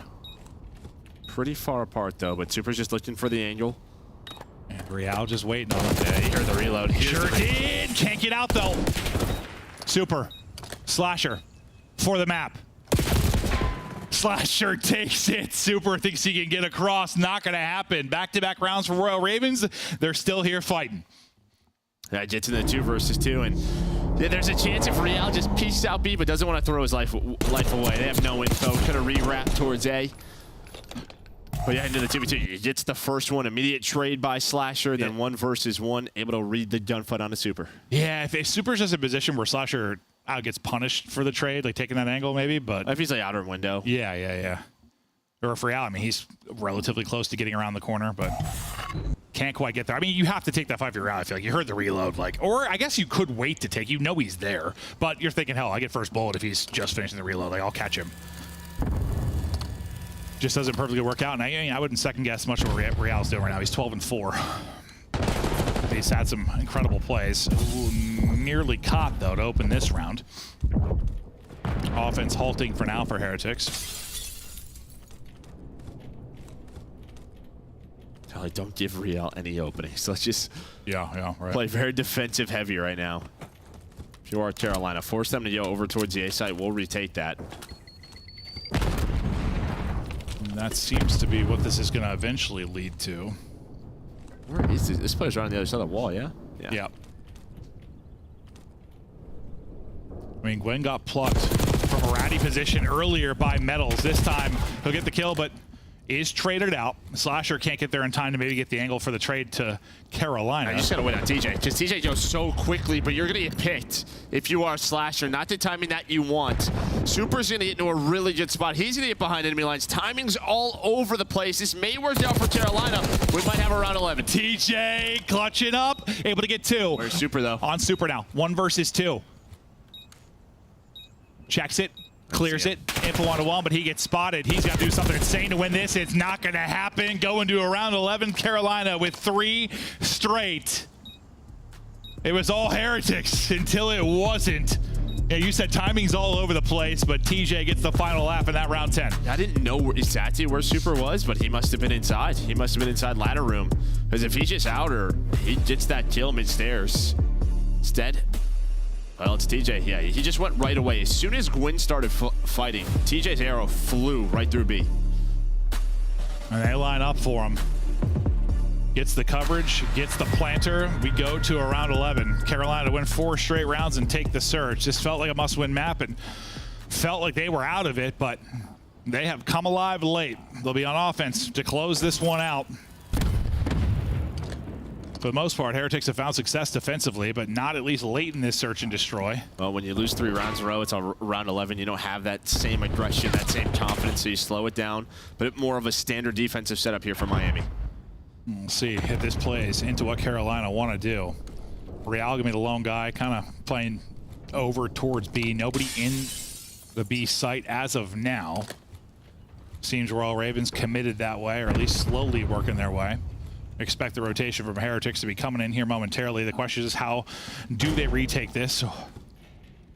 I mean, they're like gambling that they rotate back to A, but this is straight up B here for Carolina. They're going to have the trophies. They just have to get bombed down. TJ trying to just stay alive, maybe close these doors or find a first blood. I thought he caught him there, but the slide across for Real, he gets through. Bomb now getting planted. And what the last player needed to kind of transition over, I believe, was Super, or sorry, Metals is going to get involved. And this is just how do they try to retake it? Looks like 3 through the flank. It's going to take a long time. It sure is. Already 15 seconds off this post plant. And as soon as they get spotted, they just run at Rancor. Rancor's just waiting. They're going to run it. Not yet. They're just holding. They're turtling up. And now collapsing is Miami, but you got to go. 20 seconds to go. They're getting picked apart. They don't isolate Real, and they all get shut down. Real finally drops, but everyone from Ravens is dead. Joe, I think you called it right. That's just not what Carolina was thinking to do. And it's a clutch there from Heretics. Unless, like, Slasher doesn't see 3. I mean, it feels like he did. Well, I think it was like, I mean, you just see between them. Yeah, I mean, maybe they're worried about it's a 2-2 split. Yeah, it's like from our POV, it looks like he sees them all. I saw the arrows. Like, I thought they were starting to move. It felt like someone was like, we should just go, and then they hesitated. Through. Yeah. Felt like they hesitated there. And the more you just kind of turtle up, I mean, you've got time on your side, but you just get choked out. Yeah, just get absolutely choked out. A wild round 11 there. Real slows down. I mean, he was off to a wild one early. He does end up with 4 first bloods. I mean, you dominate the first blood conversation in general. If you're Heretics, you what go? 9-2. 9-2. Yeah, no, massive win there. You only win it by a round, but you dominate the first blood department. Double digits for Rancor, double digits for Real, 2-0 edge for Heretics. Now looking to take this one 3-0, and now we're headed to the Haciendas, where I mean that's what I think the desk was a little worried about. Yeah, I mean, now you're still undefeated, 7-0 throughout the qualifier. If you are Miami in search to destroy, they're keeping up this S&D gameplay, playing it on different maps, showing a great red card here. Now 3-0 on the stage, so looking to be tough to beat in that game mode. So close to the 5-0 qualifier, just a map away from it. Des, do they close it out in 3? Yeah. It's feeling like one of those types of days. Yeah, Swifty. 9-0 start to the days in the cards. Miami Heretics looking pretty clean. It got sketchy there for a moment. It did. What was the difference in that round? Yeah, in that round 11. Well, I mean, they got to push through. You got to make a decision there if you're Carolina, right? Like, you saw them coming around on the flank. You saw at least 2, if not all 3 of them. In that situation, you have to either push and challenge them, or you know there's going to be one guy at least holding the push through, and we can just bully him, right? You have to make a decision. You don't want to be sitting ducks in that bomb site. It's too easy, too many windows, too many doors to break. It just gets chaotic, which is exactly what happens, and Rencor's able to fine-tune. Yeah, and off the back of that, like, the way the Miami Heretics plays, like, they are incredibly wolfpacky. They're always trying to play for those trades, and if you give them that opening first blood, you're already losing the number games. You talk about the aggression from the side of Real and Rancor, it just double folds it. Yeah, this round was awesome, Allie. Runs through, finds the first kill ticket on TJ, and then gets the ace. Like, he just gets lost. And in the round 11, we're sitting there looking at it. You're seeing Gwen check every nook and cranny on the map. PTSD in its finest. Literally. But, I mean, it was working, though, to rally back into it, right? Like, starting to finally kill Real, and Carolina are able to come back, but just not enough ice right now. Carolina running out of steam at the end of the season after looking like a top 4 competitor in the first half. Where do you have them right now in your power rankings? Oh, man, that's tough. It's probably like 8, yeah, 8, 9. Yeah. Well, I got obviously Vegas below them, LAG below them. Yeah, that might be it. Cloud might beat them right now. Currently might be it. Yeah, I mean, Boston hasn't looked good this split, but given their performance the last 2 lands, yeah, Carolina have regressed a lot, man. Carolina, from a threat to now just a team that's there sometimes. A little yellow. Let's see how long they're going to be in this one. Yeah, and the map won hardpoint, right? Like, it's a back and forth fight. Pretty close. Pretty close, 251-33. Oh, you mean at the start? Yeah. Okay, sorry. Miami just went crazy. Like, they just started to streak on them, which is what we're going to jump into in illustration. Miami, like, once they get going, they're hard to stop. It's like a train coming at you. So we're going to talk about this. Rotating over here to P3. In this situation, currently have control. I want you guys to look at the score real quick, 150 to 112. This game ends 250 to 130, right? So from here, they're just balling. In this situation, that's Metals over here at P1. As soon as the player starts to push through here, his job is to rotate through, alleviate a little bit of pressure, right? And what I want you guys to focus on in this clip is the timing of everything and the quick decisions made by the Heretics.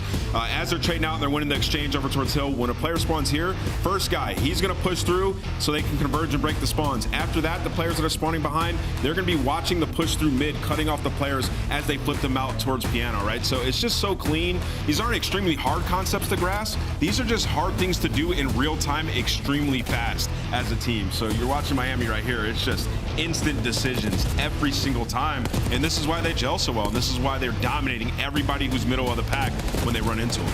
This was one of the cleanest, I think, transitions from a P3 to a P4 we've seen from a team on Skyline. Like, not only was Royal Ravens there first early, but Miami Heretics are able to throw players, get the spawn. Carolina actually technically re-breaks the spawn, but you don't even notice it. From the way the Miami Heretics are so heads up and understanding where they're coming from, few players fall and no time is given to the side of Carolina Royal Ravens. Just look at Supers, last guy on Hill picking up the cuts. Like, everything is just happening so fast and so good for this team. They're in a good spot. Trouble for Carolina, don't you worry. They're going to champs, and they're also at DreamHack. If you want to watch them at DreamHack, you need to buy a pass. Where do they get a pass out? Well, they got to go to DreamHack.com/Dallas/CDL because we got VIP tickets up in that front. Heck yeah, we do. And I mean, guys, you just don't want to miss it. This is going to be one of the most exciting events of the year, not only because we're going to be there, but because there's going to be a bunch of other games too. It's going to be thousands of people. It's going to be electric. A bunch of nerds in one place. Yeah, it's going to be a vibe. The games are always better on land. They got to be better than what we're witnessing right now, Maven. Today's been brutal. People are getting slammed. Listen, I do have some matches I'm really looking forward to tomorrow. The conversation for top 8's interesting. You get the big Optic match, the big Rocker match. Those could end up being 3-0s, but we'll see. Hopefully some storylines tomorrow. Today's just been good teams beating bad teams. Yeah, we had Thieves and FaZe. Yep, sure did. And then Carolina's just going the wrong way. Yeah, I mean, Heretics is right up there in the top 3, top 4 conversation. So some of your top squads, and yeah, Carolina is nose diving into the ground so hard. There are 4 broken noses, blood everywhere, and they're going to need plastic surgery for their faces. Sure, that just kept going. I wasn't sure how long you were going to go with that. Yeah, I don't know. I was feeling freaky, Joe. Sure. Yeah, I'm a little lightheaded. It's warm. Yeah, that's okay. Chris has had to use a hairdryer and a shirt multiple times today because he sweat through his shirt. It's incredible. Every time we get to a break, you just unbutton it shirts. Oh, I don't know how many buttons I might have one button left at the end of this. You're going to see some nipples. You are going to see some nips, dude. Wait, why did Ant just smile like he wanted that? That was weird, Ant. All right. Hosty into control. Heretics. Can they close it out? Ravens, you got any signs of life? Because, you showed signs of life. And at the end of that search and destroy, just to get boobopped off the site in the round 11. They try to strike first on offense. There's going to be some very difficult top halls fights for them. The likes of Rancor and Super are so good. Yeah, Miami, 3-9 on the year on this map, but this was the map Last stage when Super came in, they really focused on it. They got a lot better on it. So it's like the one they want to play, right? And control. They've been trying to bring a little bit more vault back into action. Hasn't been really the success that they've wanted. So Miami know when it comes to major time, they have to have multiple maps. Their map pool's got to be better. So working on Hasi again. Yeah, if they can just get the control to a good spot. What a threat they could be come major time. I mean, the search is so good. Who knows?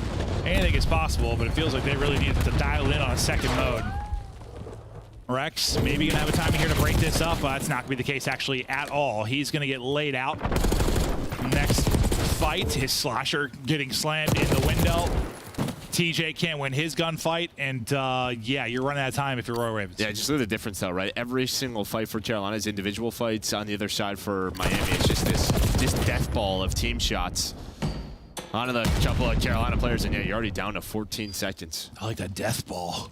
I don't want to deal with a death ball, Joe. Well, that was a StarCraft 2 term. Yeah, I used to watch a lot of StarCraft 2. Yeah. I like that. I used to watch so much StarCraft. God, it was the best.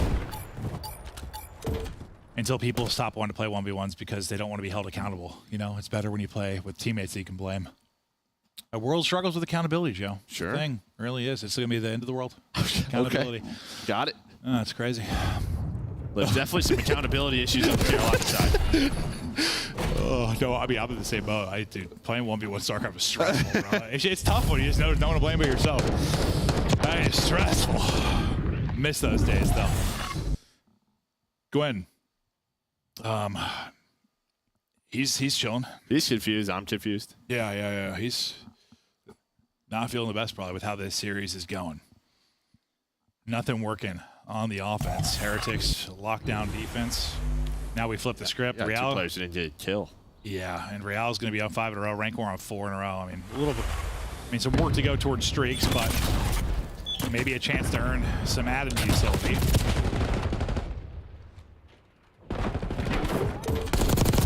His streak continues now to 7-1. Dances forward.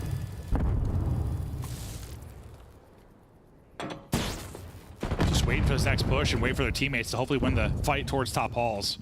Well, and those players are, yeah, I mean, but both the Carolina players are looking outside, so they're worried about the players on the objective, so it's a free pinch. It's only 1 tick, so you still have time. You can be patient if you are Carolina, but the problem is you are winning no gunfights. You are 14 in a row. The fact that turned into 2, I swear to God. Where's your face? Rookie of the year. That first gunfight was so hard, close range. Turns it into a second, and then just rips somebody off a heady. TJ and Rex are 0-14 combined. I lied to you. Rex just got a kill. So no more goose egg there. But that was, listen, showing the talent that Rancor has got and why he has fundamentally changed this squad since he has come into the team. B is done.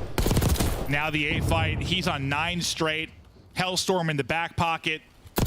10. And everything he is doing is working. The double-digit streak. Or stay on this man's POV till he dies. Yeah, I tell you what he's doing. He's just not missing. And normally in COD, when you're not missing, you're locked in. My man is in flow state right now. Oh, he absolutely is. They're like, let's just try to avoid his position.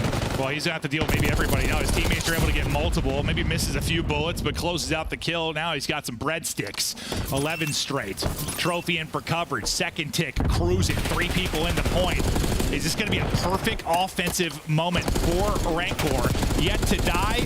Tough gunfight. Finally going to fall. They got a double challenge to take him out, but the damage is done. Even his trophies yet. Okay. Now, yeah, everything's going right for him. That is insane. What was he? 4 in a row coming into this? 5 in a row? So he has a, what, 6-7 kill stretch on an offense. That is remarkable. And right back to work.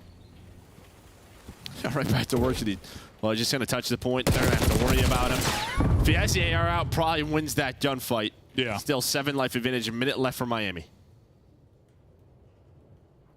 I mean, yeah, you'll take 5 ticks, even if they don't win this. I mean, you should win this. But still a good offense.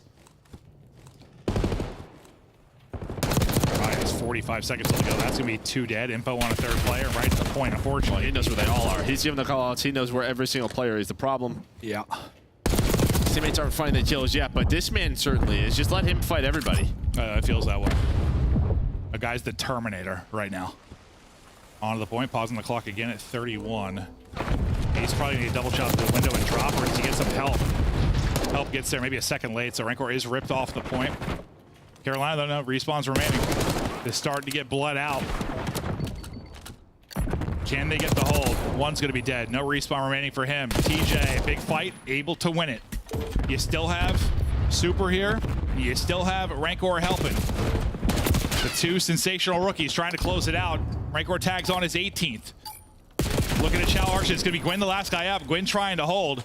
Over. But can't get back to it. Heretics take the offensive round as Rancor puts together probably one of the better offensive control rounds you'll see on the year. I mean, he's literally he's having a great time. Oh, yeah. I would be too if I was shooting like that. No doubt about it. He knows he is dialed. The boys know. They're looking at the scoreboard. They're seeing the 10 streak pop up. They're like, oh my God. No, I mean, he wasn't missing, and like every timing was on point. I mean, it was a terrific sequence out of him there.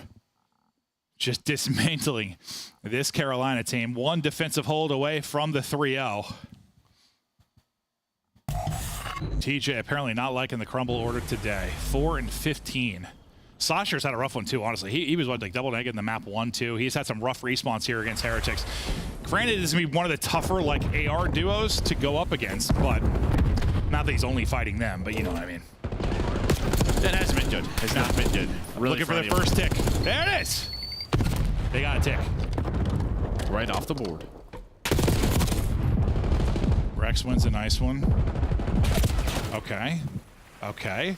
Okay. This is looking good for Royal Ravens. They go 3 for 1. They just go to A off the start. Yeah, I mean, sure. Why round. not? A is done. I don't know if we've ever seen that before. One player died. No, I don't know that I've casted one. It's probably happened this year. No, I don't think it has. Not on this map. I definitely have not casted just a quick A cap here on Hacienda. And Miami just probably were like, yeah, let's just give him one. Oh, we just feel bad. Muy sad. Let's put ourselves in a situation, boys. Let's give up the A cap. Let's defend B. We need to practice this certain scenario. No, it might just be a set of scenarios to practice how this series has gone. Royal Ravens still got a battle here. B got 2 minutes to work with. Yeah, he's going to win that. Unfortunately, Rancor is not going to know where all pushes are coming from, and he is not really losing many gunfights. We'll see what he can end up pushing out to. And we'll drop, but he's at 21 and, I mean, leading by a wide margin. I mean, where Super has been there, kind of hard carrying search sometimes, and Rancor has been that for them in respawns. Not always, but he has takeover ability. I feel like he hasn't had to do much at all this series. Like even in the search, it was like Real, right? Real. Yeah, yeah. I mean, for Super, yeah, no. He's just been chilling. Sometimes that's all you have to do when you got teammates like this. 100%. They are clicking at the right time. I'm excited to see what they're going to be able to do at Major 4 and Champs, CWC, these last few events. Hopefully they're hitting their best form. Metal's a little bit of a streak there before he drops, and well, you had 2 minutes to work with and a little bit of a life advantage for your Royal Ravens. Now we're under a minute, and that advantage has slipped away. You have the easier the points to deal with, but even if it's easier, it still could be difficult when it is the 1 point to work. They had 2 dead. I thought a really good chance for an opening, but a nice answer there for Miami Heretics to make sure it doesn't lead to any progress over here at B. Man, you're just getting caught. It just feels like they don't know where the next fight is coming from. People are getting caught with nades. Now you're in this 2-2 stagger if you are Carolina. And with that win, Ranker's going to push up all the way towards well. Going to need his teammates to maybe clutch up in halls, but at any point he's going to be able to flank this, and it's just going to depend on the timing for Royal Ravens if they pick it up. Or he's just going to deal with the spawners, because you have to start funneling this right towards fences, because you just don't have much time to work with. You lose the fight out towards plat. You have 2 people forward remaining, and make it 1. Win, last guy. Can he pull off something heroic or buy enough time for TJ and Slasher to get there? And Ranker's been lurking this whole time, and that's what I was thinking might end up happening. Gets to, closes it out with emphasis. Rancor has himself a map. That is a crushing 3-0 Heretics. Nothing but vibes and laughs after that one. 5-0 for Miami throughout the qualifier.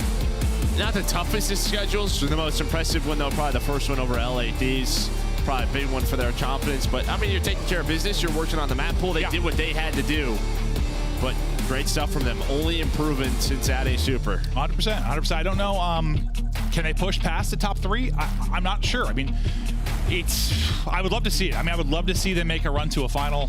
It's just there's a lot of competition at the top when you talk about what Surge. I mean, even Surge, because they're still getting blanked in finals. It's just Thieves and FaZe are probably going to be the pain point for Heretics, but we'll see if that's actually the case. 25 non-traded. He had 1 traded kill. 25 non-traded. No, he was absurd. He was absolutely absurd. That stat line is insane, just from a damage standpoint compared to everyone outside of like Metals. Kills. I mean, honestly, Metals has. I didn't even know Metals was. Metals has an incredible map, and we probably focus on it more if it wasn't for Rancor having like I don't want to say historic, but an incredible type of control sequence there. Yeah, brilliant stuff out of Miami. I don't know. They're so good, and I think they've gapped kind of that like third tier or whatever you want to call it. I just don't know if they are good enough to beat. When it comes down to it, like your Ultras, your FaZes, if FaZe are playing well, and your Thieves, I hope so, though. I hope they create some magic here late. Yeah, I mean, when you're playing this well, you're going to be under a microscope. We'll see how it plays off online. Yeah, can you perform in search on land the way you have here online? That'll be the true test. Des, though, talk us through it. Ravens are cooked. I'm honestly just kind of disappointed after watching them, but I'm also very hyped for the potential of Miami. Just when we thought it was LA Thieves, Atlanta, and Vancouver battling for the throne, a new challenger emerges. Yeah, Toronto and Miami kind of, I feel like, are pushing those limits as well. We should have a banger Major 4. Let's take a look here at some of the highlights from another short game 3. Control on Miami. Metals, you had a great game. Happening? I watched it, buddy. Everyone else, though, was focused on Rancor. Yeah, I mean, he was going nuts. Yeah, I mean, this is just, they just skill got them, absolutely dominated them.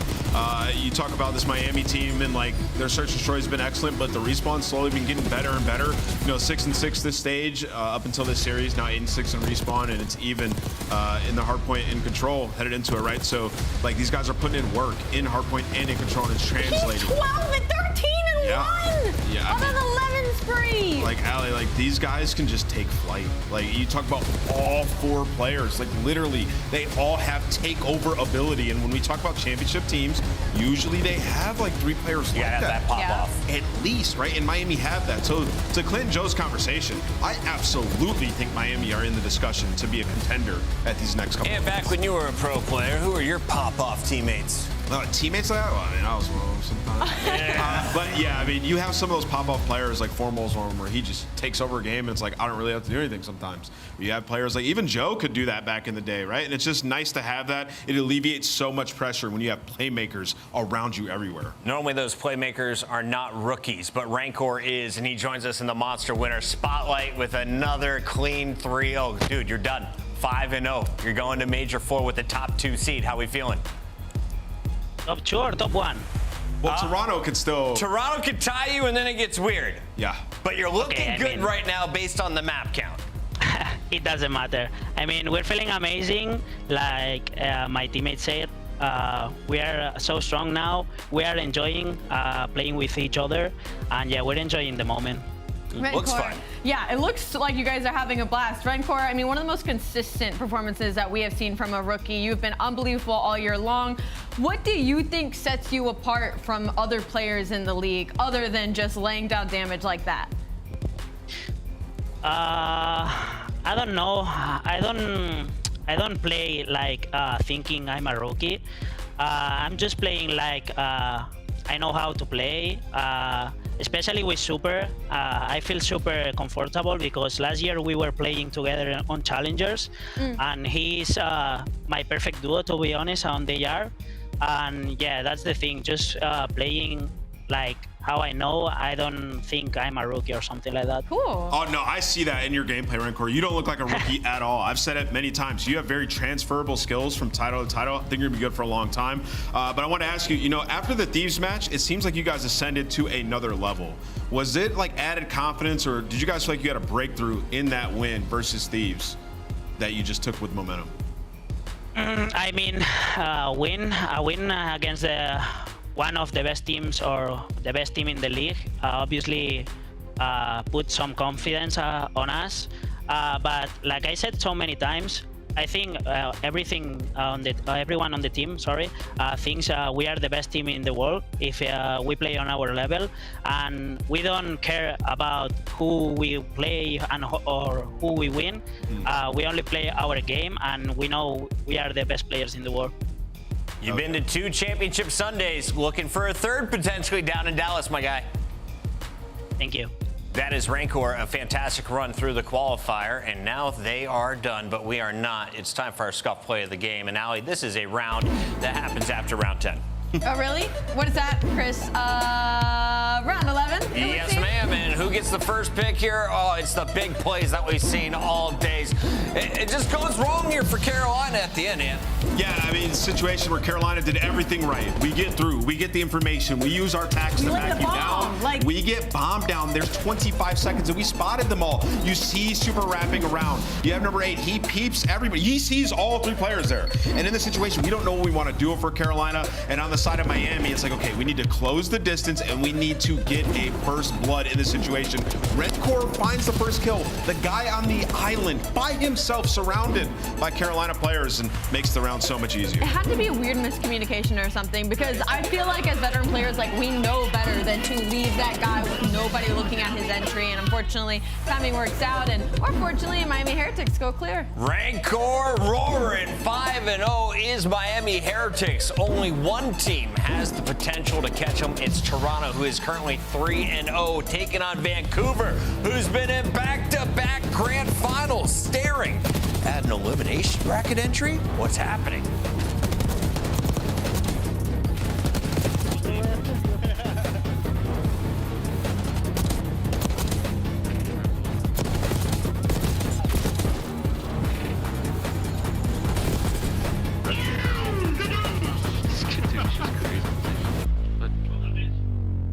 No bump? Visit scuff.co/CDL for your chance to win the Road to Champs giveaway and join us at CDL Champs. The Esports World Cup is an official partner of the Call of Duty League.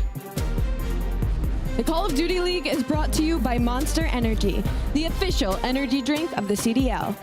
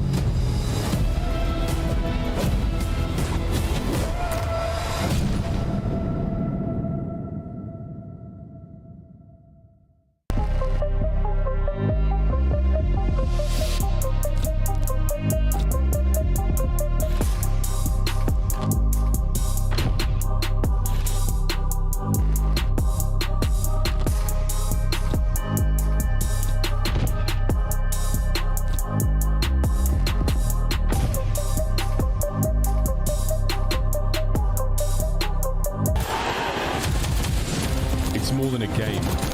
It's for all who dare to compete. It's more than a team. It's our team. It's more than a feeling. It's unwavering passion. It's more than just talent. It's the grind that got me here. It's more than a moment. It's our legacy. One city, one stage, one champion. The battle starts now.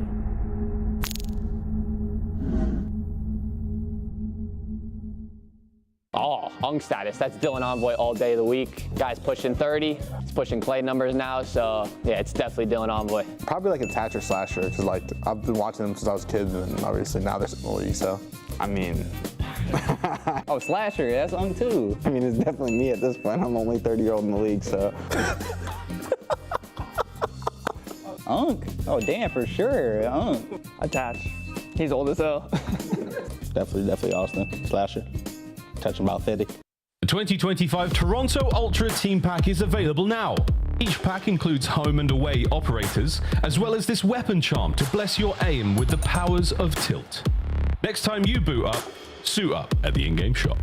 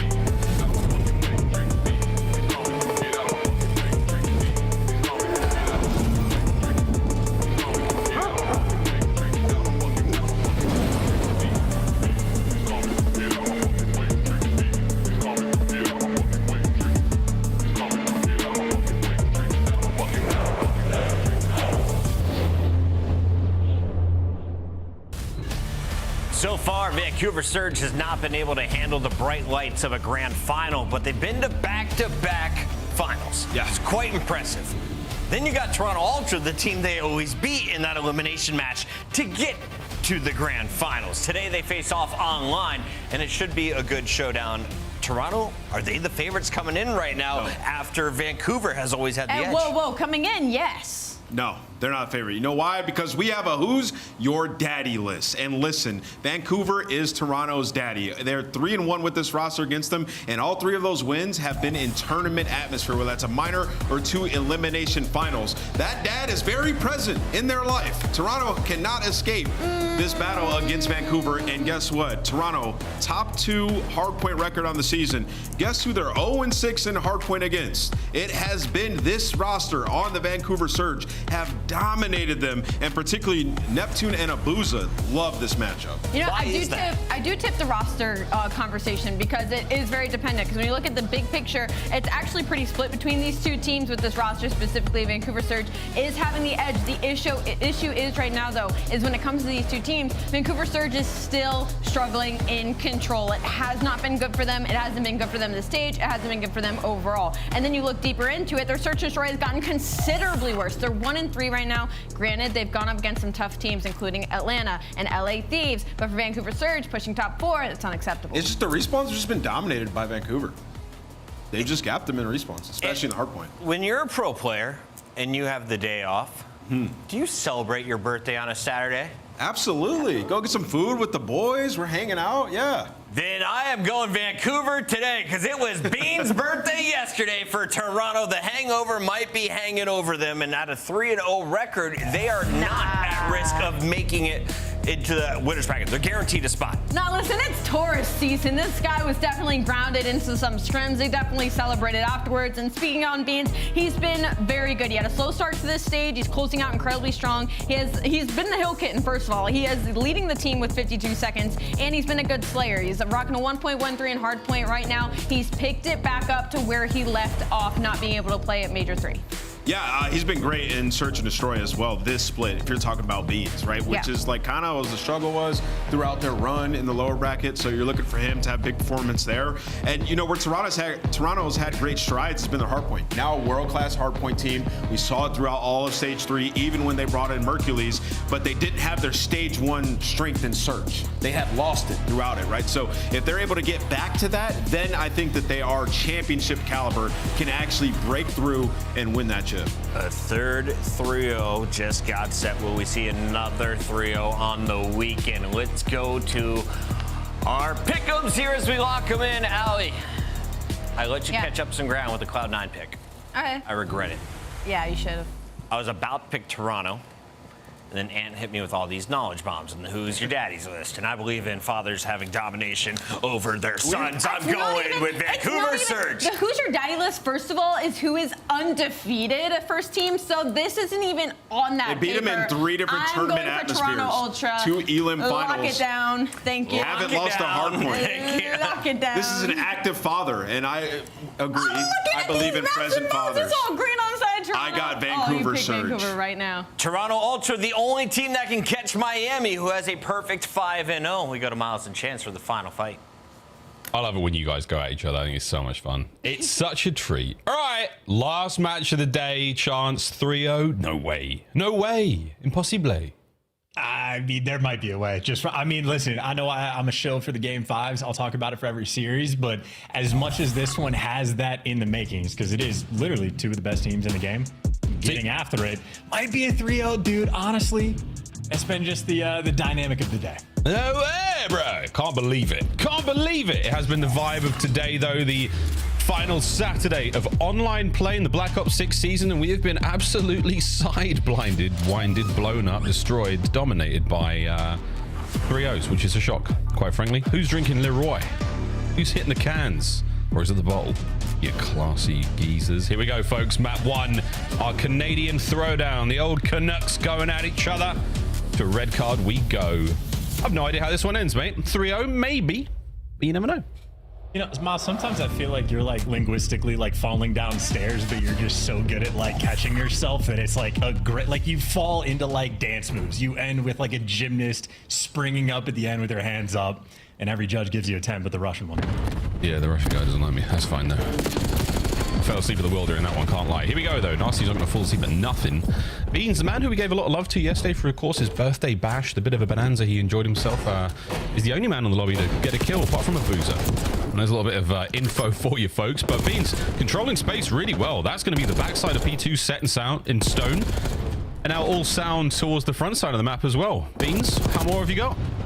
Well, there's the extra one. Looking just to get the guy at a time. This has been a good chunk getting away on P1, but both directions, and there you go. Perfectly controlled gameplay, except they just never quite got the steps control. And in the meantime, they might have pseudo-lost spawns at Booza in a cheeky spot over towards stage, but a P1 where ultimately we're just vying for control. Toronto with the ever so slightest of advantages. Slight, you'll take. Advantages on its way out, though, with that stun connecting on the Joseph. Nice shots there. Neptune and Nasty, they're going to find those respective kills as Vancouver now makes their way over towards hardpoint P2. They've got bodies in there. Kleenex now up close and personal. Oh dear, he would have loved a Jackal in that scenario, but a 21-22 score line and climbing now for the Ultra Boys is going to see them still trying to get close to this point chance, and it ain't happening. Yeah, and we just get a wonderful perspective from Ultra of how hard it is to kill Neptune. He's on a 4 spree, and just one by one, the Ultra players just met their maker.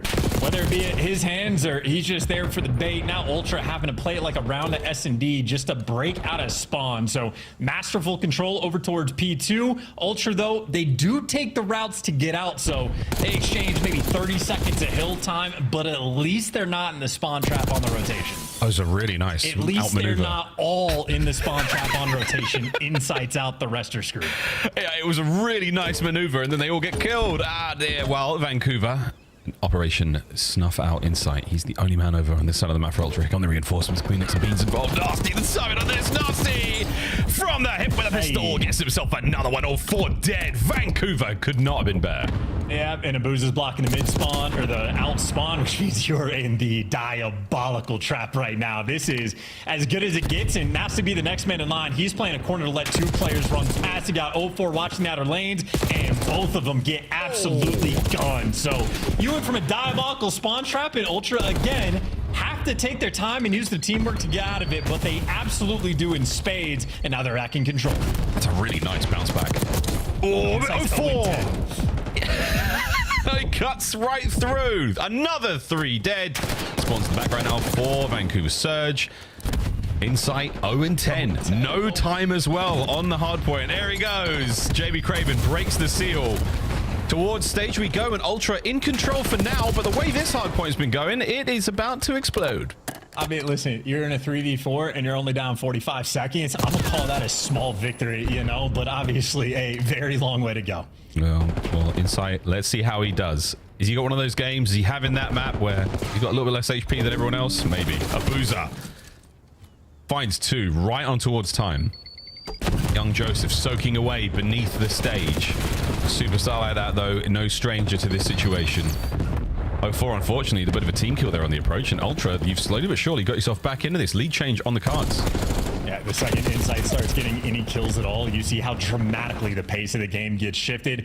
Just about controlling it. He gets up top in a power position, and he just makes sure the Vancouver players never comfortable on their approach towards the stage. And while they do get the break for the final maybe 15 seconds, ultimately Ultra right back in the game and now pushed out. Insight's on the front cut. You got number 6 on the map. Joe Deceives blocking BS and Ds. So Joe needs to live in this moment while his team going to be soaking it up. Oh, here we go, Joe. You've got full pockets as well. No need. Oh, I thought you might have hit the stick on that. Nasty's up next. Makes his presence known.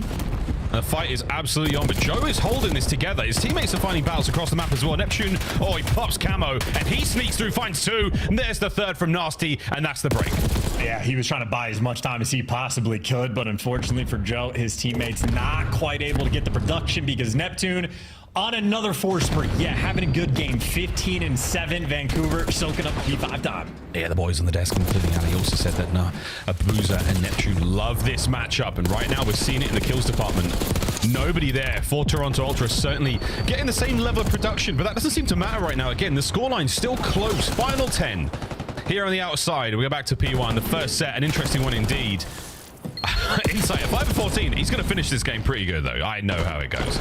I mean, hey, 5-4 in the past handful of lives, so that's something. And again, for him getting going triple negative in only a 30-point game, and for Neptune to be double positive in only a 30-point game, really shows off the teamwork of Ultra. Of course, that means for Vancouver, gotta keep the pace up. You cannot afford to slow down at all. And Neptune, he's not. That's another three-piece. They're not even shooting at him. They can't. He's invisible. You saw the intro. Beans, though, Eagle Eye spots him out. 100 points now crossed for Vancouver Surge. And yeah, well, actually, I mean, I'm still hesitant to call it, but Insight's 5-16. He's really trying to play hard for the spawns here on red card. He's really trying to be objectively minded, not so much about the hard point 0-0-0. But at this moment, you need a little bit extra because Vancouver Surge have just taken flight. Shots in from Joe. This P1 has been very, very good to you indeed. Yeah, and that's a P1 setup, by the way, that is absolutely diabolical. So you had Vancouver getting a filthy setup on P3. Well, they're able to do it on P1 as well. And Ultra do get out and maybe even win the rotation, at least towards the new time. But they have to invest so much time and energy and effort to get this going. Meanwhile, Vancouver trying to set themselves up long term. Both 0-4 and Neptune just took ridiculous routes because they're making sure they want to get the spawn trap. Once they get the kills, Ultra ends up in the back. Oh, that's, again, a great crossfire provided there by Nasty. On time now, 15 kills to his name. On his left flank, it's going to be 0-4. Can he find another one from this position? Arguably, yes. Good work. Again, another 3 dead. Immediate push forward now from 0-4, trying to make the spawns that bit wilder. Can they feed Neptune? We'll find out with this quick listen in. They're going to be ticket. Yeah, that's fine. Stop. He's a bullet. I'm getting fucking... Turn up here. Top duck. Beat top duck still. Hey, middle one shot. You get the guys, we good. One more. Yeah, they spawn cat. Yeah, they spawn next to us. I'm behind you, Dovan. Okay? Rush her fast. I should spawn in. I'm literally behind you. Yeah, it's one out. What? We can cut. I'll be perfect. I'll volley mid. On me. Don't say anything, mid guys. Mid on me, mid there. Shot Jeremy, go in there. Mid pion, he's in pion. I'll lay on you. If you didn't One shot or Jamie. One sitting in pion, okay? He's in that door. Yeah, go mid. One shot, the window's going top shower, one shot. He's holding mid. One more. He's on the stairs, turning mid up. That's you. One on fire. Go together. I'll bug you guys. You guys chill, okay? All of you chill. Watch out. I'm dead. He's on time now. Okay, we should be mid. I'm out front. Okay, that's fine. I'm gonna be on top. I have all mid. Okay, I can take it light. This one. Nice, on you. On the card. Yeah, I'm moving. That's him. They're gonna spawn P2. Yeah, he's gonna spawn P2. He's definitely gonna spawn P2. I have your mid, Javon. Yeah, I'm watching my auto go. Front B instead. I'm P2 now. Okay, I'm watching my auto go. There's one in P2. I have mid. I'm coming up in there. Double windows inside weak. Two mid. Okay, that's fine. I'm one shot. You go mid, two mid. Two mid, one's on spawn. Look at that. My phone. That's it. One shot. Nice, that's good. I'll try guys, bro. I'm flipping him. Fall. Yeah. 1 P2. When he's arches, he's playing safe. Nice. I'm getting my bang. I get my bang, guys. What is that do? That's you cross now. That's a big time. I'm green you, okay? Nice, that's fine. Just cut them down. Yeah, that's fine. I went sure. It's a massacre. It's an absolute massacre. Vancouver Surge have taken over. We're hearing deads in the comms to sound like Nasty should be Britain's entry for Eurovision next time. I mean, hey, he can get the submission, not just with the dead comms, but like completely on top of every single spawn when they're blocking. I mean, this is a surgical game right now from Vancouver. Pun not intended, but it works out flawlessly. Just like the gameplay, I mean, they're making investments on rotations, taking their time when they need to. and maybe 3 different hills where they're getting incredibly efficient spawn traps. Of course, though, got to close out the game. 80-point lead, 19 seconds, and Vancouver get the map 1 win. But for the moment, Ultra have stabilized. In the 5, maybe 6 years of the COD League, brother, I think that's the first time we've called it surgical. Wow. Well, right now, it's good looks out of Toronto Ultra, who have managed to pull themselves out of a very tough deficit. And I'll take it all back, because Neptune is just so annoying to play against. Oh, God. He's an absolute nightmare, yes. Colossal pain in the arse, but a wonderful addition to this roster at 34 and 19. 04, and wherever you look, he's picking up kills. They've got all the pinches covered. Over to P1 we go once again. Abuza, the first man in time. Nasty at 27 and 17. Mr. Game 4 has brought the goods here in the first map. And we have got a potential break on the cards, but another pinch, another flank from 04, another direction to look. And there's too many new directions to look in, and I know that sounds weird, but it's true. I mean, honestly, great job from Ultra for taking him down, though. The longer he lived there, the tougher things were going to be. And now Ultra is starting to pick up every single kill. I mean, they have the cuts. 04 again, sort of the impact player, but everybody else is getting dropped. And 04 able to give you 2. Can't seal the deal in. Well, Ultra, 80-point lead has been cut down to about 60. They've been playing a lot better now in the second half of the game, but obviously still a long way to go. I mean, when we talk about how much better you've got to play, Joe's 5 might help, but it has got to be really something special. True magic here. On Boa Beans trying to keep these boys away from that P2, but you could not account for Abuza, who jumps in over the top, gets 1 before being brought down. Is that enough to pull Ultra out of position for the final hit here on a P2? Oh, they're going to be a little bit distant, a little bit out of the edges, and this is Neptune's playground already. And you're going to have to flood the time. Neptune, this is where he dances. Joe deceives. So many players in front of him. You think it's overwhelming, but that's all 4. And now Ultra is still going to be forced to flood the time, but they got the closer spawn. Yeah, they got close spawns. They got 5 seconds still forward. This one, Nasty trying to end it right here. And now he might be able to do it. Shots in from the aims. On the flank, not going to happen. Last man 04 over this side of the map. And this hard point has become something very special indeed. 04 calls no game yet. Joe's in. Neptune, sneaky as you like. The battle continues. And they got the spawns flipped as well. I mean, if you're 04, take a route. No, he wants to force it through. Vancouver Surge trying to win it here. Might be a mistake, and they get gunned. And now everybody's spawning in the back again. Ultra, they have survived to another hill, and they've won the rotation to new. It's not over yet. To the garage we go once again. To Joe deceives. Oh, wait, inside mid-map. Cutting him off. 2. Holy! Big old pinch now happening from Neptune's going to make his way from the top side. Nasty from the left side street. Gone. The hard point now in Ultra's hands. The map in the balance. They have a pinch though. Neptune's going to die immediately. Double child rolling through. Should be enough. Bean's got to slide in. Looking for one up top. He's going to give you 2. He does the damage. 3rd. And this is the final push. This is for the game. Neptune from upstairs. Down low is going to be Abuza. The trades are not there yet. Ultra now the battle on time. Joe and Beans. They get the kills. Joe goes huge. What a comeback. Toronto Ultra. I think Beans just sent that headset into the US. Holy smokes. On that, I mean, best comeback of the year. That was an 80-point gap. And like, listen, easy Mac, I don't know if you could do this like at this level of speed, but the KDs from like Ultra, when they were down to 80, the 210 to like 130, all 4 players negative by a massive margin. Like, I know Insight started off 0-10, but he was neg 10 the entire game after the fact. All 4 players on Ultra getting absolutely devastated. And I don't know where they finished, but we'll take a gander. Joe deceives 35 and 26. He brought it all the way back, and then everybody else came close to him. I mean, that's Ultra at the absolute finest. It does not get any better than that, and shows off the clutch ability. What a massive map just for their belief system. Wow. 250, 248. The shit hit my fan, folks. Vancouver. A ball was dropped as Toronto Ultra have just won the most spectacular red card hardpoint. Highlights, and what highlights they will be. We'll be talking about that one for quite some time. Young Joe deceives. He and Beans on time towards the end.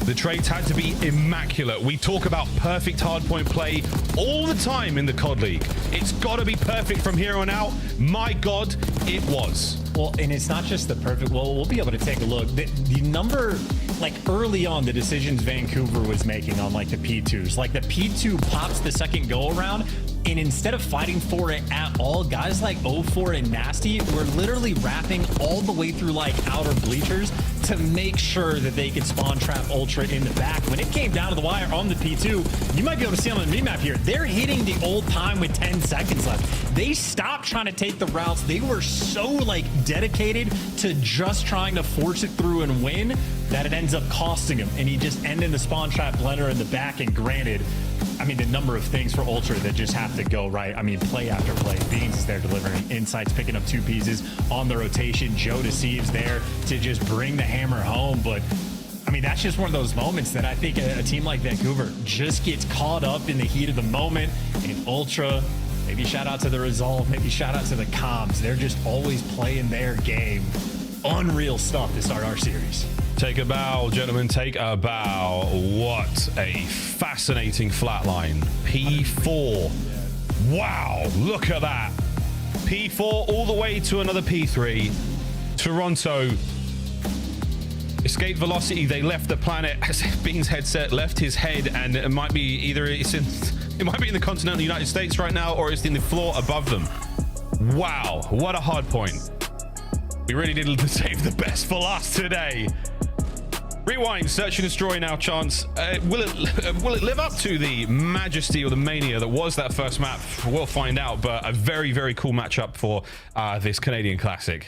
I'm very excited. It very well might live up to these expectations. Certainly the Call of Duty played is going to be at the very highest level, so COD fans eating in this series. But top 3 hardpoint map of the year, I'm thinking like FaZe, Thieves for the rewind they had at the start of the year. I'm sure we've had a couple more bangers, but yeah, 103-point comeback there. Ridiculous stuff. And 3 players going negative on the side of the Ultra and you walk away with a victory. You're going to be feeling good. I would love, I mean, we'll get the content, I presume, but to just see the reaction from the players in the Ultra camp there. Wow. Well, Beans and Kleenex, this is Search and Destroy as we try to compose ourselves, ladies and gents. Good God, what a wicked matchup. S&D so far here in stage 4, Chance. Beans has absolutely been the difference maker. A lot of love obviously goes to young Mercules for filling in at Major 3, but here in the 4th stage, he has been bringing the noise. He alongside Kleenex has opening doors very, very strong as well. So S&D for Toronto, it's looking good. Yeah, I mean, they've been absolute lights out into ferocious S&D players. Kleenex seemingly has been leveling up his game all year. Easy Mac, though, by the way, Miles did deliver. He hit me with the stats. Man. Incredibly efficient, so Easy Mac is on point. The massive factor, maybe we did not highlight it enough, or maybe this is on me. Joe Deceives went from 18 and 22 when they were down by 103 points, finished off on a 17-4 run. So Joe Deceives on red card. When he flips that switch, there are a few players like him. We did see his unbelievable, was it 50 for the L against the Thieves way back in stage 2, I think it might have been. Even SMGs that we have in the game right now. And this is a look at what Insight does, though, right? That's he is disgusting. the information and facilitation man. If you want to flank, you're going to have to go through Insight, and he will spot you out every single time. And now he's coming to his teammates, hey, 04's on this 18. I've already gotten you the first blood. Here's where number 2 is. And on the minimap, Kleenex starting to turn to look for him. And Kleenex gets caught, but there you go. The kill rolls through either way. Longtime duo provides again. Meanwhile, on the other side of the map, the new duo of Joe and Beans have got the A-bomb site all covered for now. And Insight might be running into a little bit of trouble. Yes, indeed. Abusa puts him down. Still a 2v2 situation now. You've split at least the Vancouver lineup. You know where Abusa is. You've got no intel on Neptune. Good luck, boys. Have fun. 2v2 retake. Yeah, what kind of setup do they go with? Maybe just cornered up around the bomb. They have no information. Ultra tweaking just a little bit. Are we going to regroup Vancouver, or are we going to attack from different angles? Again, Beans, play it safe. Play it slow and steady. Oh, no need for it. Course correction was there. Neptune, bang! Straight in for the kill, but no! It's Beans. Back-to-back kills. Secure the first. Yeah, and I mean, I say tweaking. They probably had it dialed in the whole time, but you saw them sort of settle into this setup once they discussed what they have. And I mean, Beans knows, got to be worried about the door for the first one, but he's throwing shoulders, gets great timing in the kills, and love that he's pulling out the Jackal as well. That is definitely the gun you want in your hands if you're approaching the A site. Beans flexing just a little bit. Round 2 upon us. Motormouth, Joe Deceives there, passing over a lot to Insight again. It's this kind of, man-to-man information that Ultra do so well. They've got the macro game down, but the micro game of those little moments, where you're going to stand, what can you see exactly? They've got it completely covered. On board now with Net. Nobody home on the A-bomb site. Technically all yours. Right, and Kleenex, I mean, both Kleenex and Joe Deceives are in position. Once they get any types of comms for the ARs, they're going to hit the go button, and Kleenex doing exactly that. Needs his first blooded, but Beans should call out where they are, and again, this is Kleenex and Joe Deceives waiting to strike. They are the tips of the pincer, and that is it. Kleenex and Joe Deceives in the feed with the precision of a Swiss watch. With the cool, calm clarity of a Toronto Ultra player, they find their first 2 kills. They give you the man advantage. Here comes the next wave. 04. They're going to go the long way round. You will not be seeing them. Uh-oh. Dead. Yep. Second of the round here for Joe. Quick bomb plant from 04. Consolation points, if anything.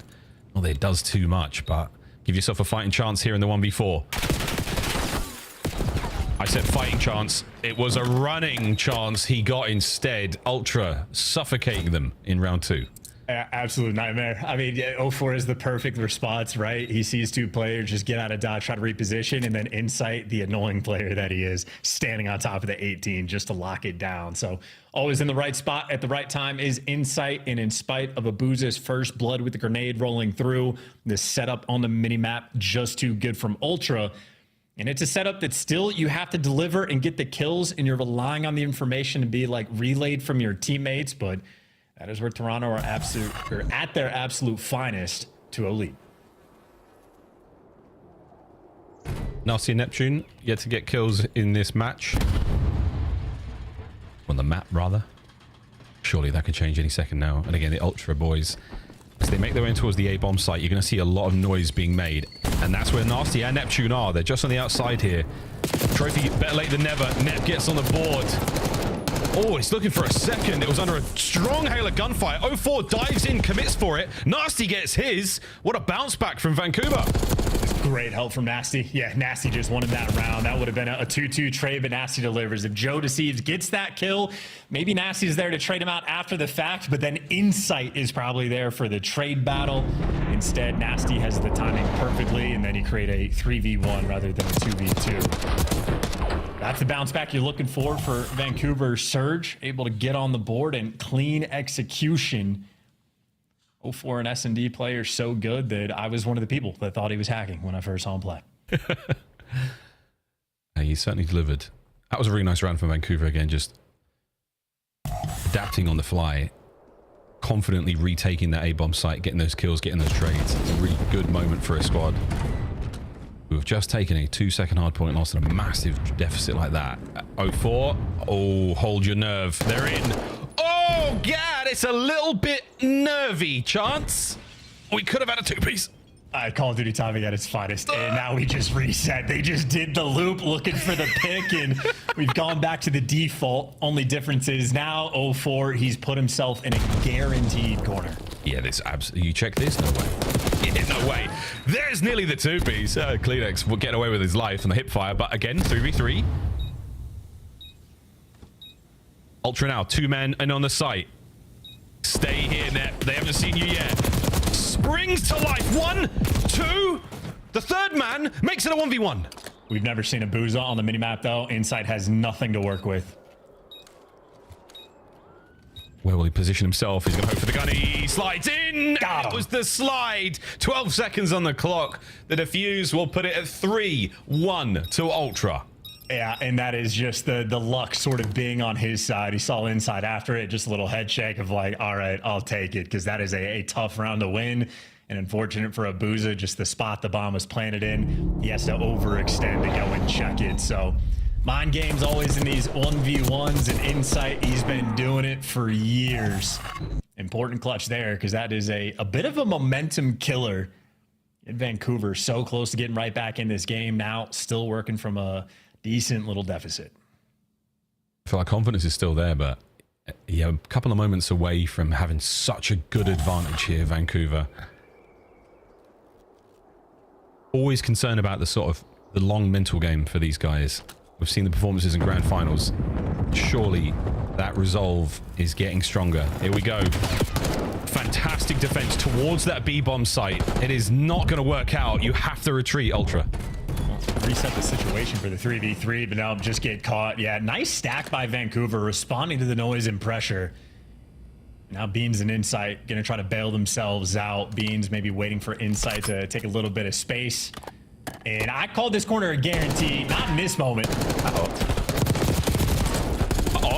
That's a lot of damage. Insight might be able to get a nasty here, but no, we're going to back this up. Make it a 2v1. You've got the bomb at your feet, gentlemen. This is Vancouver's round to lose. And once again, crazy COD timing for him to not spot those players jumping out. Rewind has so many of these moments. I love it. Here we go. That's big. The damage is unbelievable. No secondary weapon outside of a Strider, so Insight is going to have to commit to this. The reach out. They don't spot him again, and he's gone wide. No one on the chase. 17 seconds. Hits. That's bad news. Shoulders being thrown now, and there's no way Vancouver loses. There's no way. The dance is good. The shots were great, but not enough time. 0-4 the insurance policy. He leaves, deconflicts, and gets out of there to secure the round. Yeah, you love when players are able to de-escalate a situation. So the moment they knew they had the time on their side, dipping out, absolutely the right call. And tough round for Insight. The damage output certainly there in the 1v2. Might have had both players one shot 2 different times apiece, but ultimately well played. And for an AR player to have to retake gens to go get the bomb, not ideal. Vancouver keeping the fight up and driving a car. And in the meantime, Ultra hit through the middle of the map. Nasty's going to get overwhelmed potentially, or he backs the players down. And the car in the meantime dealt with. We got a pure 4v4. I mean, the scary thing about seeing a red dot like that is you back up so quick, you might be running into that RC if you're not careful. Pure 4v4, here it is. You've been spotted out. Man in the back left, Insight. Little reshuffle. Joe in a filthy spot there. He's going to be able to catch something. Oh, no. Neptune throws a shoulder and spots him out. Great work on the approach with a man advantage. Oh, look at that play. Oh, come on. Gets traded out, but he still got the 3v2. Yep. Gets himself another 3v1 now. A clinical approach from Vancouver Surge. They have dissected Ultra here. Their defense has been non-existent, just as the Vancouver players are on the A bomb site for Beans. Over to B. Good luck, mate. You'll need it. Snaps are on. The nade is going to land. Oh, it was so close. I called that one a bit early.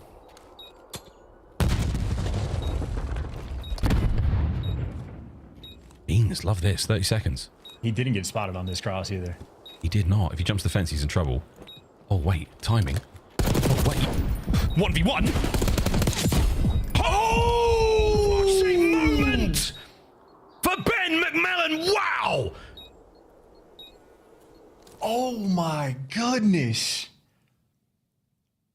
Nothing but head there on the shots from the aims, the Ames, the Ames, whatever you want to call it. Beans owns that weapon.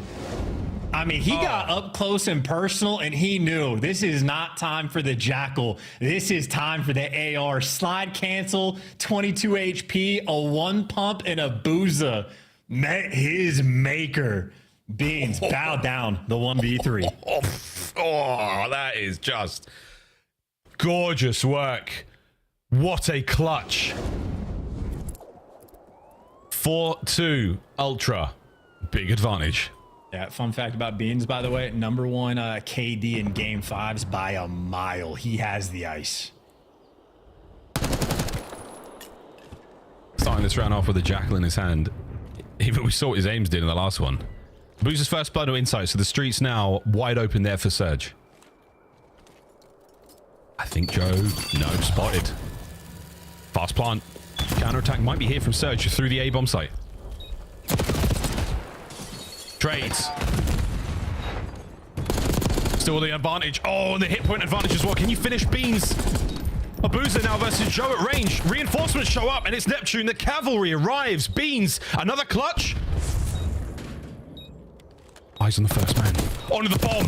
Beans. What an opportunity that could have been. He is making the calls, and he's feeling himself. But Surge Fantastic reaction there to make it 4-3. Yeah, and honestly, as far as Beans goes, that's a nearly perfectly played, like trigger discipline, go for the hop. I think if he waits a little bit longer, maybe some magic could have been created, but ultimately just a ridiculous situation. But I just love how quickly he can see it. Just takes a second, goes, all right, let's check the bomb. Timing perfect, and unfortunate that Abuza's right there as well. So absolutely dead to rights, but a hell of a try. And only a 4-3 lead. I mean, listen, nail biter of a map number 1. Here we are again in map number 2. Two of the best teams in the world going at it. And it really is an absolute sight to behold. RC might hit that Semtex. Sticky, rather. Neptune should be able to plant this. Relatively uncontested. Sounds like the RC's gone as well. So 4v4. Gloves are off. Here we go. And this is such a delicate situation. Abuza has Kleenex like dialed in, so it's going to be tough for him to make a play. And Abuza, yeah, I can see him backing him down. So a gunfight on the top side of the mini-map. And the longer Abuza lives, the better. Now it's the Swarm on A. Big shuffle. Once again, Neptune laying prone. Once again, Neptune. Oh, Joe, the timing, the kills, the third. 04 has to back up. Man advantage again, but 04 has hit the go button. He is not slowed down. And the slide somehow finds it. An Insight not able to get the defuse. Vancouver recover. And they equalize there, 4-4.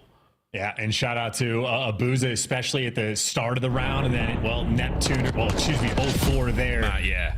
To close the door towards the end. And some teams don't check the bomb, even with all 4 players alive. Vancouver Surge, not that team. And 04, not that guy. Insight can't steal it away.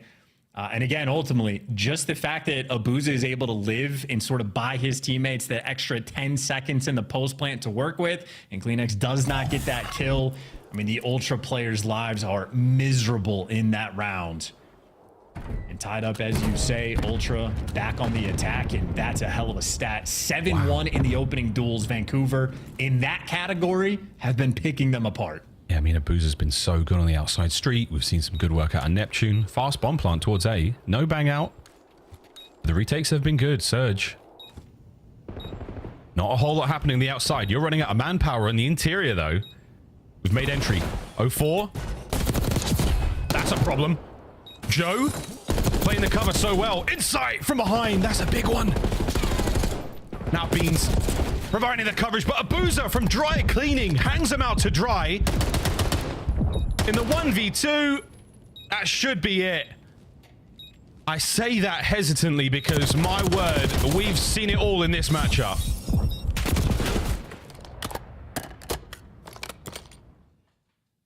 Ultra take the lead.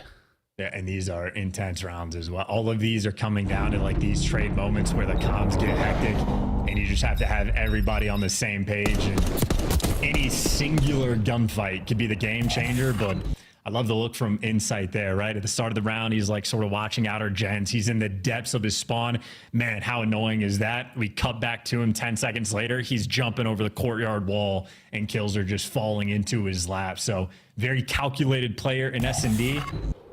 And he might have started 0-10 in the red card hard point, but here they are a round away from being up 2-0. That's a long time ago now. Wow. Well, A-bomb, nobody home. B-bomb. We might be throwing hands in generators, but now the RC will cause some shuffle. Gives you a free plant towards A. Ultra so close, though. Gonna get a first blood here on a Neptune. Heavy commit. That's 3 red dots on the mini-map. And RC car off the map as well, so that threat is now just in the background. Oh dear, 04, he plays it patient, he gets his kill, and now it's a 3v3. Joe on the check. Kleenex slides. Oh, 04! How's he pulled that off?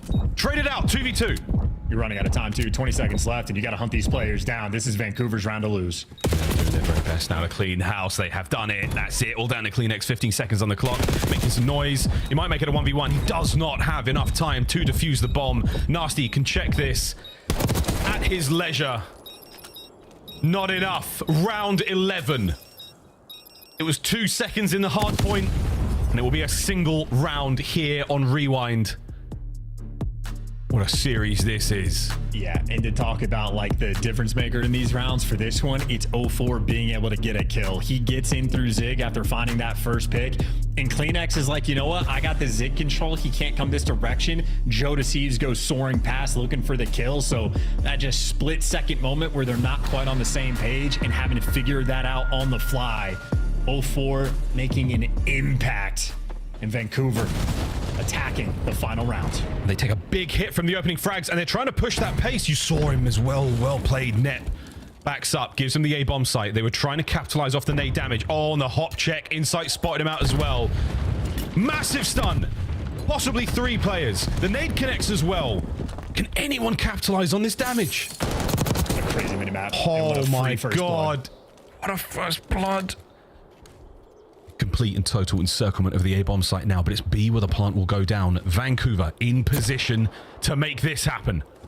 Ooh, Neptune knows. Yeah, there was a trade rolling through. If he overcommits to that, he dies. Great resolve. You get the bomb down. You flip spawns 4v3. Yeah, Boozer might be the man to win you the map here. That is it. Boozer, he may have hit it absolutely right through the heart of Ultra. Dominant round 11 from Vancouver Surge. The comeback, they're in search, ties us up 1-1.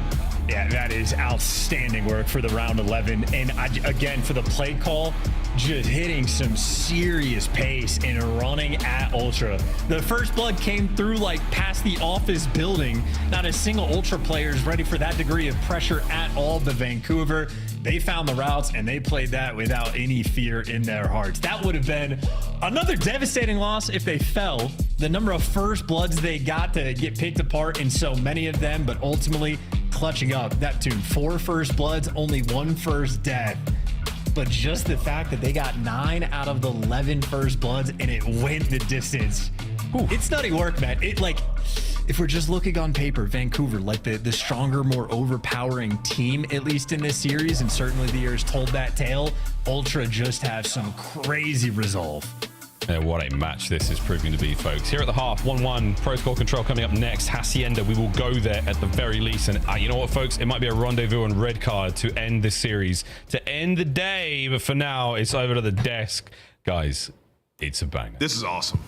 This is a fantastic matchup, and we have a third round 11 in a row for game 2s. If you're a Search and Destroy fan, you have been blessed. And if you are a Vancouver Surge fan, you are really just thanking your gods for the outcome of that final round. Walk me through some perfection, though, because they closed it out really well. What went down in those final moments, Allie? It was just the retakes and the decision-making from the side of Vancouver Surge overall. I know you said final moments, but I don't want to get there before we get to the footage started, so we're going early. The footage started, so we're going to start early. I just think what kept them in the game the entirety of this was Vancouver Surge allowing Toronto Ultra to put that bomb down and then just working these first picks to play numbers was so good from the side of Vancouver Surge, which they needed because they weren't very strong at this map heading into it. You're talking 1 and 2 on rewind. They preferred to ban it out of the series, so clearly the work is paying off. And who are the star individuals? I know this is a team effort. Yeah. I got you. Yeah, Beans on the side of Toronto Ultra. I mean, you just saw it. The 1v3. Absolutely massive. He's trying to make huge plays throughout right there with the patience as well. Obviously, not able to get back-to-back 1v3s. And then on the other side of things, I think 0-4, just taking space, making huge plays. When we get to the round 11, I mean, the read that they have there is just absolutely beautiful from Vancouver. This is top Call of Duty. These are 2 of the best teams in the world going at it, and the gameplay reflects that. And I think another really important point to note is how good the first bloods were for the side of Vancouver. The reason being is on the season, they are a top 2 opening duel win rate team. But in this stage alone, they are bottom 2. They couldn't buy one if they tried. So for them to overhaul the first bloods in this map as well, spells good heading into the DreamHack. All right, it's cleaning up as you saw 4 first bloods in the early rounds for Toronto. Wasn't enough. Vancouver gets the round 11. That one matters the most. But in game 1, it was Toronto who got the final 8 points that mattered the most in the hard point. We thought Vancouver were going to just end the game for about 90 seconds. Instead, it was Toronto with a comeback. Listen, everybody in this building is extremely passionate about Call of Duty. And I heard Joe Deceives' name yelled so many times in the tail half of that by our production staff. So we're going to talk about Joe Deceives and why he's a world-class player and an MVP candidate. Because, listen, this was 231 to 128. Toronto win this game. Do you understand how flawless you have to be? This is a P1, and what they're able to do is ridiculous. We're on rotation, obviously, into the P1. We'll jump to the minimap. You see, this is Joe Deceives. He's going to rotate over here towards stage. The reason he's doing this is because you want outside control, right? Because you can peek in, kill people going towards P1. You can spawn trap them coming down here. All the players on Vancouver are kind of going to be spawning here, and then they have to make a decision. Do we want to wrap towards Joe Deceives? This guy is way too good for us to fight, or do we want to pinch all the way around? Well, you're going to see, we'll jump back into the minimap here in a moment, but the way that they set this up, if you're Toronto Ultra, to mount this comeback, obviously you have to be in the right position, but you just have to make individual massive plays. So Joe right here, he knows, like, all right, they got early time, but I'm in position to set my team up for a huge break here. I have to go in, find some information, get a kill. I find one now, I have to maintain this control over at Hedges. And Joe Deceives just getting information, putting shots down, applying pressure. This is absolutely beautiful, and you can take a look at the minimap here. You got two players turning around to pick up players on the pinch while Joe Deceives just relays all this information. And the number 8, he's not just sitting down doing nothing. Kleenex is active in the hill. He just killed 04 in the back. And as Joe's finding this information, Kleenex is putting down shots. So like this, to me, right, as a Call of Duty guy who's been around forever, this is poetry in motion. This is everything I live for as a Call of Duty fan. This is perfect Call of Duty out of Joe Deceives. Don't stop the clip. Let it keep playing. Ant is just beaming, fam. Yeah, I mean, this is beautiful. I mean, Joe finds another one jumping in, more information. He knows somebody's going to be trying to sneak through, trying to get stage, finds another one, and then sets them up for a beautiful rotation over towards P2 as well. Joe's unbelievable. And one thing I don't understand is just why nobody at Vancouver Surge tried to hit a route. Like, you need 8 seconds, but they just tried again, and it, like, nobody actually went. They still kept hitting old. I just don't understand. They were getting stuffed out. They sent players all the way around escalators. Didn't matter. Toronto was just flawless. Toronto holds a ridiculous game number 1, but the round 11 goes to Vancouver, which means it's 1-1 control. Miles, swing game, your turn. Swing game. I mean, someone's got to win it, right? Someone has to win it, Chance. Here we go, folks. Into control. We go to protocol. Thank God it's snowfall. I couldn't take it. We need the cooling, soothing sounds of the rain to get us through this next one. Both our teams red hot in this series, and I mean steaming hot. And Miles, if you want soothing, we could just go into an ultra listening and we could all just kick back and relax and enjoy the fact that we can actually understand what's going on at any given time. Wonderful breakdown, though. Joe Deceives, when he pops takeover, very few players in the league, like, he just makes the game so easy for everyone else in a sense. Yeah. But I also love how Ant's like acknowledging, like, Kleenex is chowing out of time. Like, in those moments, everybody has to play a little bit different, dial it up just a notch, and yeah, incredible feat. Of course, Vancouver also absolutely bringing the work like we were talking about. They should be taking rounds. They were. They're doing the best they can. They're just getting slaughtered. Like, it's not bad COD. It's honestly about as high level as it gets. But a protocol control where if you slip up for a single moment on offense or defense, you can get welcome to a spawn trap blender, and both of these teams will be lights out in those moments. It might be the rain that causes the slip up here on protocol. We've told the story a few times, Chance, but I mean, the short experience I had with Joe Deceives in ranked, I've never had a more enjoyable time playing video games on the internet when I had a young prodigy doing things like this in my game for me. It was very cool. Yeah, I played with him the other night. Funnily enough, the only map we lost was the protocol control, and it's only because I quite literally got world starred like 4 times in a row in the final round. I cost it so bad. Might be Joe on board with Beans, though. Oof, nice shots in from 04. He's keeping that pressure up for Vancouver Surge right now. Joe cuts him down, makes that opening. Of course, the front side of spawn. You've got another member in sight, catching out another. So this is great. Nasty, he gets a freebie from the... Oh, 2! What do you know? 3 dead. Oh, Vancouver. What a recovery. Yeah, that should be the round. A 3 dead like that. Now you get everybody crawling around the base. Neptune being squirrely. Well, he gets dealt with. And all 4 players on Ultra now in through trips, and they're actually finding the routes to make it to time. So 18 seconds left, and Abuza, he's thinking about the fullest of flanks. And it ends up going perfectly. You get the guy off time. Now Ultra have to scramble to his zone. Oh, that was it. That was the foundation of this play, and now 9 seconds to go. Should be it. You've got to force yourself out of position into the eyes and into the sights of Vancouver Surge, who will shut you down. A clean round. Uh-oh. For now, both zones under contest. Win your fights. One problem dealt with. B zone still being captured. B zone, you cannot get off it, Beans. Well, once again, it's a moment where you have to be challenged from time. You have to win every single gunfight. Beans, you need the kill, and yet just gets dropped. Nasty, well, clears out B. Now we got to go back to A. Ultra looking for some magic. They got 11 lives remaining. And this is really nice here, prioritization of whatever the objective. Like, no, focus A, focus B. And that is the entire focus right now. And that win is tremendous. You needed that bullet to connect, and Neptune throws a shimmy behind the wall. And that basically seals it. Vancouver, it was a very, very good defensive round, all things considered. Great sign of life there. A little bit of a bump in the road towards the end, but you get it done. And unfortunately for Beans, that's a moment where he knows his teammates are going towards A. He's probably expecting a guy to chow up top. That is a chaotic moment, but ultimately Vancouver Surge deliver. I mean, right from the opening break, they get control, get inside of trips, and again, neither one of these teams, when they get control like that, should really ever let up. And for Vancouver, similar story on like the hard point, right? Where things actually get a little bit squirrely. Someone's just taking the route. Abuza going through depths to make sure you get the guy off time. Another battle down low, this time Ultra. Whoa, coming out on top in a big way. Kleenex, what a dominant two-piece down low. Ball spree for Nasty upstairs, though. He's starting to get himself going.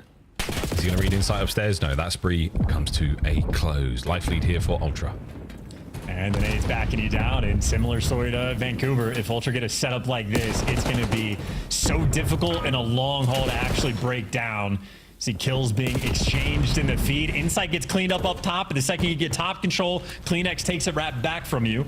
Now Neptune's made it over towards B, but Joe deceives on top of it, takes care of him, and Vancouver struggling to get any degree of map control. Everywhere they go, they're getting shot at. There's no purchase anywhere. They are slipping. Well, 04's going to give you 2. Look at Ultra, they just seem to fight forward so well. Nasty looking to catch these players out on the flank. There's one. Looking for the next set of red dots to chase. Looking for the spawners. Nobody home just yet. They will be soon. A zone being captured. And he's going to be forcing through the flank routes. Kleenex just took a really interesting route, though, and it might be a good call to make it up top. And you see he actually gets a kill. So, yeah, that is high IQ work. Got a Kleenex, and he turns it into 2, and he turns it into 3. That is masterful work on the mini-map, and why not give him the control pseudo ace? I mean, that's worth watching back, because again, just decision-making front, it's hard to beat that. Oh, the gunny was nearly there as well. 3 dead, though, immediately. You've just lost it. They're going to finish the A capture now. There's 2 players on that. Vancouver Surge just bought themselves another minute of play. They might be down by 1 life, but that's going to change. Net finds 2. Unbelievable. To B we go. Still, though, getting cut along the way. Nasty, last man up, wants to get as many kills as he can, and he's able to stay alive, and the longer he does so, the better. Smooth moves. He's dodged the minimap, and now number 7 and number 6 trying to look for him and try to hunt him down, but he's beating him down, and now his teammates can get to B. That was the perfect shot punch. The perfect shot punch here in Black Ops 6. Kleenex on the fadeaway. Lovely work. Still capturing B alone. Cleaned up. Beans and Insight make it 3 in the feed. Forward, you now go Ultra.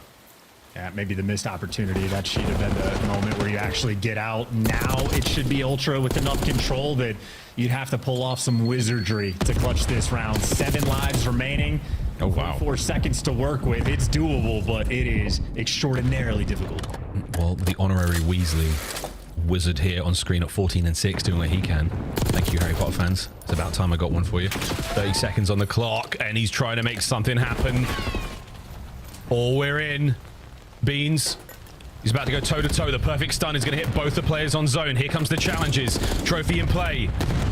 This is a big moment. Nasty. On the shoot. Okay. It was an unfortunate mantle, but you win the battle. The Patronum. I don't know what that is. Is it a drink or is it the stag thing? Who knows? But it has saved the day. Ladies and gentlemen, Vancouver here in control. Looking good. Yeah, I got you. Nasty casting the Patronus. He made sure to sort of, stave them away.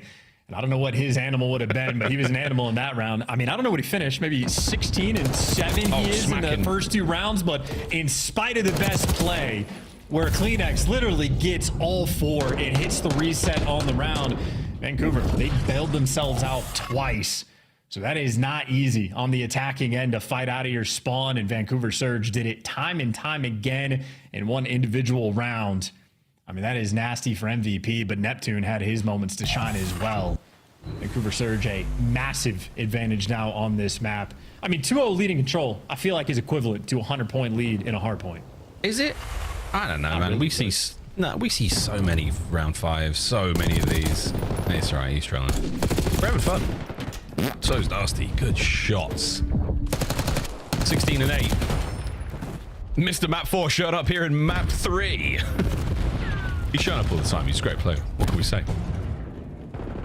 The fire in Joe has been quelled somewhat at 9 and 16. But for now, again, these rounds, or these roundabout routes you end up taking, if it pays off, it's great. But this time, you're back in spawn, Ultra, and you are not looking happy. Yeah, if you're spawning up, preaiming top zip, that means you're in a nightmare situation. Kleenex trying to get them out of that. An unfortunate team kill rolling through, but they still find 3 of the 4, make it all 4 of the kills they were looking for. Just like that, Ultra are out. 3. Breathing in the air and breathing in a Boozer's 5.56 rounds. That's tough. Inside there, trades out 1 at least. Still keeping the capture alive. Beans softens up the attackers. No, but it's Neptune there with a Jackal to bring him down. Second segment at 8. Can we clean it? Can we get it in the bag? Sure can. Nice. Joe starting to heat up. Spots out Nasty. Great work keeping him suppressed. A zone complete. Over to B we go. And you've got all the bodies over there, Ultra. You could stack this up and at least get a segment or 2 towards it. Oh, interesting timing. Yeah, Beans lost the plot on that when he gets some trades, but it boozes over towards P1. Just a nuisance, gonna slow him down. Nade look good, but just gonna force the reposition, and now you're flooding through to B before you got it. You have to clear out a Booza, and he is just so problematic over on P1. 15 lives either side. And a mid 15 to still play, so this is very doable still for the Ultra lads. If they can get forward a little bit. But it's just so difficult to catch out the Surge players. They are in brilliant positions in nearly all of these gunfights. And now the pressure to spawn is nearly insurmountable. Abuza is hot on the heels of Joe Deceives. 0-4 with the pinch as well. Kleenex is going to try from spawn, but chance we know what this one feels like. It ain't good. Oh, no. Well, Nasty thought he was Hook, and Hook couldn't even get a kill like that, so Nasty's definitely not going to be able to. So Ultra may be able to clutch this one up. We're tied up on ticks, but obviously Vancouver have only played a single round, but you read the pinch, and all of a sudden, this is looking a little doable. Battled your way so hard out of it. Out of the trap. Oh, wow. 4. He's gone. Joe, 2. Taken care of. 40 seconds, 5 lives. Ultra. This is not over yet, but we're real close. Those are nasty shots coming out of 0-4. And inside again on the receiving end of a beatdown. He is sort of like the spot check. If he's struggling, that means things are going wrong for the team. I feel like what's going wrong is Vancouver are playing just perfectly. Yeah, very nice. 2 dead, though. 1 man left alive over by the B zone. He's cut down, so we're on the capture. This could be round. Kleenex, great shots into that. And a swift recovery from Ultra when they needed it the most. Yeah, Caster cursed the daylights out of that one. They're playing perfectly. Instant 3-man down. Oh, 2 ticks already gone. Ridiculous stuff rolling through. I mean, these is, again, 2 of the best teams in the game. Playing at their absolute best right now and just trading blows. Notice he's making moves over towards B, but this is earlier in the round. Actually, not take it back. That is the best play. The very end, yeah. Do that, hop right back on the point, and get it done. Joe Deceives levels up when the chips are down. And that's the way Control goes, though. It is never over until it truly is over. It can be a difficult one to follow for the new viewers, but we do our best to keep you locked in here, folks. Map point still for Vancouver. Ultra with a little sign of life. And the opening gambits between both teams are as creative as ever. And Neptune, this one might hurt. Good shots from Insight. Yeah, and keep in mind, the 8 ticks to 5 in favor of Ultra. That means Vancouver, they just need a standard round. Get 3 ticks, just get the 8 captured. You're good to go for the defense in the final round. Of course, they won their first attacking round, so they could just call game. How's he crazy timing? How is he not? I mean, accidentally bumped into someone. Oh, so sorry, mate. Excuse me. Oh, so sorry. How has that not happened? He's only nearly done here. There we go. Finally, Nasty gets involved. And boy, does he get involved. He's got eyes on everyone. His teammates have picked up the kills. Vancouver, it's a great round. There you go. I mean, that's going to be defense secured unless they get massively outslayed in the later half of this round. Or they could just get the final tick, and they still just have so much pressure. I feel like Vancouver on offense, they're dialing it. They're running it down big time. Real good stuff. 2-man stack. This is going to go by quick. Ultra know they need to get things moving, and he needs to get over the top. Beans picks one out. 04 backs up, just backs up into the capture. So again, fantastic positioning from Surge. Oh, the crossfire, immaculate. Lost man over the top, dead, gone. Load up the Hacienda, ladies and gentlemen. We are going there now. Map 4 on its way. Vancouver take the lead. Yeah, and just ridiculously efficient offensive rounds they were able to string together. Even when things were a little bit of a problem, just able to stabilize. I mean, there's times where guys like Neptune were pulling out an AR just to try to keep things under control, but in that final round, it was nothing but pace. Toronto Ultra kind of stuffed out, didn't really have too much to offer them, and more or less looking stunned. And now Vancouver Surge with a 2-1 lead in the series. Whew, crazy stuff that Ultra was able to win the first map at all. Vancouver truly might have their number. And we could have been a 3-0. Could have, at the very least. The last few maps have been a special indicator of how great this one could go. Hacienda, though, coming up now in a moment, Chance. As we look over the stats, and nothing really too wild to write off there. I mean, this was a pretty stock standard, very dominant round of, or game of control. Those opening 2 rounds for Vancouver Surge certainly set the tone. There was not a lot there in the Ultra playbook. They were not able to keep up. Outclassed, indeed. Nasty having himself a really nice map as well. Yeah, on point. You could throw his name in the goblet of fire and you know he would deliver, Miles. Yep. It doesn't sound like I don't know what that means. Goblet of fire. It sounds like a horrible beverage. I mean, yeah, honestly, yeah, for sure. Listen, if there was anything J.K. Rowling was good at, it was definitely not naming things. So we could just move on with our time. But either way, Nasty completely on point. A couple highlight reel moments. You're going to see Insight again on the receiving end of the beatdown, but even just the little things of like Nasty, the crazy caught timing. He got back behind like the grandma's building. He was in between like a Kleenex and Insight sandwich, and if he gets spotted, he gets killed, doesn't go up top grannies, and this is the moment where he ends up popping the P. So crazy stuff to roll through, but it was these moments that opened the door for Vancouver, who again simply never looked back. So lights out in the S&D to win the round 11, the clutch and resolve there, able to bounce back after such a collapse in the red card hardpoint. We're testing the metal of Vancouver, and they have delivered time and time again. Now for Nasty, the map 4 wizard on Hacienda. Certainly a map where AR players can have a good time. Let's find out how Hacienda goes, folks. Yeah, map 4 typically a good place to be for Vancouver Surge fans. However, I just feel like the way that Ultra are matching up against them right now, it's a wonderfully competitive series. This is not going to be a blowout. We are going to have to see some unbelievable takeover, some magic, if you will, out of the Vancouver Surge boys to really walk away with the dub here. Do I want to go back to red card, a full rendezvous, come full circle? Yes, I do. I really, really do. But who knows, man? This could be the way this all closes out. We do have a quick look now, folks, at, I mean, we've talked about it before. We're going to talk about it again. Our Scuff Player of the Game. It is going to be going back to that map 1. While we get everything ready, Scuff Player of the Game, Toronto Ultra. What a comeback. Nameless wax lyrical with good reason over the magic of Joe's comeback. But chance, teamwork made the dream work here. I mean, yeah, just an absolute treat to watch, and why not take a look at as many times as you want to. But again, a moment where every single player has to be on form. Gotta hit the tight setups on the rotation, and I'd say for Vancouver, it's a bug that bites a lot of people in this game, just feeling like you can force things through, and instead you end up flipping the spawns the wrong direction. So how many superstar players have we seen this year just fall for that trap time and time again? But it's not just the little things going wrong for Vancouver, it was every single thing going right from Ultra. And Joe Deceives, a man, a master. He has really enjoyed being on this brand new squad. And Beans keeping the headset safe, nice and secure. No issues we've had for the past few maps. This headset, it is just fine. The sweat of the brow of Kleenex there is my favorite reaction. They're like, wow, we did it. We actually did it. Trades were there on point. And this is the stats from the first map. Don't forget, Travis McLeod, the second, dropping a 42 kill game. That's a lot as well, mate. I mean, this was a high production game, and the stats are out of control.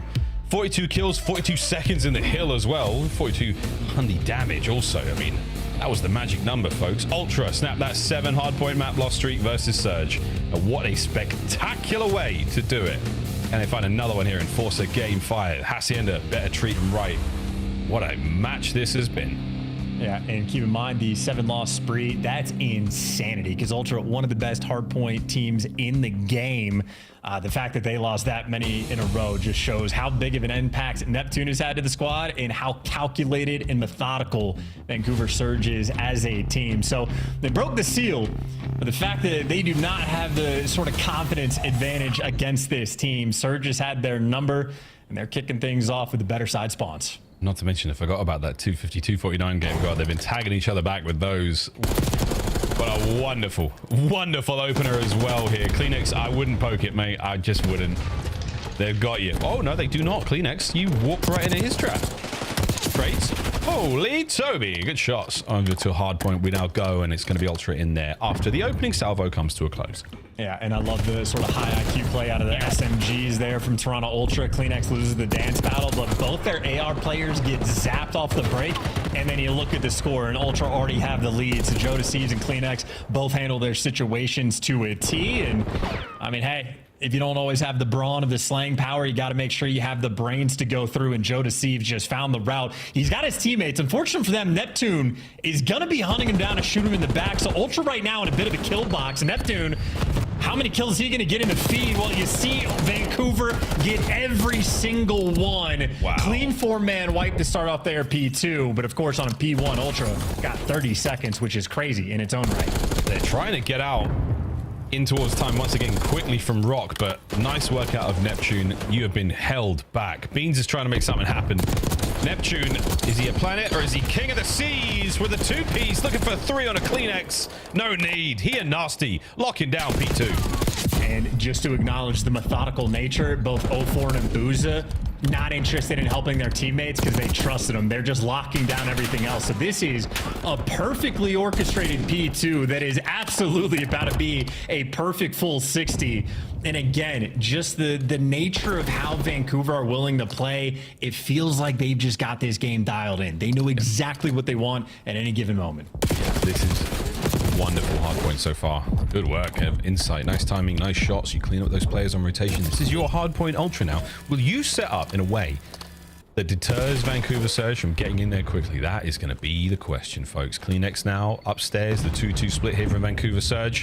2 through the office side of the map, 2 through the top side. We're going to meet over by Platt and try to kill Kleenex. Well, good luck, have fun. I said try. He technically trades him out. Joe Deceives gives you 2. Last man standing for Vancouver is going to be Nasty and just zapped. They do have the back spawn, so they can be quick for the retake here, but they're going to be taking the distant routes. And Neptune might have found the timing again to get behind everybody.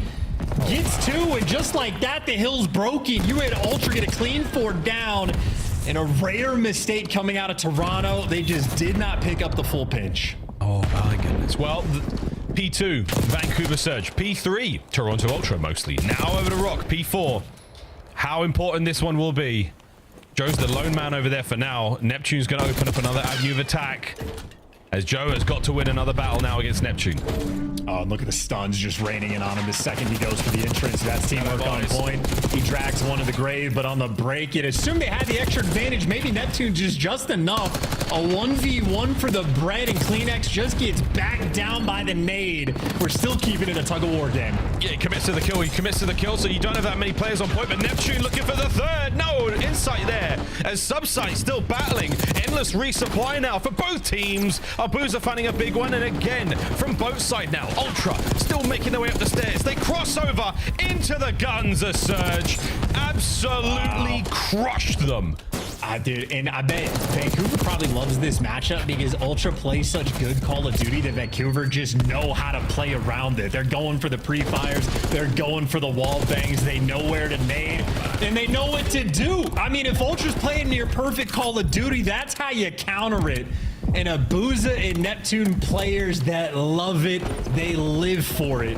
2 phenomenal hills on the first set of rotations is going to give Vancouver Surge a 60-point lead. Massive sprees now, and Abuza still sitting on the back pocket. A hellstorm. 5 spree. 6 spree. would have laid an egg. Hardpoint now back over to P1. Toronto Ultra doing what they can.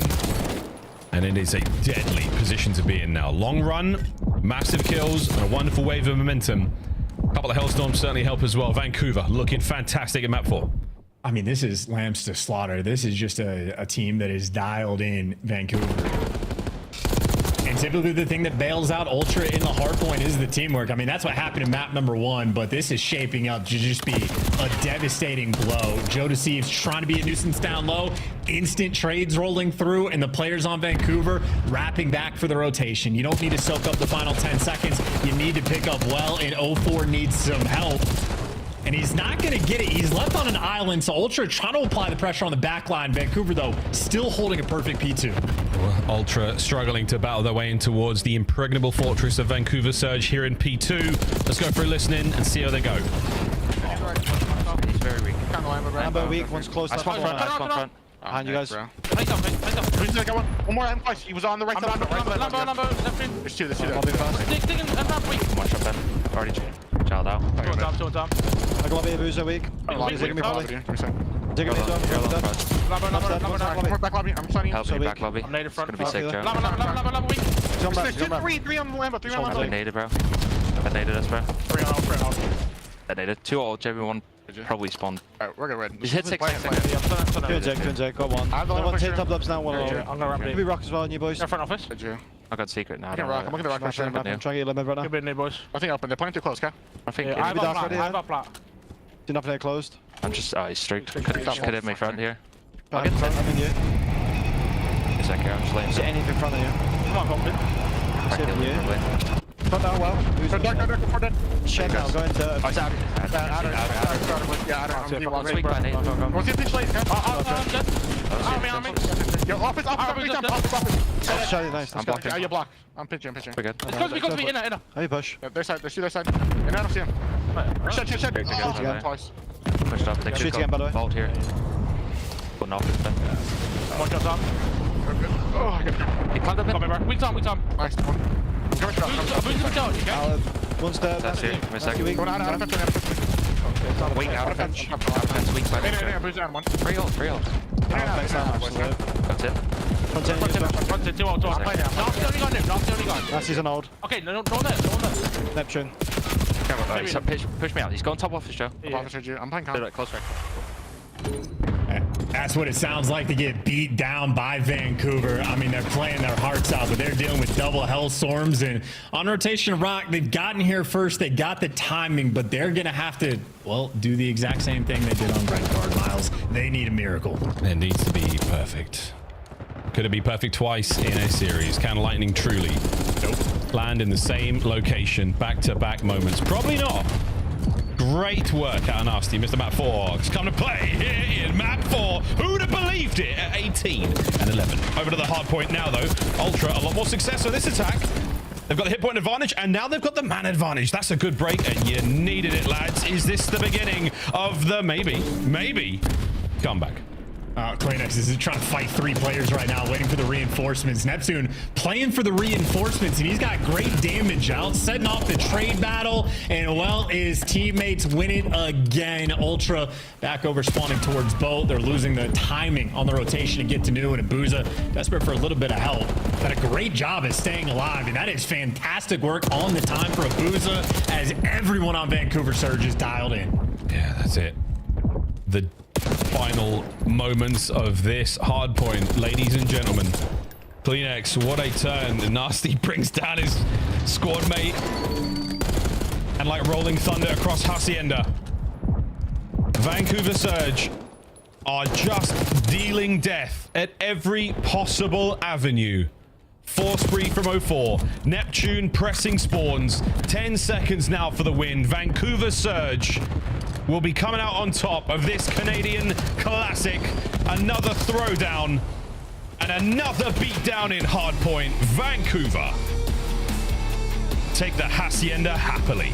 Yeah, and that is the type of series that Rambo Ray, honestly, maybe the happiest he has been, because that is ridiculously clean and efficient hardpoint being played. I mean, the series on point. They lost, or well, actually, they won the first blood battle. They got 9 of them and still went to round 11. So maybe Ray not as happy as he would like, but 9 out of 10 levels of joy for Vancouver. I don't know how they have the sauce against Toronto. Maybe it's just because Ultra play like such a, such an intelligent game, and they're just able to bounce off that and sort of like outread them in those situations. But Vancouver have their number time and time again. All 4 players positive. Neptune continues to just be dominant in this lobby, so much so that Kleenex got out of Dodge and makes EasyMac's life more difficult than it needs to be, because EasyMac, he did great work today. It's outstanding, the turnaround in the stats department from map 1, but what a different hardpoint this was. Hacienda not very good at all from the Ultra Boys. They have still got a bit of a block against Surge. It does remind me of the first time we asked Nasty about why do you love to play FaZe so much. It's just because they play good COD, because they play very smart. It feels like the same sort of scenario. You're absolutely right there, brother. What a brilliant series, folks. The control wasn't all that. Both our hard points were very memorable indeed. That red car and the rewind, whoa, bangers. We'll talk about those for a while, but Surge, what a win. GG's, Desk. Ain't those ball. Excepto Throwo. Gracias, amigo. Let's take a look here at the win from Vancouver Surge. 116 points is all your Toronto team put up. Allie, this is a one-sided Hacienda. What went down? You know Harry Potter is based like in Europe. Sorry. I think this Hacienda is great Spain. for the side for the side of Vancouver. This was a great hard point. This is not their favor, right? 10-5 overall in Hacienda. Hard point from side of Vancouver Surge. Neptune, just absolute takeover mode. This is what we expected from this guy on this roster. From side of Toronto Ultra, I'm shocked to see the hard points as bad as they are. I mean, they were 4-1 in this split. Hard point, they had put the work in and was looking much better throughout this. I mean, you're talking about a Toronto Ultra team that's on a 3-win spree. So certainly Ultra came out a little bit flat today. Well, yeah, I mean, they had a thunderous when they instantly came out, that thunderous comeback. But it's just hardpoint versus Surge, kind of what we talked about before. Like, it's just not went their way, and they have to figure out how to get over this hump. If they're going to find themselves in this situation where they're getting to a limb finals over and over, and they have to see Surge, it's going to look similar to this, right? Especially with the improvements now, what we've seen from Surge in control through a couple of series. That was the pain point, and that's kind of my takeaway of this series is like the grit that they have, but also the control improvements. I mean, they were 1-18 round count in their 6 control loss streak that they had, and we did an interview with Nasty. He's like, we just got to play rattier, play together more, and that's what they did in the protocol. Worked out wonderful. Stats aside, we're at champs. Who has a better chance of finishing top 3? Toronto or Vancouver? Vancouver. They've made it 2 finals already. You have to say Vancouver. It's more consistent. We're going Surge. Toronto has finished with a lot of bronzes, and today they hold another L at the hands of Vancouver Surge. But let's take a look back at everything that went down. We could interview the winner, by the way, Chad. If you guys want, send us your questions. In the meantime, do you want to see some highlights? Because I do. Heck yeah, I want to see some highlights. It was a really quick day. We finally got a game 4, but so many 3-0s. Yes, the 3-0s were rolling in as the Vegas Falcons took stage against Draza. Abizi. They got I mean, wow. That sounds miserable. Starting your day like that? Yeah, it was a one-sided boppity bop here. You watched the hard point, and if you were here for the first 3 minutes, you kind of knew what was going to happen for the other 45. Yeah, I mean, this was a quick run through. You talk about Atlanta. They're still obviously competing with Thieves for that #1 spot, and them going up against Vegas Falcons at this stage of the season is going to look like this. I mean, you can see him just showcasing. They're playing with their food, man. Yeah, he's just playing with his food, just trying to take people hostage. FaZe looked very good today. Atlanta FaZe keeps rolling. They are going to be entering your major #4 with a 4-1 record. That should be good enough for top 4. Top 3, probably. We take a look here at our other matches, though, and of course our star players. Should we watch all the highlights? You guys want to do that? Sure. I mean, these highlights are about as long as the first 2 series were. There we go. LA Thieves in the building. We got Dylan Envoy with the play of the day. It was a round 11 ninja. I mean, balls of steel. That was insane. That's the online play of the year. Yeah. That's literally the online play of the year. Like 4 players up, by the way, on defense. 4v4, both sides. Like, just unbelievable. I want to know what went through his brain when he was just like, I'm just going to happen. I'm just going to happen. It's something that they saw earlier, probably. Is the Ninja a bigger brain play or more impressive than Simps 1v4 ace that turned it around for Atlanta? Well, I mean, the Ninja, because that's my best online play of the year. I mean, the There's a lot Ninja, of mechanical skill out of the Simp 1v4. the I feel like. cojones to walk up and just defuse. Yeah. Listen, it takes more skill to 1v4, obviously, but if you could just walk up and defuse the bomb, like that's think the insane comms are to, like- in a round 11. Yo, Like, guys, I'm going to hop this Allie and I, let's be honest, we just bait the bomb. We're not like, we ain't gonna hop on that. I ain't throwing my life away. Okay, congratulations, LA Thieves, with that win. Cloud9. It's gonna be very difficult for them not an easy road to to make that. it to champs. It's not done. They told me to stop. It's not mathematically impossible, but it's looking impossible. We take a look at Miami Heretics, though. 5-0 is definitely in the cards. In fact, it's locked in. Wow. They are guaranteed the #1 seed after Toronto falls. I tell you what, Miami handles business. Like, you give them an easy schedule where, like, I feel like some other teams will have, like, what we think are easier schedules and they won't handle business. Miami Heretics, 100% of the time, will handle business. They had an easier schedule. They got it done clean, and now they're walking in with the first seed into DreamHack, and they're feeling great. I do have to question the league doing 5-match segments. Like, it doesn't feel like we got enough games for Miami Heretics to come in with a #1 seed. That is a ridiculous high praise, but also that means they have a tough road. They're going up against a top 8 team. We have a tough league, but I want to see more. I think we would have loved to see more. I mean, Yeah. seeing Miami, this team, see how far they can actually go. I mean, they've been unbelievable. We'll just have to wait to the major, see if they can capitalize on this. But they're the only team that's going to go undefeated this split, and largely in part due to Puckett's powerhouse, Chris. That's right.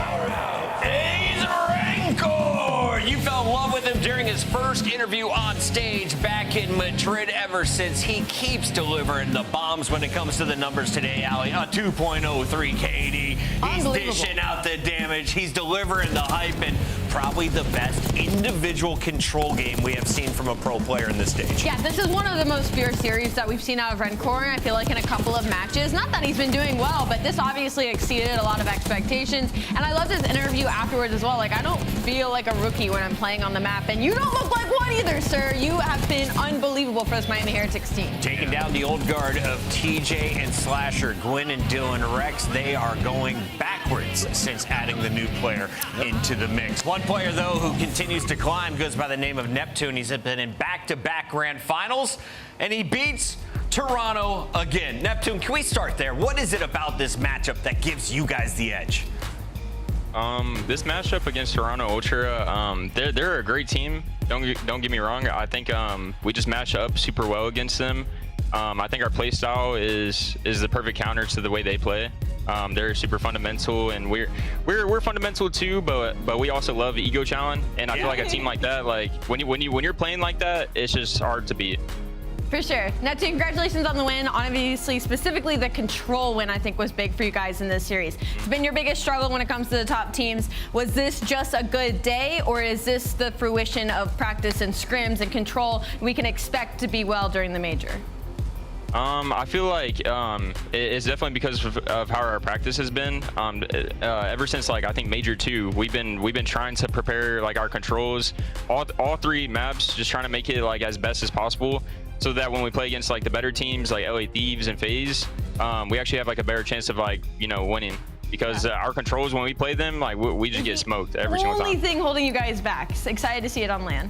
Yeah, I mean, aside from that, like, you guys have been to a couple grand finals now, and it just seems like you guys have fallen flat in those finals, right? And for you, what's been your biggest takeaway? Because you've had so much steam. What's happening when you get to that match? For me, I mean, it's not like it's nerves or anything. I feel like every grand finals I've been in so far this game, I feel like I'm going in super confident. I'm feeling good about it. I think it's just simply like just working on our map pool and also staying like composed. I think sometimes when things get out of hand in the map, or let's say we lose the first map and it's super close, I feel like we just run out of gas going into the next few maps, and that's why we're getting 4-0'd. Because I promise we're way better than that. To not be getting a single map. No, whatever you guys are doing is, working out, because that comeback they had on map 1, that's exactly what you did rally back in the series. So kudos to you guys. Great stuff there. Neptune, final question. Your last match is against Minnesota Rocker. Minnesota Rocker needs these 10 points if they're going to challenge for What champs. are you about to say? Do you feel bad about taking those points away from them? I definitely feel bad, but it is what it is. We need to win this match too. I think to make winners. Yeah, you guys. I'm not really sure, but it's an important match for us too. Important match, not nearly as important as it is could for start Minnesota, losers. but Neptune, you got to take the points, whatever they're going to give it, right? Congrats on another win tonight. Exactly. He took 10 from Toronto. Another purple team could be in store for a beatdown tomorrow. We have one last day in this studio. Allie, you're going to cry? Don't cry yet. I'm going to cry. I cry every year, but usually on champs. I don't usually cry about the studio. It's a Maven Sunday tomorrow, so I won't be here. So it's my last day. Oh, we're not done. We got so much more to do. Oh, he pops it early again. Let's take a look at your Major Four standings. As we have, of course, so many more games to play out. Miami Heretics, the only team with a potential perfect run. They did it tonight. I did not like that loud noise. Behind them, Atlanta FaZe 4-1. Toronto Ultra 3-1 is in action tomorrow. Stay tuned as we have a fantastic evening. And of course, Allie, everybody's going to DreamHack. Nameless is skipping out on Sunday, but he's coming down to grill out early. All my friends. Somehow it's worked out. I've had Masters Sunday off, PJ Championship Sunday off. Like, shout out schedule. I've been working every Sunday for a year and a half, bro. All right, let's take a look at our final Sunday, May 18th. We got a 3 p.m. opening.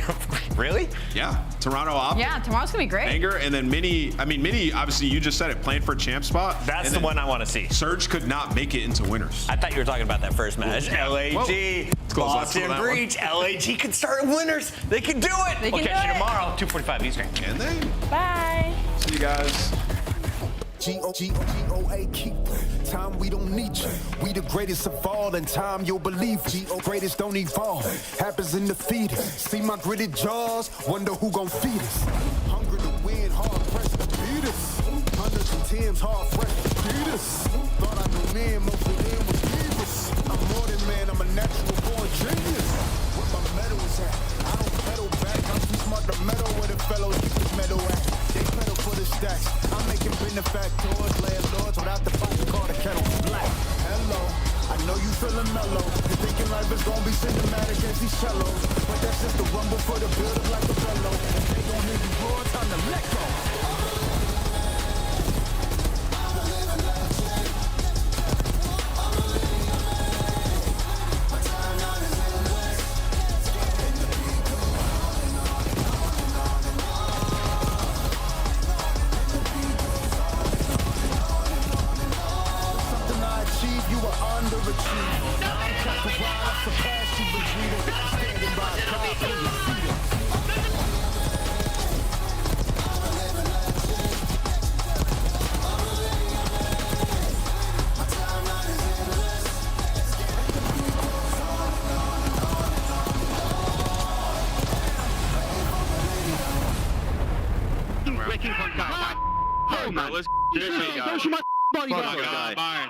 Oh my god. God. That's what we do. Mírame papel si puedes. Papel.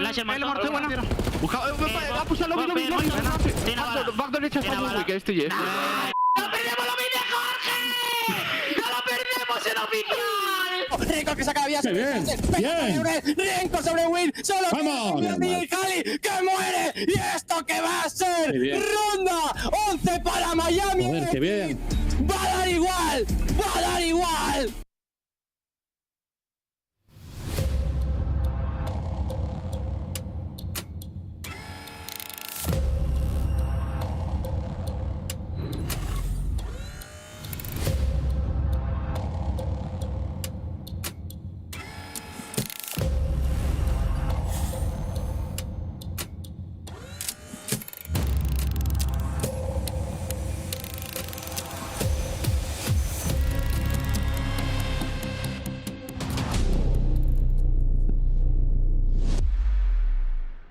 Whatever happens, folks, we are going to be treated to a mean green showdown today. This is a very, very good opportunity for the Vegas Falcons to get a serious dub on the board against a squad that is still on the up, still trying to figure out everything chance. And man, you can hear the ringing of jewelry from space. This is a big world champ lobby.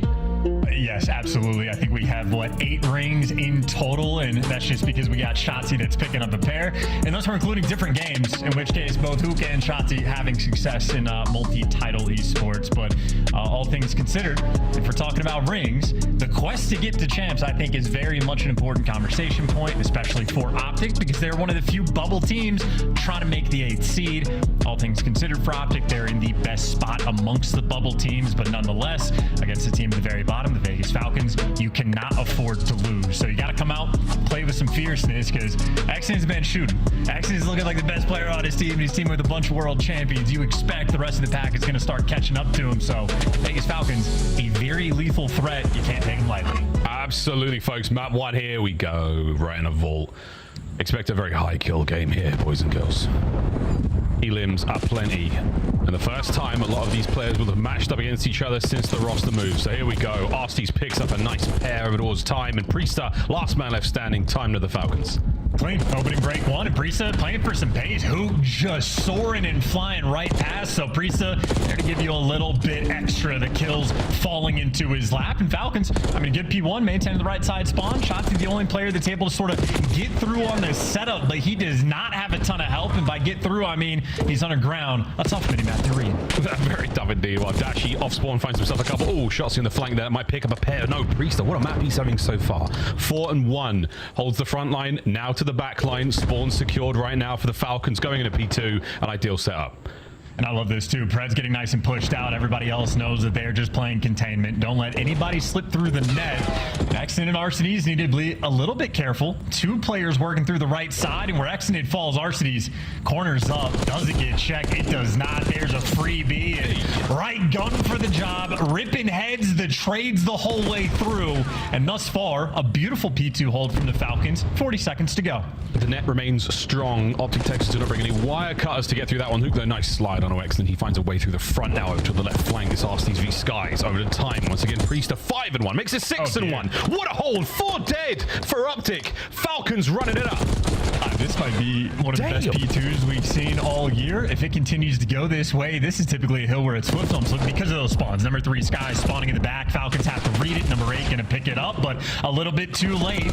So as good as the P2's been, maybe not quite perfect. How dare you, Falcons, not get the full 60.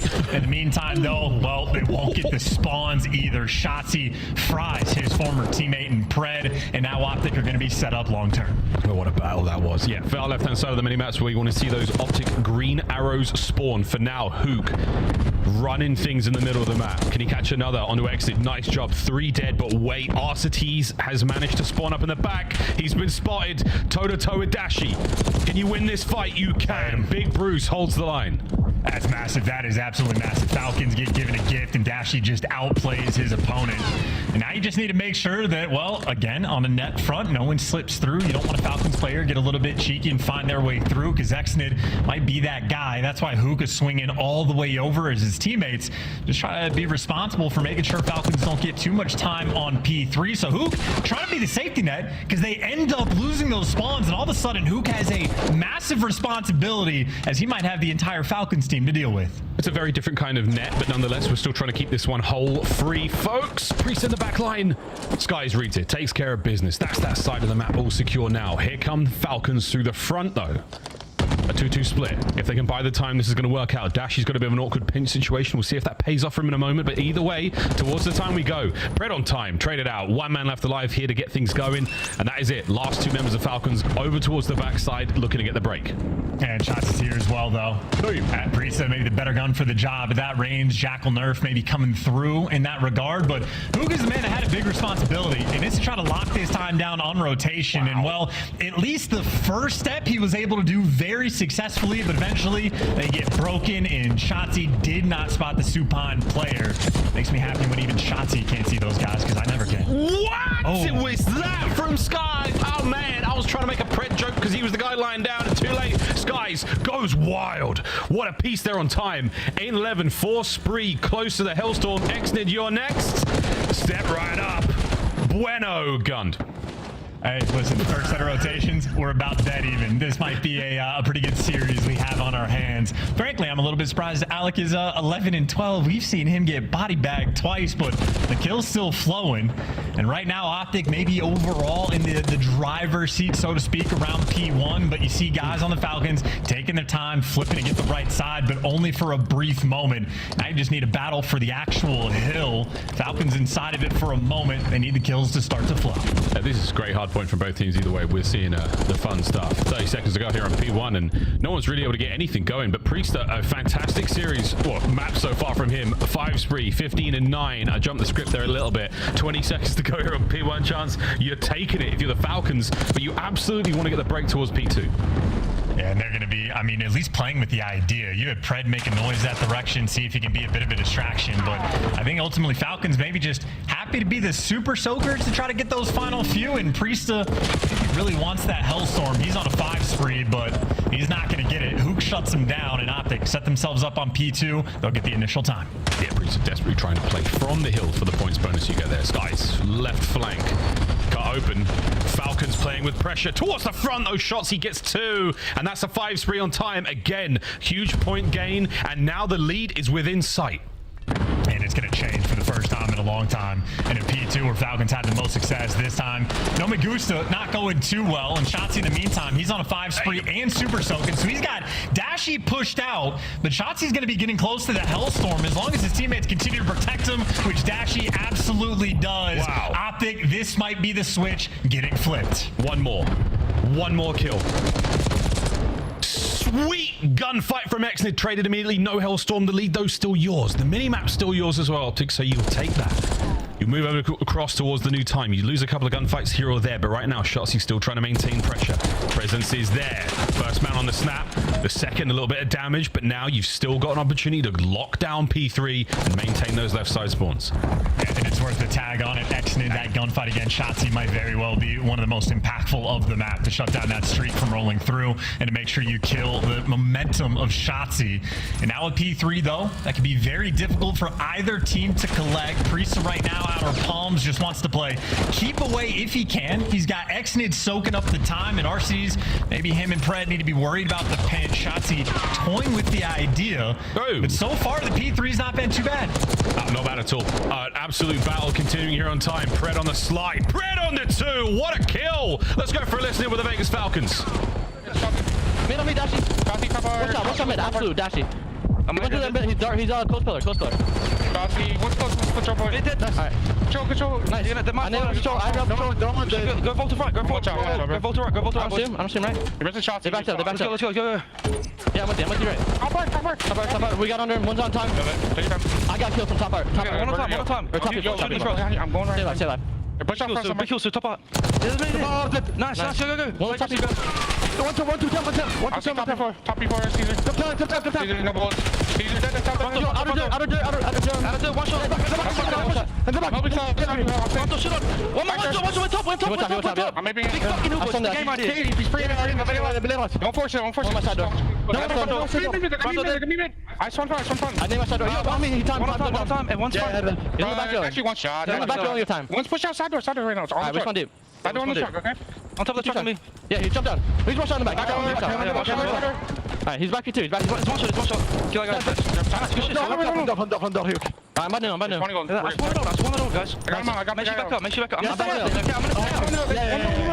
I'm blocking all the way. I'm blocking. I give him cat, guys. I'm out. Where'd cat go? I don't know. I missed it. I left him. Half time. I'm Nice. I'm blocking. Go.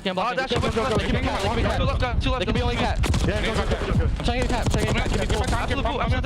Actually, cat. I don't have cat. Pick up cat. Who behind me? One's lobby. Money. Lobby done. One more, maybe Shotzi. I have cat. I don't see him. I got sun close. One guy pitch. I need lobby. I have it. Time, boys. Did he block? Yeah. Top cat, guys. Two top cat, both stunned. They can be lobby. Make a fucking jump. Let's go down. A furious listening chance from the Vegas Falcons. Sprees all over the place for them, and RST's on a route.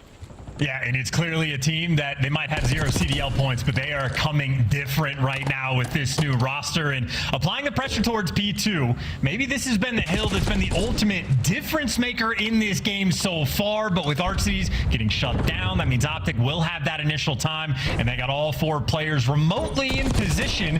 Priest, though, has had the hot hand. That's 24 kills for him. Him and Exit working through the front. Right through the front. Oh my goodness, over the top of Dashi, cut down. Exit now trying to pick up the red dots all over that minimap over to P2. Get in there, son. No. Sky is brought down finally by Priest, who gets a little bit of time coverage there. 3 dead. Falcons with time. Great coverage up close now from Pred. You've still got Optic spawning in the back, though. That's where Exnid picks up 2. The third not going to be there. Here comes Pred. A lightning fast attack from the Falcons, read by Skies and dealt with. To the front we go. What a hard point. Skies, though, he does not have reinforcements. He was the lone man, and Arcsies was the guy picking up the cut, and Priest wins the big one inside the time.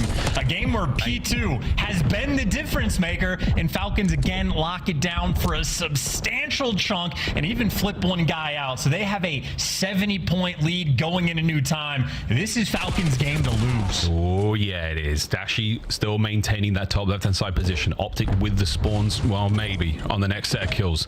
Exnid pushing forward, trying to find an opening right now. Falcons on the approach.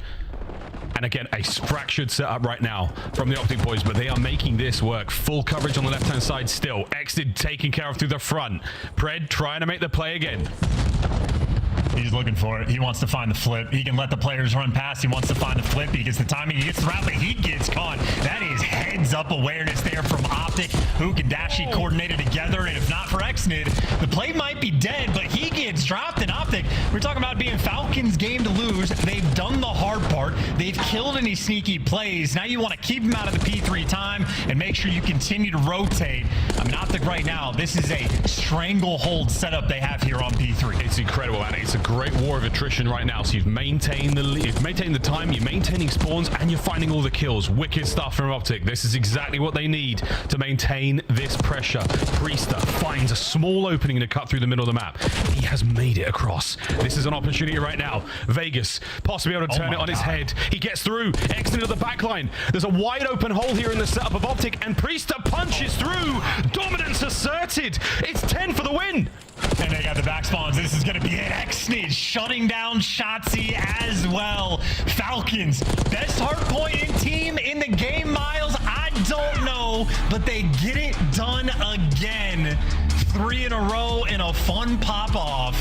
These boys came to play.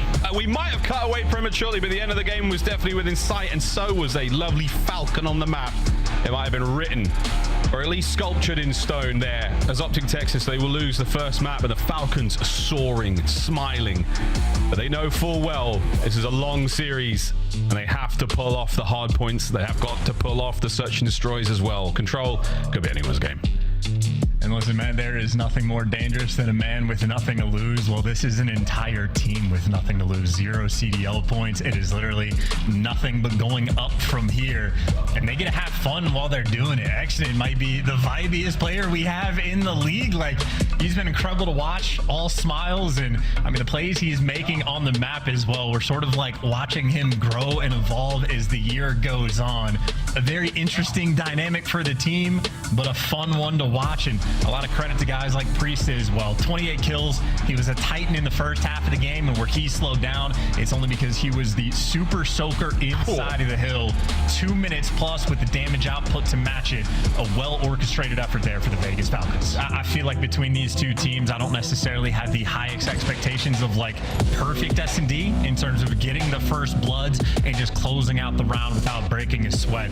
I think every round is going to sort of be a battle. You're going to have to work in any given moment and make sure you genuinely stay as locked in as possible, because even for guys like Pred, he knows exactly how Dashi and Shotzi like to play. He's seen them on the map. He's talked it through with them. So the idea is on both ends. Like, there's no lack of awareness in this lobby. It is a square up. It's going to be fun as well, because Falcons already with the first punch. They're winning hard points, man. It's officially a dangerous team. Yeah, absolutely. And they're winning hard points convincingly as well. They're spicy matches. On board with Pred. Our opening round here on Red Card is looking like a B-bomb site hit, but again, Pred will be the first man in, so he's playing for information right now. Reconnaissance by force. Lots of noise made. An open door again, teetering on the edge of intel. Here we go. No trophies. Stun connects. First blood falls. Trades out about though. 3v3. Red good shots laying on this stair, and everybody's wanting. Yeah, this is massive damage. Get in there, Arcity's finding another one, looking for the feet of Dashi. Pred, he sends it past. Doesn't get a kill. Back over to Alec. Pistol in hand. Priester by his side. And now a 1v1 that comes to a close under a hail of Strider fire. Falcons strike first. Every round is going to be a battle, but every round Falcons win. Exit will have the brightest smile on his face. And Alec versus Skies is, well, Skies incredibly proficient with the pistol. Well, there's Alec to shut him down. Got 2 on the round and a mixy one indeed. That's my expectation. A lot of 1v1s, a lot of trades going to be rolling through in this match. Optic Texas still looking to restabilize. Round 2, here we go. Optic on offense. Luke's a bomb carrier this time, and we're going to be looking towards A, so a very different experience here for our teams. No one home on the stuns. Dashi saw, I think, the barrel of Pred there, so yeah, the stun connects either way. The gunfight's on through the middle of the map. And this is just very much play for picks. Dashi was looking to see if there's a freebie, but they've recollected and they're going to be working the A site. Pred watching across, and he's got Priesta looking over him. So all angles covered, tags being exchanged, but Optic firmly being slowed down. Absolutely. Shots with a nade. It goes short. It doesn't connect. Pred somehow finds his way out of that trouble. Over to Hook, who's never going to guess this. Oh, he does, though. Over to Pred. The trade. Is it there? Yes. Shotzi looking for the next man in. Priester sending it. Trying to catch him while the health is low. Not going to happen. Bomb recovery complete. Here comes the plant. That's Shotzi value right there. Gets in, gets out, plays his life. Movement gonna save him, and the van not good enough to seal the deal. Exted though, that one might connect and at least force Shotzi in. Exted gets baited though into death. He's in between 3, and just like that, Arcity's last man standing in a 1 versus 3. Oh, great play from Optic though. They take the gunfights from excellent cover. The Falcons boys caught out of position, desperately trying to stop the bomb plant going down.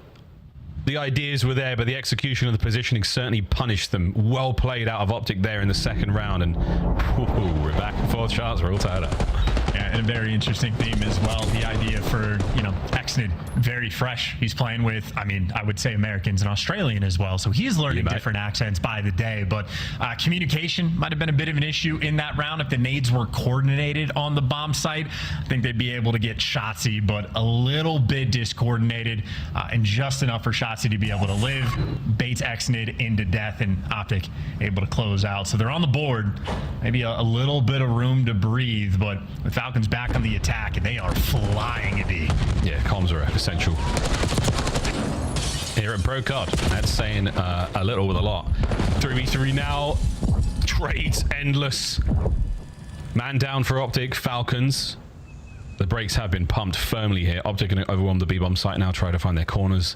Asuka and Dashi now find themselves in a tough spot, but Falcons are trying to play this as patiently as they can. Hook is alive, so you're very cautious about these flanks rolling through. Until you get the intel, you're going to be concerned, but Falcons might have just played that timing perfectly. Hook and Dashi split up, and there's no fending these players off 1v3. The bomb is going to go down. Hook and Dashi are going to try to break through these front doors. Good luck. Have fun, gentlemen. Yeah, as soon as you cross the threshold, you're in line of sight, and that'll be the gunfight starting. Priester on the close right. RC's on the left-hand side. Usual spot there. Stun connects. Here we go. Dashi cooking it. Is there going to be a follow-up here? No need. His teammates are gone, and Priester, it looks like he may have found both there. Falcons, another good round. Yeah, a 2v3 already very difficult on the outset, but if you actually give up the space for them to get in towards B, insanely difficult to actually get the re-break on. As good as Dashi's shot is, Priesta, but a pixel on his screen. An easy lockdown there for 2. So the trade's on point. Falcons very much showing off a little bit of the teamwork. Both of their attacking rounds, they are stacked up together and coming out on top of that trade fight. And active in the comms as well. You can see how turned they are just from the player cams. It's a one and done series, folks. You want them 10 CDO points. Historic moment for the Falcons organization here in the COD world, but lest we get ahead of ourselves, let's get in towards the B-bomb site right now for Optic. All they've got to deal with is Exnid for now. RC's on the push forward. And Shotzi runs around the corner and meets a lot of trouble. Here we go. The fight is on. Oh, actually, got the problems. He still gets the first blood. He gets here too. The trade's going to be quick, though. So 2 versus 2. Optic do not have the bomb in hand, though it is nearby. And Pred spotted, traded out, and a 1 versus 2 for Priesta. World champ. See if he has the ice. Second man pushes right up. Damage is there. Priesta managing not to take any. Whoa! Nearly pulls off a miracle kill on a hook. Dashy with a perfect coverage, and that is the synergy you want to see there for Optic Texas. One man blinks, the other one's eyes are wide open in that situation. A beautiful round. And Exnid's 2-piece, though, I was all clenched for that. Yeah, I mean, listen, that is a chaotic round. We've had 3 different just pure square-ups over by this B-bomb site. So it's tough to keep track. I mean, in-game, out-of-game, if you can see the minimap, even if you can see through walls, it is tough to keep track of these players at this speed. So in spite of Exnid's deliverance of the 2-piece, not enough. Tied up 2-2. And offense success has been the theme of Red Card thus far. Exnid getting the right class. Hey, very important to do. The slow look here defensively from Optic. We're not going to be giving up a whole lot. The shots there from Skies tells you everything you already knew. If you're the Falcons, there's going to be boys on A and boys on B. Now the opportunity there lies. Who's connect? Who's lethals? Who's tacticals? What intel are we getting? What can we clear out? What could be guarantees an open place to move through? The answer is nothing. Skies, first blood on a Pred. Yeah, Pred giving away a freebie is tough. They've had so much success running it down towards the B site, and it looks like that's what they want to do again, but now you have to do it a man down. It's going to be that much more difficult, and you feel like you can't check your corner. Shotzi, so cheeky with the trigger discipline, but he lets Priesta through and gets the first blood. Shotzi now shooting on the flank, ends up in a pitch of his own, somehow gets a kill, but he might have just let the round slip. Trying to bang the doors open now, create those openings. It's a 2-man nade, possibly no. Priesta pushing forward. Oh, and there's no trades to be found. Vegas Falcons. Give me that last play. Exnid did something because he's giggling. Oh, I think Shotzi gave that round away a little bit. I mean, I didn't get to see it from his perspective. I just saw it on the minimap, but I could have sworn in nail he had the sights on the players running through, but Priesta just goes in uncontested, wins a massive gunfight. Shout out to the headshot multiplier. And for a 3 versus 4, Falcons just run Optic over again at that B site. Unreal, man. Also, take note, folks, the first time we've seen Arsty's laugh in game in quite some time. Bring a tear to a glass eye, a moment like that here in ComCod. Round advantage for the Falcons. Here we go. Again, I was just looking at the minimap, so maybe I'm incorrect about what Shotzi saw, but I'm thinking he wants to sort of have a bailout round and get his team back for the previous one. And a slow approach again over towards the A site. Optic have certainly preferred this ever so slightly. And doing their due diligence, checking every corner, every spot before they make their move. Yeah, nothing is safe here. Shotzi working off some intel from his teammates there. Exnid has just gotten so active. Wow. He's managed to slip on through. Dashi unaware of the moment. Exnid now on the worldwide tour. He'll get into play a little bit later, but in the meantime, we're going to see the bomb planted. He's up over the top. Good connect. A little bit of damage there. Anyone able to capitalize? Exnid still behind enemy lines. Well, he's chasing, and his teammates are waiting on the information. Look at the arrows starting to turn for the flank because they're worried about Dashi. 3 different players now turning worried about it. You get the first blood, but now you only have 28 seconds. Perfect feed there. Pred up close. Opening exchange 1 there. The trades, though, on point. Arsty's finds his second on the round. Exit to stage. Time ticking. They've got to move faster than this. You still have to defuse the bomb. Eyes on the last man. Skies, can they bring him down? Yes, they can. What a move. The Falcons. They get the defuse, and they pick Optic apart 1 man at a time. What a round. Oh my God, and look at that smile. That'd bring a tear to my eye too. That is very well played, and again, on the communication front, Exit out here showing off the bilingual goods. I was thinking they might be a little bit too concerned about Dashi with so many players turning, but they got the free kill, and they collapsed into 4 versus 3, and maybe had 2 seconds to spare. But that truly is a moment where the communication has to be perfect, and Exit making sure that he was absolutely that guy. Call of Duty timing on his side.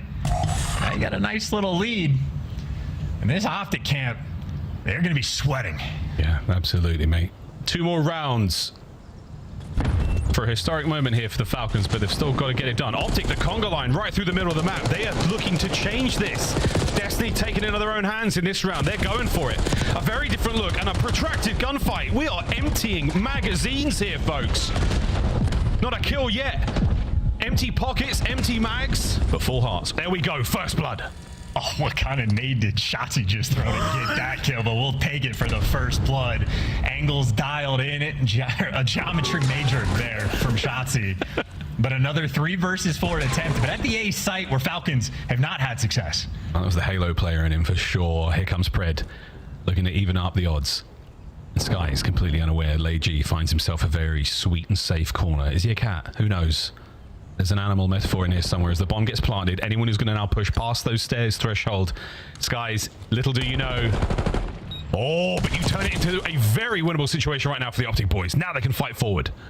The supine wonder, baiting his teammates, but at least he gets the kill. 2v3. Priest on the big rat. Pred with high ground, red, and dealt with by Dashi, who eviscerates him now. Priest at 1v3. What a round from Optic Texas this has been. Spotted out.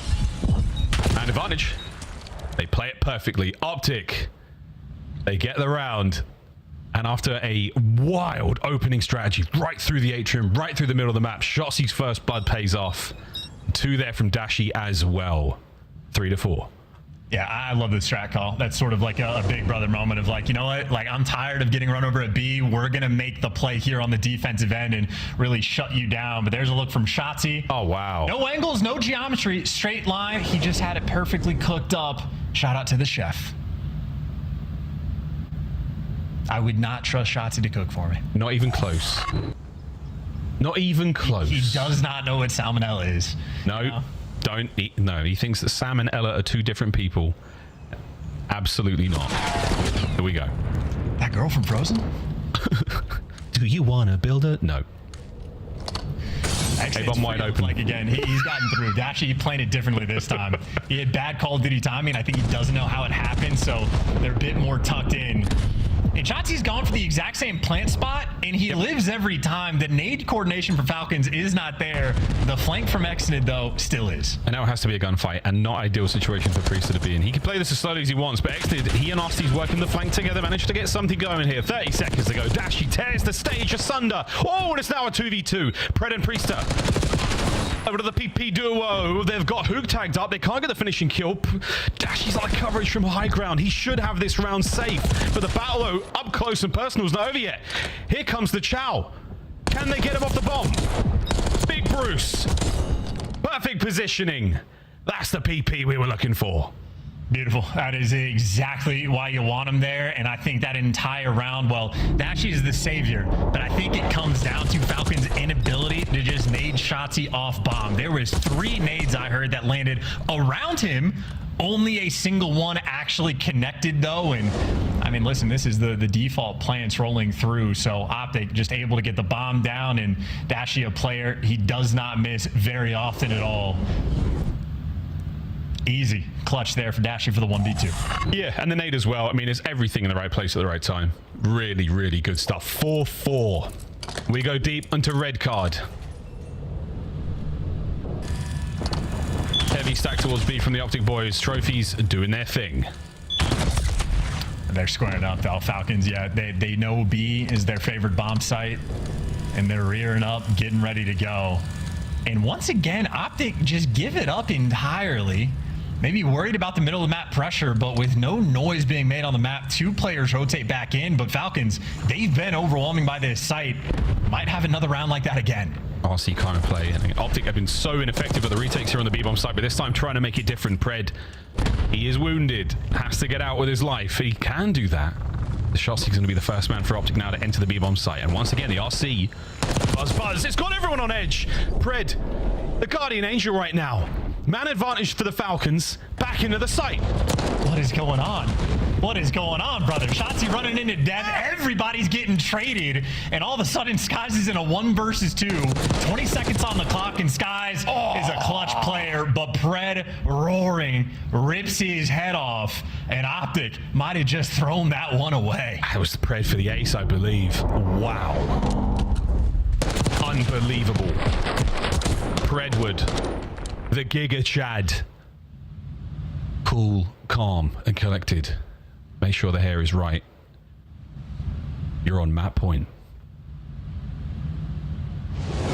And he wants to break him down. He's on for the Asim revenge game.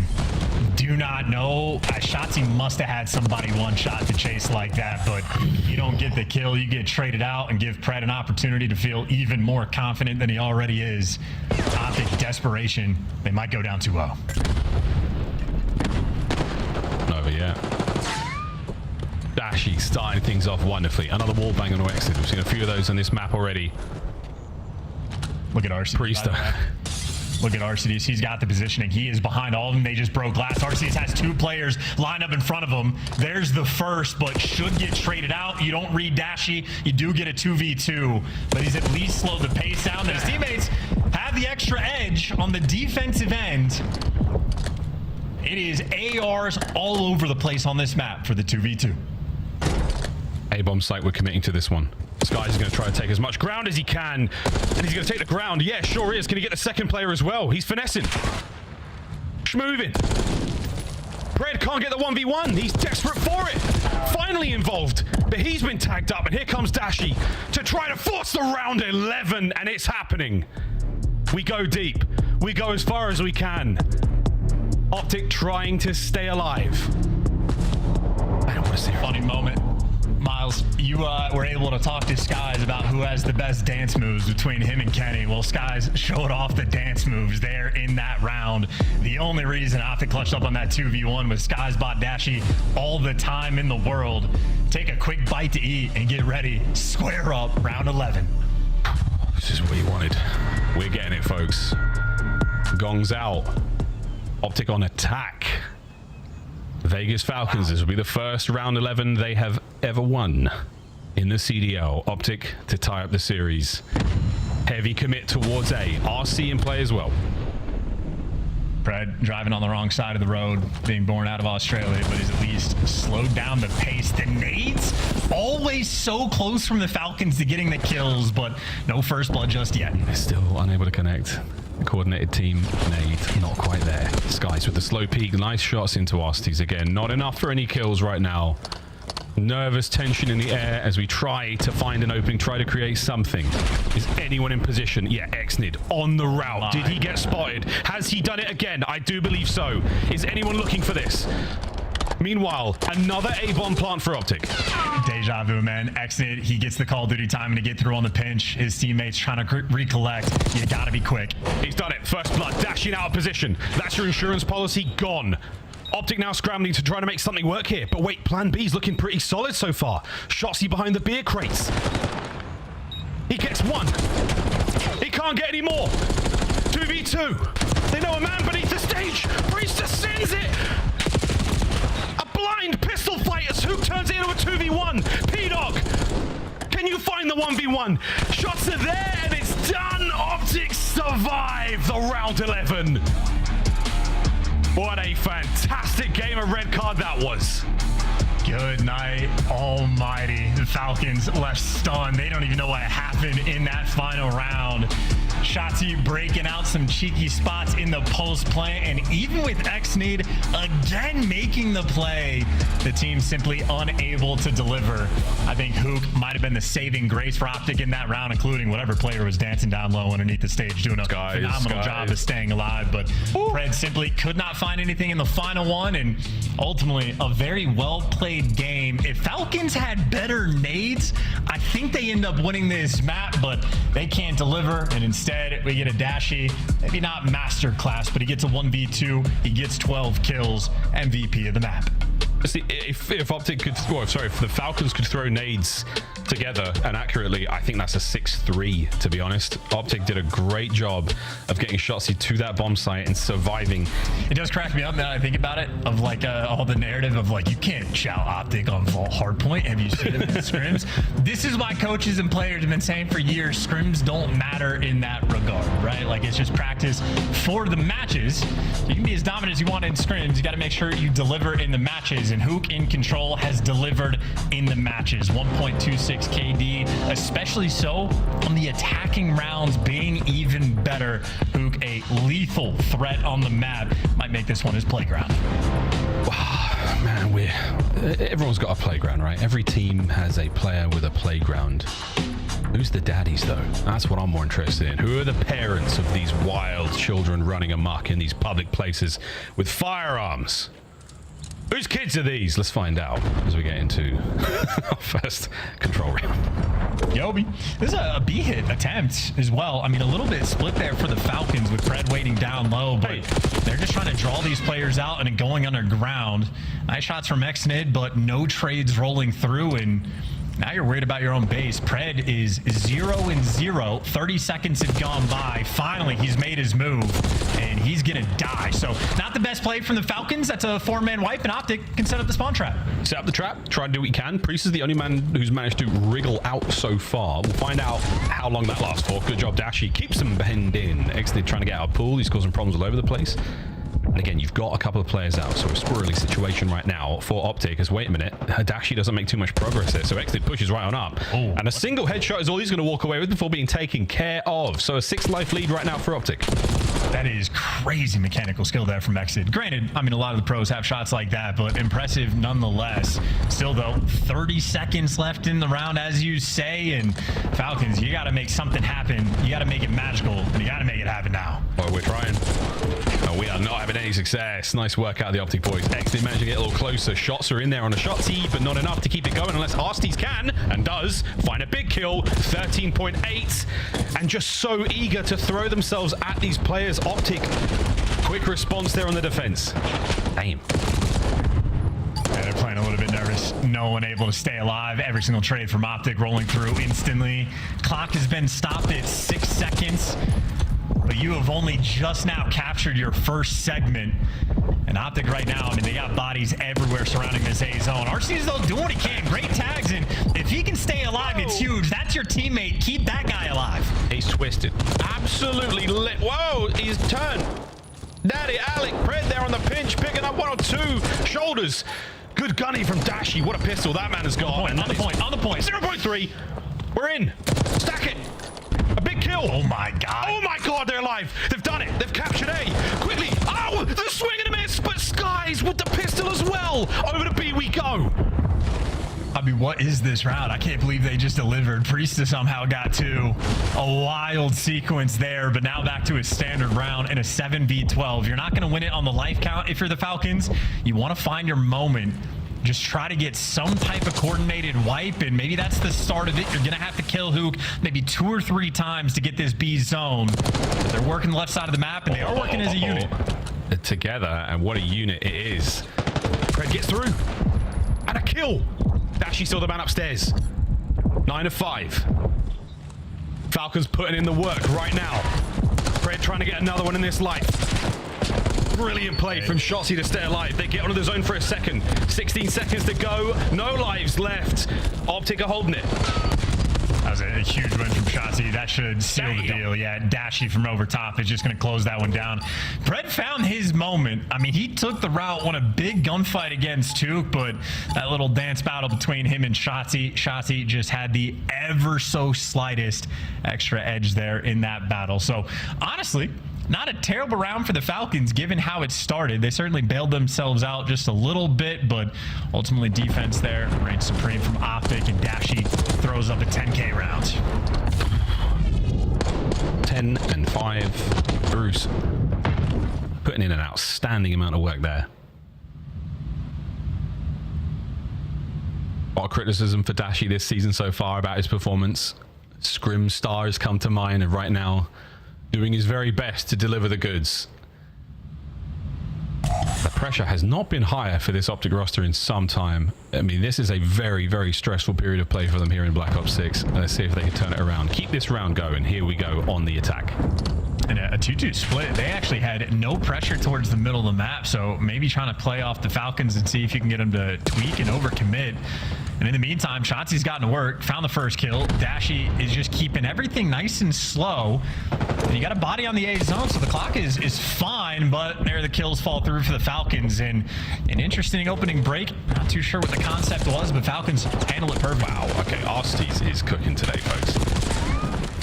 So is Pred. There are a lot of dangerous animals in the waters in Australia, but right now, Pred in an empty pool, the most dangerous one. The trap is now set. You are in it now, Optic. Sky is battling for his life, trying to get out of this one. 8 life lead as the Falcons keep kicking ass in spawn. Yeah, look at where number 1 just spawned, though. They're getting the gift front ammo to actually get out nice and quick. Still, though, 35 seconds left. No ticks of progress rolling through, and many problems to solve because anyone on Optic that falls might end up getting spawn killed by Priesta, but he drops, bites off a little bit more than he could chew, and Falcons maybe losing the thread just a little bit, but Exnid continues to win ridiculous gunfights, as does Alec. Offense has been painful for these squads. 12-22. Falcons with a commanding lead. And 15 seconds to go on the clock here. They're trying to stop anything. Only man able to make something happen right now is Skies. And he's alive. So, Exnid trades it immediately. That should be the round, folks. Last ditch attempt now from Optic to get into it. Exnid causing problems. Shots are in, enough damage for Pred to finish up the last man. Here we go. Hook wins his fight. Priest has got to go big. Can't get it done. Halfway through A. It's not happening again. Is it happening again, Chance? The answer is yes. We're getting caught without pre-aim, and this is a little bit scattered there from Falcons. Not an ideal moment because I felt like Exnid actually, he gave you a really good effort to sort of slow that one down when he was solo. But in a similar fashion, the ticks have flown through, and now you're trying to set up these long pinches. You got to be careful not to give up these segments. Whoa. Close. Trades. Skies, who getting everyone kills now. And Pred once again from down low finds a big one. That's enough to spy some space and push this play out. Optic 52 seconds and 3 lives remaining. Yeah, you're just hoping to get an extra segment if you can. I think would be the ideal thing from Optic. But all things considered, we're tied up on that front. And just a last-ditch attempt, Shotzi kicking it off, and he does get out without getting traded. Nash has got the help, so a little bit of potential here.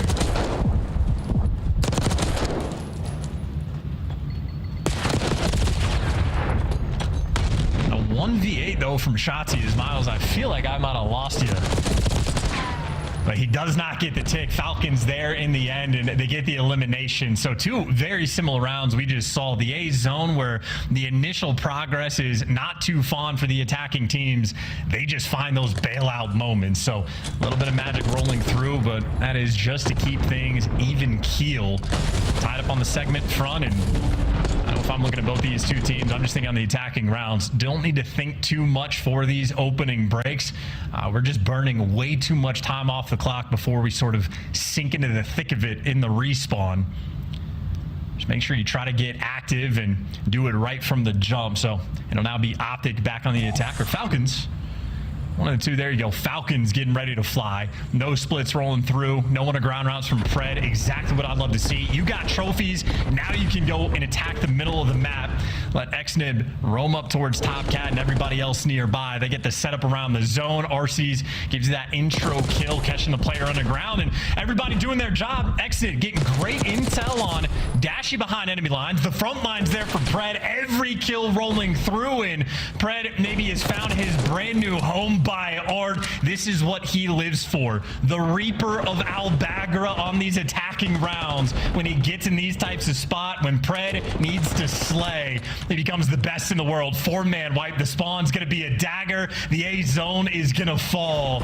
And this is looking to be shaped up absolute devastation.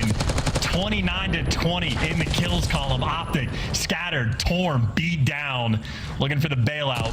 There's maybe a double stack rolling through. Pred finally gets caught, but that is a wonderful life he just had. And Falcons, frankly, you might be able to win this round just on the kills column. They have an 8-life lead, 2 minutes on the clock to play with. And their funnel system of making sure you get players inside of Art has been flawless. The longer Arcedes is alive there, the worse everything is going to get. And they've had this little B capture going as well. When RC falls, Priesta, next man line. We just got a nice little funnel system going. Optic, though, with a stun, at least get the intel. Let's see if they can clear them out. A 7-life deficit.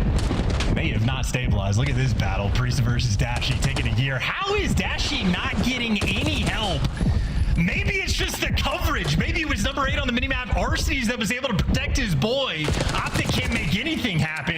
And Pred right back to prime position, draining the life count. The second segment has rolled through. And Optic Texas, well and truly, they have just gotten run over in this round. How about that? You get the trophies for the opening break. You establish the middle of the map dominance. And then for Falcons, every single player does their job. Arcees looks the underground route, catches that player. You get Pred pushed out towards line. He's winning his gunfights. Exnid on the back line, responsible for the flank and top cat. And not just that, Exnid there for the best play. I mean, that is one of the finest offensive rounds you are going to see from the Falcons players. And I mean, listen, there's a lot happening on the middle map. Maybe I missed something, but the fact that Priesta and Dashi just had a 30-second long battle bottom art, and Dashi just could not get any help from his teammates. Not an ideal situation there from Optic. And while Hook has been an absolute menace in control throughout this stage, the 1.26 KD, a slow one so far. Maybe they'll have an opportunity to get things going here in this round. 3 kills in the feed, Dashi for 2, and Hook, there you go. A little bit of momentum. Nice 2-piece he's working with in a triple stack over towards this A zone. That baby's gonna fly just as Hook might not want the objective, but happy to get the kills. Nice and controlled here, our Optic on the attack. I'm gonna go get some water.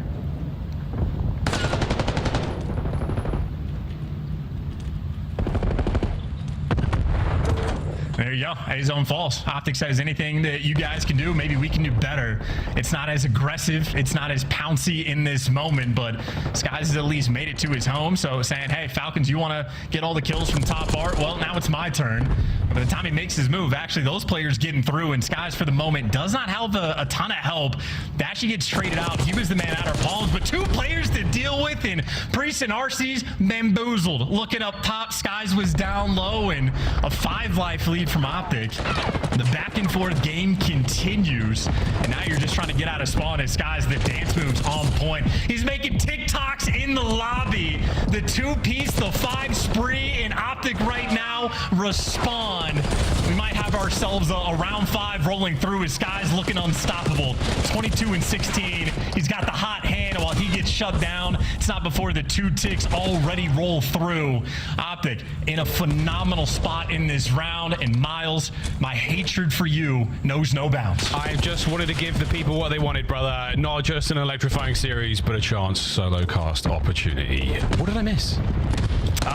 Honestly, 2 fantastic offensive rounds. Falcons absolutely picked them apart, and here we have Optic doing the exact same thing. So they got 17 versus 11 life advantage. They got all the pressure in the world.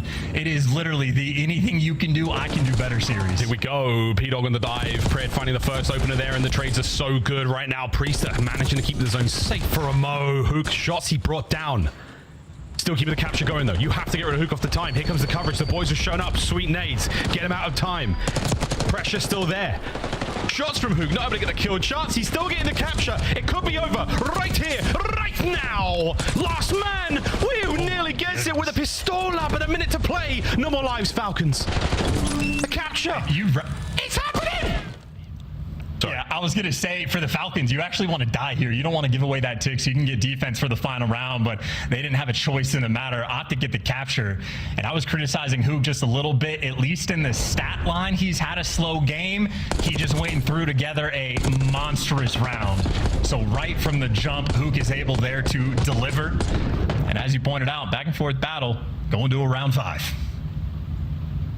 Okay, well, the big story coming into this, Falcons a must win because the hard points are on lock. Optic, if you want that search and destroy, or even a shot at the hard point, this is it. One more round to go. Optic blessed for the attack. Falcons defense, here we go. Funnily enough, the round 11 record was actually much better from Optic, and the stats provided to be correct. Well, round 5 stats looking a little bit better for the Falcons, and that's with a different roster, and Arcees has been a multi-kill machine thus far on this map. I mean, locking down over towards B in a scattered minimap right now. Yeah, right now. He spots the next player out. I think he did. Great timing from Dasher to get that kill, starting getting the capture going. His 30th kill of the map. I missed most of them. Now towards the spawners. Big Bruce, unfortunate timing there. Pred catches him. It was a 50-50, and he sadly loses it. This has been a slow round as well. Optic very much taking their time. They're happy to leave these solo captures rolling through. It's good when you get the kills. It feels painful when you don't. And Hook is going to make noise here on the pinch, but doesn't matter. Gets the kill. Hook too fast for Arcides. He's made it to his brand new home. Yeah, he goes all the way around. Takes the long route. It pays off in the end. Okay, so here we go. Capture on A. A two-man stack for the time being. Hook doing what he can to maintain position here. Over the B zone. A bum stun there from Arcides is going to keep this play going a little bit longer, but his teammates are getting dropped in the meantime, so Hook's still playing alone in this situation. Oh, yeah, I mean, completely alone. Arcides actually, this is an irrelevant gunfight at this point. Arcides is just trying to keep this man at bay because the rest of Optic, they're just getting spawn trapped. Oh, wait, an opening though. They do manage to make their way out through B, so now Hook grabs himself the aims of Arcides. He's got his teammate on the zone, pressured out on the spawners. This is huge. Shots from Hook at that range with a PDW keeping it going. The B zone, we're looking at one segment closure on its way, and A might be done as well. Yeah, the double capture actually. So now the pressure's on for the Falcons. They bottled the spawn trap. Optic fought out, and it was a force spree from Hook in the meantime. Finally, they catch him. And the A zone actually hasn't been captured, and Sachi gets traded. So, I mean, all's well that ends well, but now Optic running out of time. Running out of time, running out of chances. Got to get this going. Pred drains the segments. Tactical retreat. Gets off time for a moment. Aims at the ready. Trying to take on all comers. Come at me, bro, he says. 10 seconds for the play. Reads Hook. Guns him. Brings him down. Over to the A zone, though. You do have the time. Exit from behind now. Catches two. On the front, Priester. Oh, my God. What a play. And that might be the map. Falcons have done it. And Exit knows. What a moment for that young man. Oh my God, the spirit of Clayster lives on through Exnid. I mean, that might be one of the heaviest pop-ups we've had. That's only for a map win, and they're only up 2-1, so the series isn't over. But Exnid is bringing a level of passion we have not seen in years. It's 2-1. Here we go. Into another hard point. And for Exnid, he may have counted his chickens before they have hatched. The mere sight of that hard point is enough to get him going right now. But at 32 and 28, 11 assists, 23 non-traded. Massive work on the offense there as well. A well-deserved pop-off as that vault comes to a close. And right now, you got to be very concerned because Falcons, I mean, I don't want to say an absolute tear. It's only 3 wins in a row, but fairly convincing ones as well. And like 2 hardpoint wins against Miami, as it turns out, means a great deal because Heretics have been looking fantastic. So Falcons genuinely might be one of the better hardpoint teams in the game. Definitely need more reps. They're going to have to prove it, but certainly they have shown themselves to be ferocious in the game mode. And you know, to get their first series win, they're bringing everything into this skyline. They don't want to leave anything to chance right now. They don't want to go to an S&D. Here and now, Falcons. That's what they want. And so far, so good. 3 dead for Optic. Falcons swarmed that hill. Opening break 1. They don't have the spawns just yet, but one of the best POVs in the league. Excellent opportunity. Roam around and slay. Trades out 1 kill. Trying to stay alive. Nice little dance, but simply overwhelmed or maybe not. Wins the gunfight in Pred.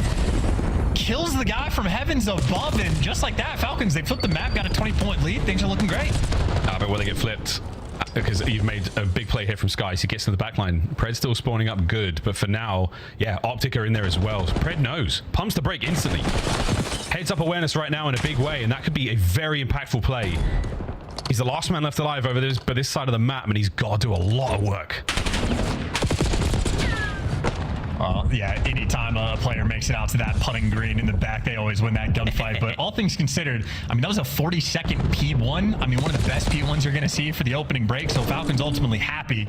Now you can take your time to try to work this break. Arcides wins a gunfight in the feed. He gets traded out. Exit, unfortunately, makes a little bit too much noise, and Pred gets caught as well. So Optic looking for the instant P2 response. 30 seconds to go on the hill, and everything right now looking great. Absolute perfect bounce back right now from the Optic boys. Skies and Shotzi on big sprees. Exnid winning more crazy gunfights. Unfortunately, a team kill, and back and forth we go on the trades. And Priest eliminates all the glass imaginable on that side of Skyline. Does his very best. As team kills again on both sides of the board. Lead change now for Optic. Rotation over the kitchen complete, and it's going to be the boys of the Falcons in control.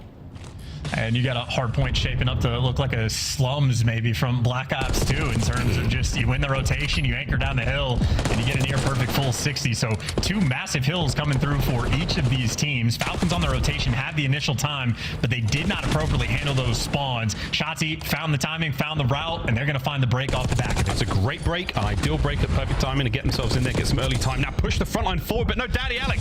Oh my word, wait a minute. Any more players here? Yeah, Shotzi finally brings him down. Traded out on the front side of the point, and now Optic are spawning green, and it's the wrong kind of green they want right now. Can they get it into time? No. Good plays out of the Falcons to hold it. Optic still trying to make this play work. Oh, Priesta wins the big one. Yeah, Priesta wins that first one, and that sets him up for the rest. Skies, they'll clean up crew, but for the final 20, he's not going to get it. Hook might be that guy. Battle for spawns, and Shotzi takes down Arcides.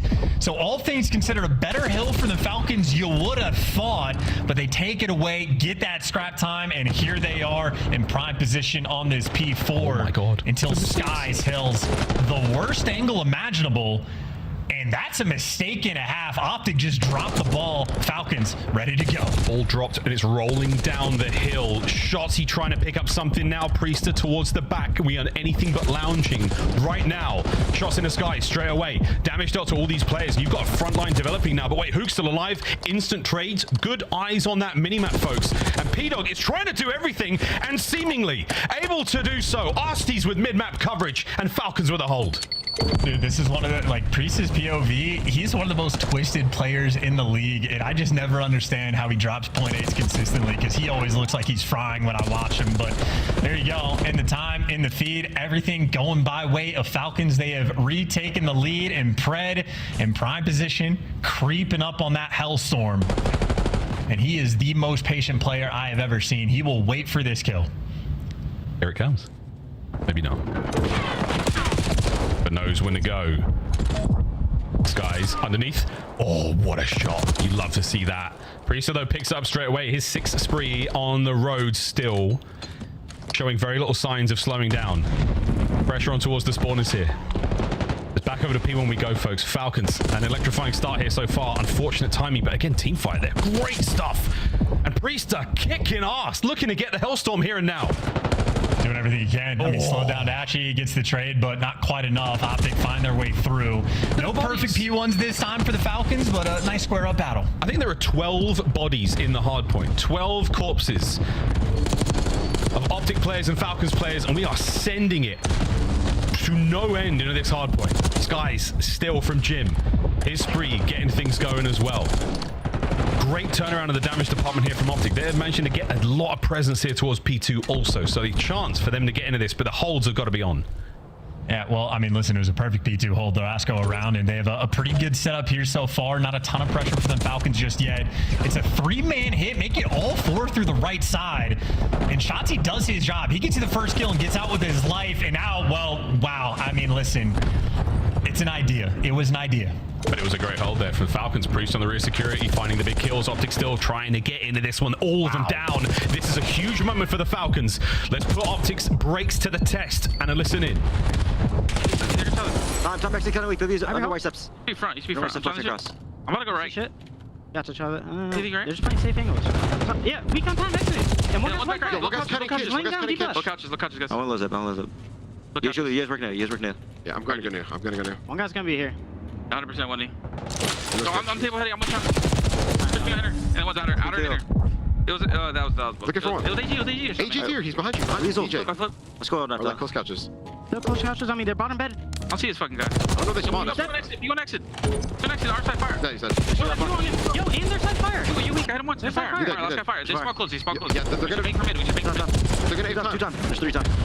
Yeah, I'm on time. Both behind the bar. Both like crit spot. Outer telling me. Exit dead. There's 2. I'm watching. I'm dead. One guy's P1 Alec. Alright, there's only one at a time. He can be on you. By the bar. Outer dead. I see you. I traded. I bet you they're you. One guy's deep left down. Deep left down. They're gonna watch out. Actually. One guy gym, right? I don't see him. He's P1. All right. One guy went bottom bed. Yo, cut him bottom bed. I'm gonna go top mid. Bottom bed. Really bad. One more deep. One's out old. Looking for AG after that. Priest, give me the back on me. Priest is that old? Not weak. It's time. Lay down the back. Alright, can we go old? Oh, that's Alex. There's two in the back. There's two in the back. They double hit me in the back. Double hit me in the back. No, I'm going top it. I'm also going top. One guy's over here. Got my help. Back right. I mean, that was technically a listen-in. I'm seeing Dashy and the player cams look entirely defeated. And from Optic, they dropped Pred, said they're never going to play with him again, picked him back up, dropped them again, and here they are getting beat down by them. 100-point lead. Xnid is roaring. We know what's going to happen. We know how this map is going to finish. We know exactly how it's going down, folks. The writing is on the green wall once again. The shots are there. Xnid, it is just feeling like an impossible situation for Optic. They're so close they could taste it. The first series win for the Vegas Falcons. Vindication for all four of those players. For Pred against a team that dropped him. The discarded, unloved champions across the board. They have not only done it against Optic, but they've done it for themselves, they've done it for the fans, and that is a 4-box they will never forget. Vegas, their first 10 CDL points. What a victory. Wow. I mean, Optic looked devastated. Paris Legion, the worst roster of all time from the Vanguard season, now need to be feared. They might end up retaining that spot.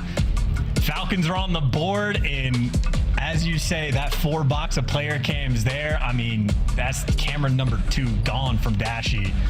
And that is not a fun-looking team. Even leaving the lobby from Hoog, apologies to Easy Mac on that front, but this Optic camp, this is, I mean, turmoil to the extreme. I don't even want to make jokes about it because that, I mean, they just look devastated. I mean, it's for me, it's just, the story there really is for the Falcons. It's not only those 4 players who have been, wow, yeah, whoa, out with a whimper. Yeah, that's they flatlined there. That P4, you could have called it there. I'm no doctor, but you could have called it there.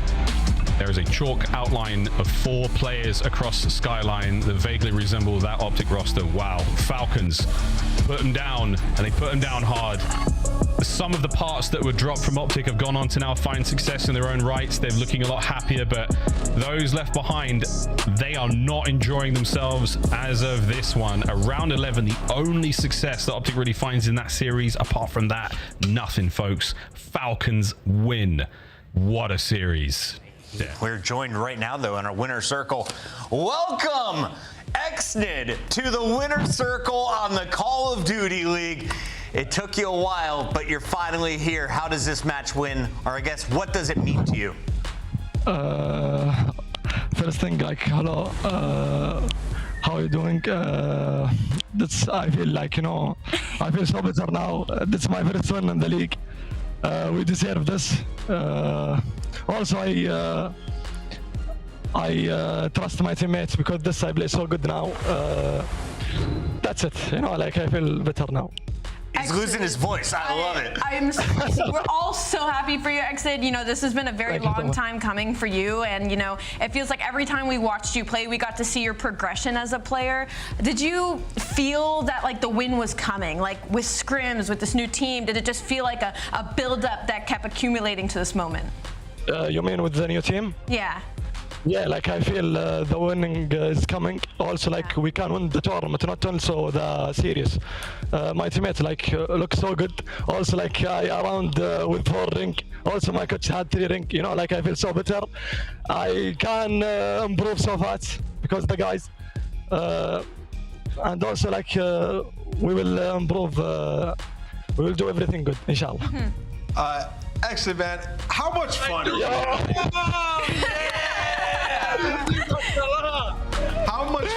How much fun are you having right now? How can I say?